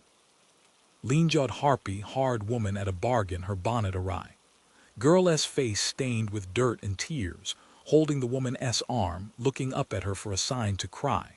Fish's face, bloodless and livid. The mutes shouldered the coffin and bore it in through the gates. So much dead weight. Felt heavier myself stepping out of that bath. First the stiff, then the friends of the stiff. Corny Kelleher and the boy followed with their wreaths. Who is that beside them? Ah, the brother-in-law. All walked after. Martin Cunningham whispered, I was in mortal agony with you talking of suicide before Bloom. What? Mr. Power whispered. How so? His father poisoned himself, Martin Cunningham whispered. Had the Queen's Hotel in Ennis. You heard him say he was going to Clare. Anniversary. Oh God, Mr. Power whispered. First I heard of it. Poisoned himself. He glanced behind him to where a face with dark thinking eyes followed towards the Cardinal's mausoleum. Speaking, was he insured? Mr. Bloom asked. I believe so, Mr. Kernan answered. But the policy was heavily mortgaged. Martin is trying to get the youngster into arting. How many children did he leave? 5. End Lambert says he'll try to get one of the girls into Todd's. A sad case, Mr. Bloom said gently. 5 young children. A great blow to the poor wife, Mr. Kernan added. Indeed, yes, Mr. Bloom agreed. Has the laugh at him now. He looked down at the boots he had blacked and polished. She had outlived him, lost her husband, more dead for her than for me. One must outlive the other. Wise men say, there are more women than men in the world. Condole with her, your terrible loss. I hope you'll soon follow him. For Hindu widows only, she would marry another, him. Know yet who knows after. Widowhood not the thing since the old queen died, drawn on a gun carriage. Victoria and Albert, Frogmore memorial mourning, but in the end she put a few violets in her bonnet. Vain in her heart of hearts, all for a shadow, consort not even a king. Her son was the substance, something new to hope for not like the past she wanted back, waiting. It never comes.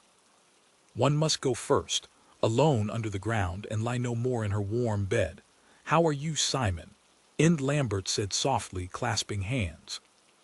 Haven T seen you for a month of Sundays. Never better. How are all in Cork's own town?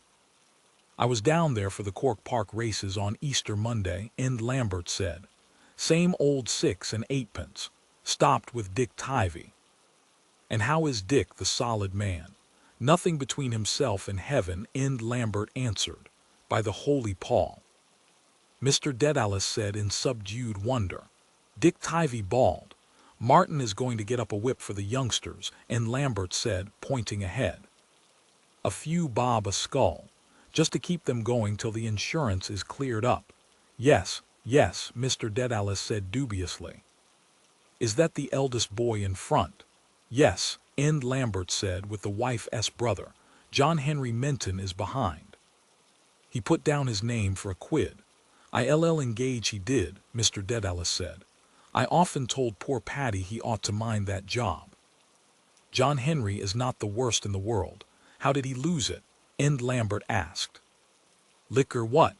Many a good man's fault, Mr. Dedalus said with a sigh. They halted about the door of the mortuary chapel. Mr. Bloom stood behind the boy with the wreath, looking down at his sleek-combed hair and at the slender furrowed neck inside his brand-new collar. Poor boy, was he there when the father? Both unconscious, lighten up at the last moment and recognize for the last time all he might have done. I owe 3 shillings to O'Grady. Would he understand? The mutes bore the coffin into the chapel. Which end is his head? After a moment he followed the others in, blinking in the screened light. The coffin lay on its bier before the chancel, 4 tall yellow candles at its corners. Always in front of us, Corny Kelleher, laying a wreath at each 4 corner, beckoned to the boy to kneel. The mourners knelt here and there in praying desks. Mr. Bloom stood behind near the font, and, when all had knelt, dropped carefully his unfolded newspaper from his pocket and knelt his right knee upon it. He fitted his black hat gently on his left knee, and holding its brim, bent over piously. A server bearing a brass bucket with something in it came out through a door. The white-smocked priest came after him, tidying his stole with one hand, balancing with the other a little book against his toad's belly. Who'll read the book? I said the rook. They halted by the bier, and the priest began to read out of his book with a fluent croak. Father Coffey. I knew his name was like a coffin. Dominamine, bully about the muzzle he looks, bosses the show. Muscular Christian. Woe betide anyone that looks crooked at him. Priest, thou art Peter. Burst sideways like a sheep in clover. Dedalus says he will, with a belly on him like a poisoned pup. Most amusing expressions that man finds. Chen. Burst sideways. Non intres in judicium cum servo tuo damen. Makes them feel more important to be prayed over in Latin. Requiem mass, crepe weepers, black-edged note paper. Your name on the altar list. Chilly place this. Wanna feed well, sitting in there all the morning in the gloom, kicking his heels, waiting for the next please. Eyes of a toad too. What swells him up that way? Molly gets swelled after cabbage. Air of the place maybe. Looks full up of bad gas. Must be an infernal lot of bad gas round the place.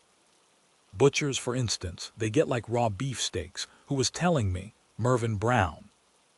Down in the vaults of St. Werburgh's lovely old organ 150, they have to bore a hole in the coffins sometimes to let out the bad gas and burn it. Out it rushes, blue. One whiff of that and you ray a goner. My kneecap is hurting me. Ow, that is better. The priest took a stick with a knob at the end of it out of the boy's bucket and shook it over the coffin. Then he walked to the other end and shook it again. Then he came back and put it back in the bucket. As you were before you rested. It has all written down. He has to do it. Et ni nos inducas in tentationem. The server piped the answers in the treble. I often thought it would be better to have boy servants, up to 15 or so. After that, of course, holy water that was, I expect, shaking sleep out of it. He must be fed up with that job, shaking that thing over all the corpses they trot up. What harm if he could see what he was shaking it over? Every mortal day a fresh batch. Middle-aged men, old women, children, women dead in childbirth, men with beards, bald-headed businessmen, consumptive girls with little sparrows' breasts. All the year round he prayed the same thing over them all and shook water on top of them. Sleep. On dignam now. In paradisum. Said he was going to paradise or is in paradise. Says that over everybody. Tiresome kind of a job, but he has to say something. The priest closed his book and went off, followed by the server. Corny Kelleher opened the side doors and the gravediggers came in, hoisted the coffin again, carried it out and shoved it on their cart. Corny Kelleher gave one wreath to the boy and one to the brother-in-law. All followed them out of the side doors into the mild gray air. Mr. Bloom came last, folding his paper again into his pocket. He gazed gravely at the ground till the coffin cart wheeled off to the left. The metal wheels ground the gravel with a sharp grating cry, and the pack of blunt boots followed the trundled barrow along a lane of sepulchres. The ree, the ra, the ree, the ra, the roo. Lord, I must in tea lilt here. The O'Connell circle, Mr. Dedalus said about him. Mr. Power's soft eyes went up to the apex of the lofty cone. He at rest, he said, in the middle of his people, old Dan O, but his heart is buried in Rome. How many broken hearts are buried here, Simon? Her grave is over there, Jack, Mr. Dedalus said. I'll soon be stretched beside her. Let him take me whenever he likes. Breaking down, he began to weep to himself quietly, stumbling a little in his walk. Mr. Power took his arm. She's better where she is, he said kindly. I suppose so, Mr. Dedalus said with a weak gasp. I suppose she is in heaven if there is a heaven. Corny Kelleher stepped aside from his rank and allowed the mourners to plod by. Sad occasions, Mr. Kernan began politely. Mr. Bloom closed his eyes and sadly twice bowed his head. The others are putting on their hats, Mr. Kernan said. I suppose we can do so too. We are the last. This cemetery is a treacherous place. They covered their heads. The reverend gentleman read the service too quickly. Don T, you think? Mr. Kernan said with reproof. Mr. Bloom nodded gravely, looking in the quick bloodshot eyes. Secret eyes, secret searching. Mason, I think, not sure, beside him again. We are the last. In the same boat. Hope he'll say something else. Mr. Kernan added. The service of the Irish church used in Mount Jerome is simpler, more impressive, I must say. Mr. Bloom gave prudent assent. The language, of course, was another thing. Mr. Kernan said with solemnity, I am the resurrection and the life. That touches a man's inmost heart. It does, Mr. Bloom said. Your heart perhaps, but what price the fellow in the 6 feet by 2 with his toes to the daisies? No touching that, seat of the affections, broken heart. A pump after all, pumping thousands of gallons of blood every day. One fine day it gets bunged up, and there you are. Lots of them lying around here. Lungs, hearts, livers. Old rusty pumps, damn the thing else. The resurrection and the life. Once you are dead, you are dead. That last day idea, knocking them all up out of their graves. Come forth, Lazarus. And he came 5th and lost the job. Get up, last day. Then every fellow mousing around for his liver and his lights and the rest of his traps. Fine damn all of himself that morning. Pennyweight of powder in a skull. 12 grams 1 pennyweight, troy measure. Corny Kelleher fell into step at their side. Everything went off A1, he said. What? He looked on them from his drawling eye. Policeman S. shoulders, with your toraloom. As it should be, Mr. Kernan said. What, Corny Kelleher said. Mr. Kernan assured him. Who is that chap behind with Tom Kernan? John Henry Minton asked. I know his face. End Lambert glanced back. Bloom, he said, Madame Marion Tweedy that was, the soprano. She is his wife. Oh, to be sure, John Henry Minton said. I haven't seen her for some time. She was a fine-looking woman. I danced with her, 15-17 golden years ago at Matt Dillon S. in Roundtown, and a good armful she was. He looked behind through the others. What is he asked. What does he do? Wasn't he in the stationary line? I fell foul of him one evening, I remember, at Bowles. And Lambert smiled. Yes, he was, he said. In wisdom Healy a traveler for blotting paper. In God's name, John Henry Minton said, what did she marry a coon like that for? She had plenty of game in her then. Has still, End Lambert said. He does some canvassing for ads. John Henry Minton's large eyes stared ahead. The barrow turned into a side lane. A portly man, ambushed among the grasses, raised his hat in homage. The gravediggers touched their caps. John O'Connell, Mr. Power said, pleased. He never forgets a friend. Mr. O'Connell shook all their hands in silence. Mr. Dedalus said, I am come to pay you another visit. My dear Simon, the caretaker answered in a low voice. I don't want your custom at all. Saluting End Lambert and John Henry Minton, he walked on at Martin Cunningham's side, puzzling 2 long keys at his back. Did you hear that one? He asked them about Mulcahy from the Coombe. I did not, Martin Cunningham said. They bent their silk hats in concert, and Hines inclined his ear. The caretaker hung his thumbs in the loops of his gold watch chain, and spoke in a discreet tone to their vacant smiles. They tell the story, he said, that 2 drunks came out here one foggy evening to look for the grave of a friend of theirs. They asked for Mulcahy from the Coombe, and were told where he was buried. After traipsing about in the fog, they found the grave sure enough. One of the drunks spelt out the name, Terence Mulcahy. The other drunk was blinking up at a statue of our Savior the widow had got put up. The caretaker blinked up at one of the sepulchres they passed. He resumed, and after blinking up at the sacred figure, not a bloody bit like the man, says he.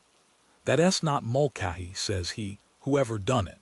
Rewarded by smiles, he fell back and spoke with Corny Kelleher, accepting the dockets given him, turning them over and scanning them as he walked. That's all done with a purpose, Martin Cunningham explained to Hines. I know, Hines said, I know that. To cheer a fellow up, Martin Cunningham said, it's pure good-heartedness, damn the thing else. Mr. Bloom admired the caretaker's prosperous bulk. All want to be on good terms with him. Decent fellow John O'Connell, real good sort. Keys, like Keys' ad, no fear of anyone getting out. No pass-out checks, habeas corpus. I must see about that ad after the funeral. Did I write Ballsbridge on the envelope I took to cover when she disturbed me writing to Martha? Hope it's not chucked in the dead letter office. Be the better of a shave. Gray sprouting beard, that's the first sign when the hairs come out gray, and temper getting cross. Silver threads among the gray, fancy being his wife. Wonder he had the gumption to propose to any girl. Come out and live in the graveyard, dangle that before her. It might thrill her first. Courting death. Shades of night hovering here with all the dead stretched about. The shadows of the tombs when churchyards yawn, and Daniel O'Connell must be a descendant, I suppose, who is this used to say he was a queer breedy man, great Catholic all the same, like a big giant in the dark. Will the wisp, gas of graves, want to keep her mind off it to conceive at all. Women especially are so touchy. Tell her a ghost story in bed to make her sleep. Have you ever seen a ghost? Well, I have. It was a pitch dark night. The clock was on the stroke of 12. Still they kiss all right if properly keyed up. Whores in Turkish graveyards. Learn anything if taken young. You might pick up a young widow here. Men like that, love among the tombstones. Romeo, spice of pleasure. In the midst of death we are in life. Both ends meet, tantalizing for the poor dead, smell of grilled beefsteaks to the starving. Knowing their vitals, desire to grig people, Molly wanting to do it at the window. 8 children he has anyway. He has seen a fair share go under in his time, lying around him field after field. Holy fields. More room if they buried them standing. Sitting or nailing you couldn't standing. His head might come up someday above ground in a landslip with his hand pointing. All honeycombed the ground must be, oblong cells. And very neat he keeps it too, trim grass and edgings. His garden Major Gamble calls Mount Jerome. Well, so it is. Ought to be flowers of sleep. Chinese cemeteries with giant poppies growing produce the best opium, Mastiansky told me. The botanic gardens are just over there. It's the blood sinking in the earth gives new life. Same idea those Jews they said killed the Christian boy. Every man his price. Well-preserved fat corpse, gentleman, epicure, invaluable for fruit garden. A bargain, by carcass of William Wilkinson, auditor and accountant lately deceased, £3.13 and 6, with thanks.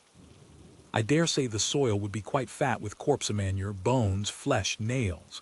Charnel houses, dreadful. Turning green and pink decomposing. Rot quick in damp earth. The lean old ones tougher. Then a kind of a tallowy, kind of a cheesy.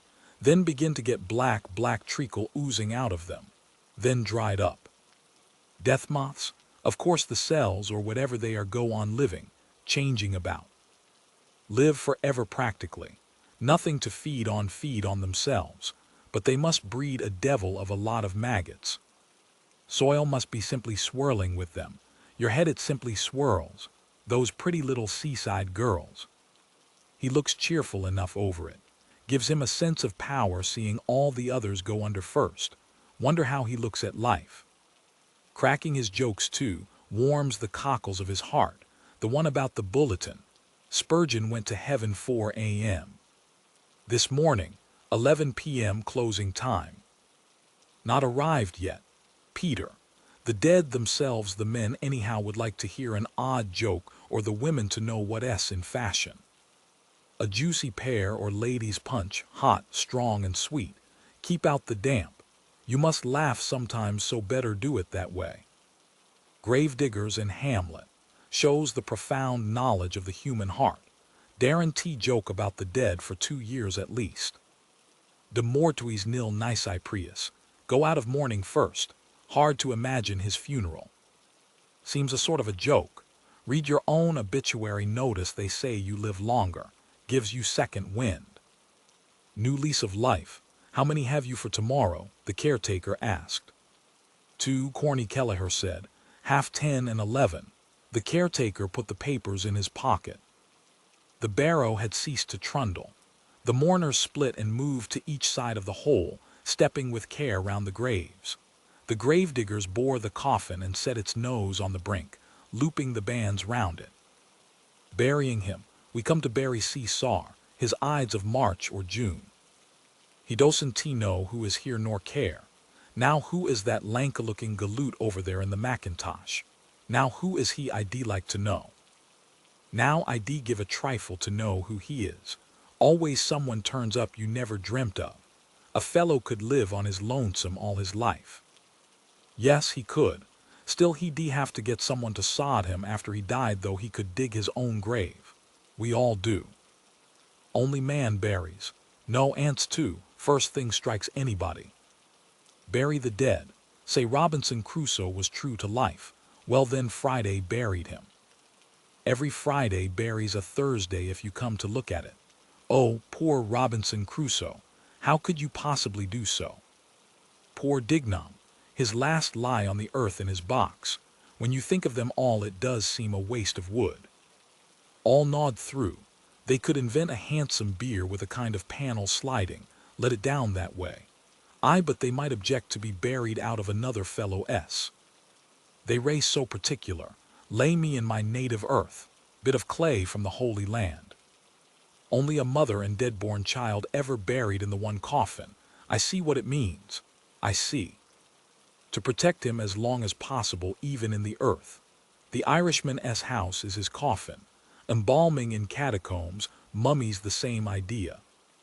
Mr. Bloom stood far back, his hat in his hand, counting the bared heads. 12. I am 13. No, the chap in the Macintosh is 13. Death's number. Where the deuce did he pop out of? He wasn't tea in the chapel, that I'll swear. Silly superstition that about 13. Nice soft tweed end Lambert has in that suit. Tinge of purple. I had one like that when we lived in Lombard Street West. Dressy fellow he was once. Used to change 3 suits in the day. Must get that gray suit of mine turned by Mija's. Hello. It's died. His wife, I forgot he's not married, or his landlady ought to have picked out those threads for him. The coffin dived out of sight, eased down by the men straddled on the gravitrescles. They struggled up and out, and all uncovered. 20. Pause. If we were all suddenly somebody else, far away a donkey brayed. Rain. No such ass. Never see a dead one, they say. Shame of death. They hide. Also poor papa went away. Gentle sweet air blew round the bared heads in a whisper. Whisper. The boy by the gravehead held his wreath with both hands, staring quietly in the black open space. Mr. Bloom moved behind the portly kindly caretaker.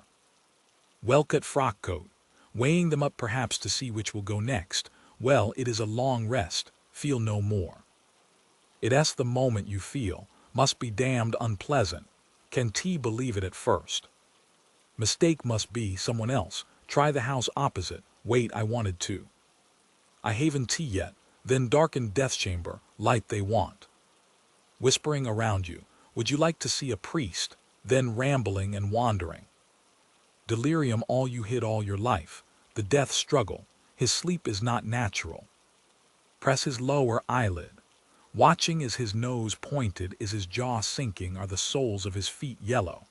Pull the pillow away and finish it off on the floor since he's doomed. Devil in that picture of sinner's death showing him a woman, dying to embrace her in his shirt. Last act of Lucia. Shall I never more behold thee? Bam, he expires. Gone at last. People talk about you a bit, forget you. Don T forget to pray for him. Remember him in your prayers, even Parnell, Ivy Day dying out. Then they follow, dropping into a hole one after the other. We are praying now for the repose of his soul, hopping you ray well and not in hell. Nice change of air, out of the fraying pan of life into the fire of purgatory. Does he ever think of the hole waiting for himself? They say you do when you shiver in the sun, someone walking over it, Kolb's warning. Near you, mine over there towards Finglas, the plot I bought. Mama, poor Mama and little Ruddy. The gravediggers took up their spades and flung heavy clods of clay in on the coffin. Mr. Bloom turned away his face. And if he was alive all the time. Hugh, by jingo, that would be awful. No, he is dead, of course. Of course he is dead. Monday he died. They ought to have some law to pierce the heart and make sure, or an electric clock or a telephone in the coffin and some kind of a canvas air hole. Flag of distress, 3 days, rather long to keep them in summer. Just as well to get shut of them as soon as you are sure their no the clay fell softer. Begin to be forgotten, out of sight, out of mind. The caretaker moved away a few paces and put on his hat, had enough of it. The mourners took heart of grace, one by one, covering themselves without show. Mr. Bloom put on his hat and saw the portly figure make its way deftly through the maze of graves. Quietly, sure of his ground, he traversed the dismal fields, Hines jotting down something in his notebook. Ah, the names, but he knows them all. No, coming to me.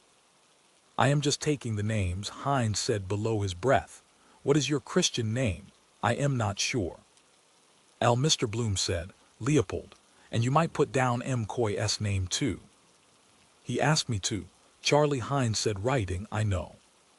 He was on the Freeman once, so he was before he got the job in the morgue under Louis Bion. Good idea, a post-mortem for doctors. Find out what they imagine they know. He died of a Tuesday, got the run. Levanted with the cash of a few ads. Charlie, you ray my darling. That was why he asked me to. Oh well, does no harm, I saw to that, M. Coy. Thanks, old chap, much obliged. Leave him under an obligation, costs nothing. And tell us, Hines said, do you know that fellow in the... Fellow was over there in the... He looked around. Mackintosh. Yes, I saw him, Mr. Bloom said. Where is he now? M. and Tosh, Hines said, scribbling. I don't know who he is. Is that his name? He moved away, looking about him. No, Mr. Bloom began, turning and stopping. I say, Hines. Didn't he hear? What? Where has he disappeared to? Not a sign. Well, of all the... Has anybody here seen? K-E-double-L, become invisible. Good Lord, what became of him? A seventh gravedigger came beside Mr. Bloom to take up an idle spade. Oh, excuse me. He stepped aside nimbly. Clay, brown damp, began to be seen in the hole. It rose, nearly over. A mound of damp clods rose more, rose, and the gravediggers rested their spades, all uncovered again for a few instants. The boy propped his wreath against a corner, the brother-in-law his on a lump. The gravediggers put on their caps and carried their earthy spades towards the barrow, then knocked the blades lightly on the turf, clean. One bent to pluck from the haft a long tuft of grass. One, leaving his mates, walked slowly on with shouldered weapon, its blade blue-glancing. Silently at the gravehead another coiled the coffin band, his navel cord. The brother-in-law, turning away, placed something in his free hand. Thanks in silence. Sorry, sir, trouble. Headshake, I know that, for yourselves just.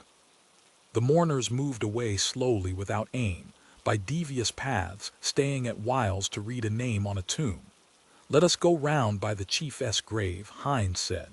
We have time. Let us, Mr. Power said. They turned to the right, following their slow thoughts. With awe Mr. Power's blank voice spoke. Some say he is not in that grave at all. That the coffin was filled with stones. That one day he will come again. Hines shook his head. Parnell will never come again, he said. He there all that was mortal of him, peace to his ashes. Mr. Bloom walked unheeded along his grove by saddened angels, crosses, broken pillars, family vaults, stone hopes praying with upcast eyes, old Ireland's hearts and hands. More sensible to spend the money on some charity for the living. Pray for the repose of the soul of. Does anybody really plant him and have done with him, like down a coal chute? Then lump them together to save time. All Souls Day, 25th ILLB at his grave. 10 shillings for the gardener, he keeps it free of weeds, old man himself. Bent down double with his shears clipping, near death's door, who passed away. Who departed this life, as if they did it of their own accord, got the shove, all of them. Who kicked the bucket, more interesting if they told you what they were, so-and-so wheelwright. I traveled for Cork Lino. I paid 5 shillings in the pound, or a woman with her saucepan. I cooked good Irish stew. Eulogy in a country churchyard, it ought to be that poem of whose is it Wordsworth or Thomas Campbell. Entered into rest, the Protestants put it. Old Dr. Murrin the great physician called him home. Well, it's God's acre for them. Nice country residence, newly plastered and painted. Ideal spot to have a quiet smoke and read the church times. Marriage ads they never try to beautify. Rusty wreaths hung on knobs, garlands of bronzeful. Better value that for the money. Still, the flowers are more poetical. The other gets rather tiresome, never withering, expresses nothing. Immortelles, a bird sat tamely perched on a poplar branch, like stuffed. like the wedding present Alderman Hooper gave us, who, not a budge out of him, knows there are no catapults to let fly at him. Dead animal even sadder. Silly Millie burying the little dead bird in the kitchen matchbox, a daisy chain and bits of broken chainies on the grave. The Sacred Heart, that is, showing it, heart on his sleeve. Ought to be sideways, and read it should be painted like a real heart. Ireland was dedicated to it, or whatever that. Seems anything but pleased. Why this infliction? Would birds come then and peck like the boy with the basket of fruit? But he said no, because they ought to have been afraid of the boy. Apollo that was. How many? All these here once walked round Dublin, faithful departed, as you are now so once were we. Besides, how could you remember everybody? Eyes, walk, voice. Well, the voice, yes, gramophone. Have a gramophone in every grave, or keep it in the house. After dinner on a Sunday, put on poor old great-grandfather. Crark, hello, hello, hello, amafully glad crark, awfully gladacia again, hello, hello, amoff, krpthsth. Remind you of the voice like the photograph reminds you of the face. Otherwise you couldn't remember the face after 15 years, say. For instance, who? For instance, some fellow that died when I was in Wisdom Healy S. RTSTSDR, a rattle of pebbles, wait. Stop, he looked down intently into a stone crypt. Some animal, wait. There he goes. An obese gray rat toddled along the side of the crypt, moving the pebbles. An old stager, great-grandfather, he knows the ropes. The gray alive crushed itself in under the plinth, wriggled itself in under it. Good hitting place for treasure. Who lives there? Are laid the remains of Robert Emery. Robert Emmet was buried here by torchlight, wasn't he, making his rounds. Tail gone now. One of those chaps would make short work of a fellow. Pick the bones clean no matter who it was. Ordinary meat for them. A corpse's meat gone bad. Well, and what is cheese? Corpse of milk. I read in that Voyages in China that the Chinese say a white man smells like a corpse. Cremation better. Priests dead against it. Deviling for the other firm. Wholesale burners and Dutch oven dealers. Time of the plague. Quicklime fever pits to eat them. Lethal chamber. Ashes to ashes, or bury at sea. Where is that Parsi tower of silence? Eaten by birds. Earth, fire, water. Drowning, they say, is the pleasantest. See your whole life in a flash. But being brought back to life no can bury in the air, however. Out of a flying machine. Wonder does the news go about whenever a fresh one is let down. Underground communication. We learned that from them. Wouldn't he be surprised? Regular square feed for them. Flies come before he's well dead. Got wind of Dignam. They wouldn't care about the smell of it. Salt white crumbling mush of corpse. Smell, taste like raw white turnips. The gates glimmered in front, still open. Back to the world again. Enough of this place. Brings you a bit nearer every time. Last time I was here was Mrs. Sinico's funeral. Poor Papa too. The love that kills. And even scraping up the earth at night with a lantern like that case I read of to get at fresh, buried females, or even putrefied with running grave sores. Give you the creeps after a bit. I will appear to you after death. You will see my ghost after death. My ghost will haunt you after death. There is another world after death named hell. I do not like that other world she wrote. No more do I. Plenty to see and hear and feel yet. Feel live warm beings near you. Let them sleep in their maggoty beds. They are not going to get me this innings. Warm beds, warm full-blooded life. Martin Cunningham emerged from a side path talking gravely. Solicitor, I think, I know his face. Menton John Henry, solicitor, commissioner for oaths and affidavits. Dignam used to be in his office. Matt Dillon S. long ago, jolly Matt. Convivial evenings. Cold fowl cigars, the Tantalus glasses. Heart of gold, really. Yes, Menton. Got his rag out that evening on the bowling green because I sailed inside him. Pure fluke of mine, the bias. Why he took such a rooted dislike to me. Hate at first sight. Molly and Floey Dillon linked under the lilac tree, laughing. Fellow always like that, mortified if women are by. Got a dinge in the side of his hat. Carriage probably. Excuse me, sir, Mr. Bloom said beside them. They stopped. Your hat is a little crushed, Mr. Bloom said, pointing. John Henry Minton stared at him for an instant without moving. There, Martin Cunningham helped, pointing also. John Henry Minton took off his hat, bulged out the dinge, and smoothed the nap with care on his coat sleeve. He clapped the hat on his head again. "It's all right now," Martin Cunningham said. John Henry Minton jerked his head down in acknowledgement. "Thank you," he said shortly. They walked on towards the gates. Mr. Bloom, chapfallen, drew behind a few paces so as not to overhear. Martin laying down the law. Martin could wind a sappy head like that round his little finger without his seeing it. Oyster eyes. Never mind. Be sorry after perhaps when it dawns on him. Get the pull over him that way. Thank you, how grand we are this morning. Will the weight of conviction crush the spirit, or will doubt give way to clarity? Can redemption rise from the ashes of despair?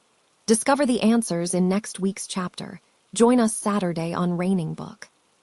Subscribe and tap the bell to follow every intricate thread of thought and emotion. Tell us below, whose journey captivates you most? The restless wanderer's search for meaning, the steadfast soul's quiet resilience, or the silent struggles hidden beneath the city's veil? Every like, comment, or share fuels our mission to craft stories as profound and timeless as Joyce's own vision. Until then, keep your lantern lit for whispered dreams and streets alive with secrets. Happy listening.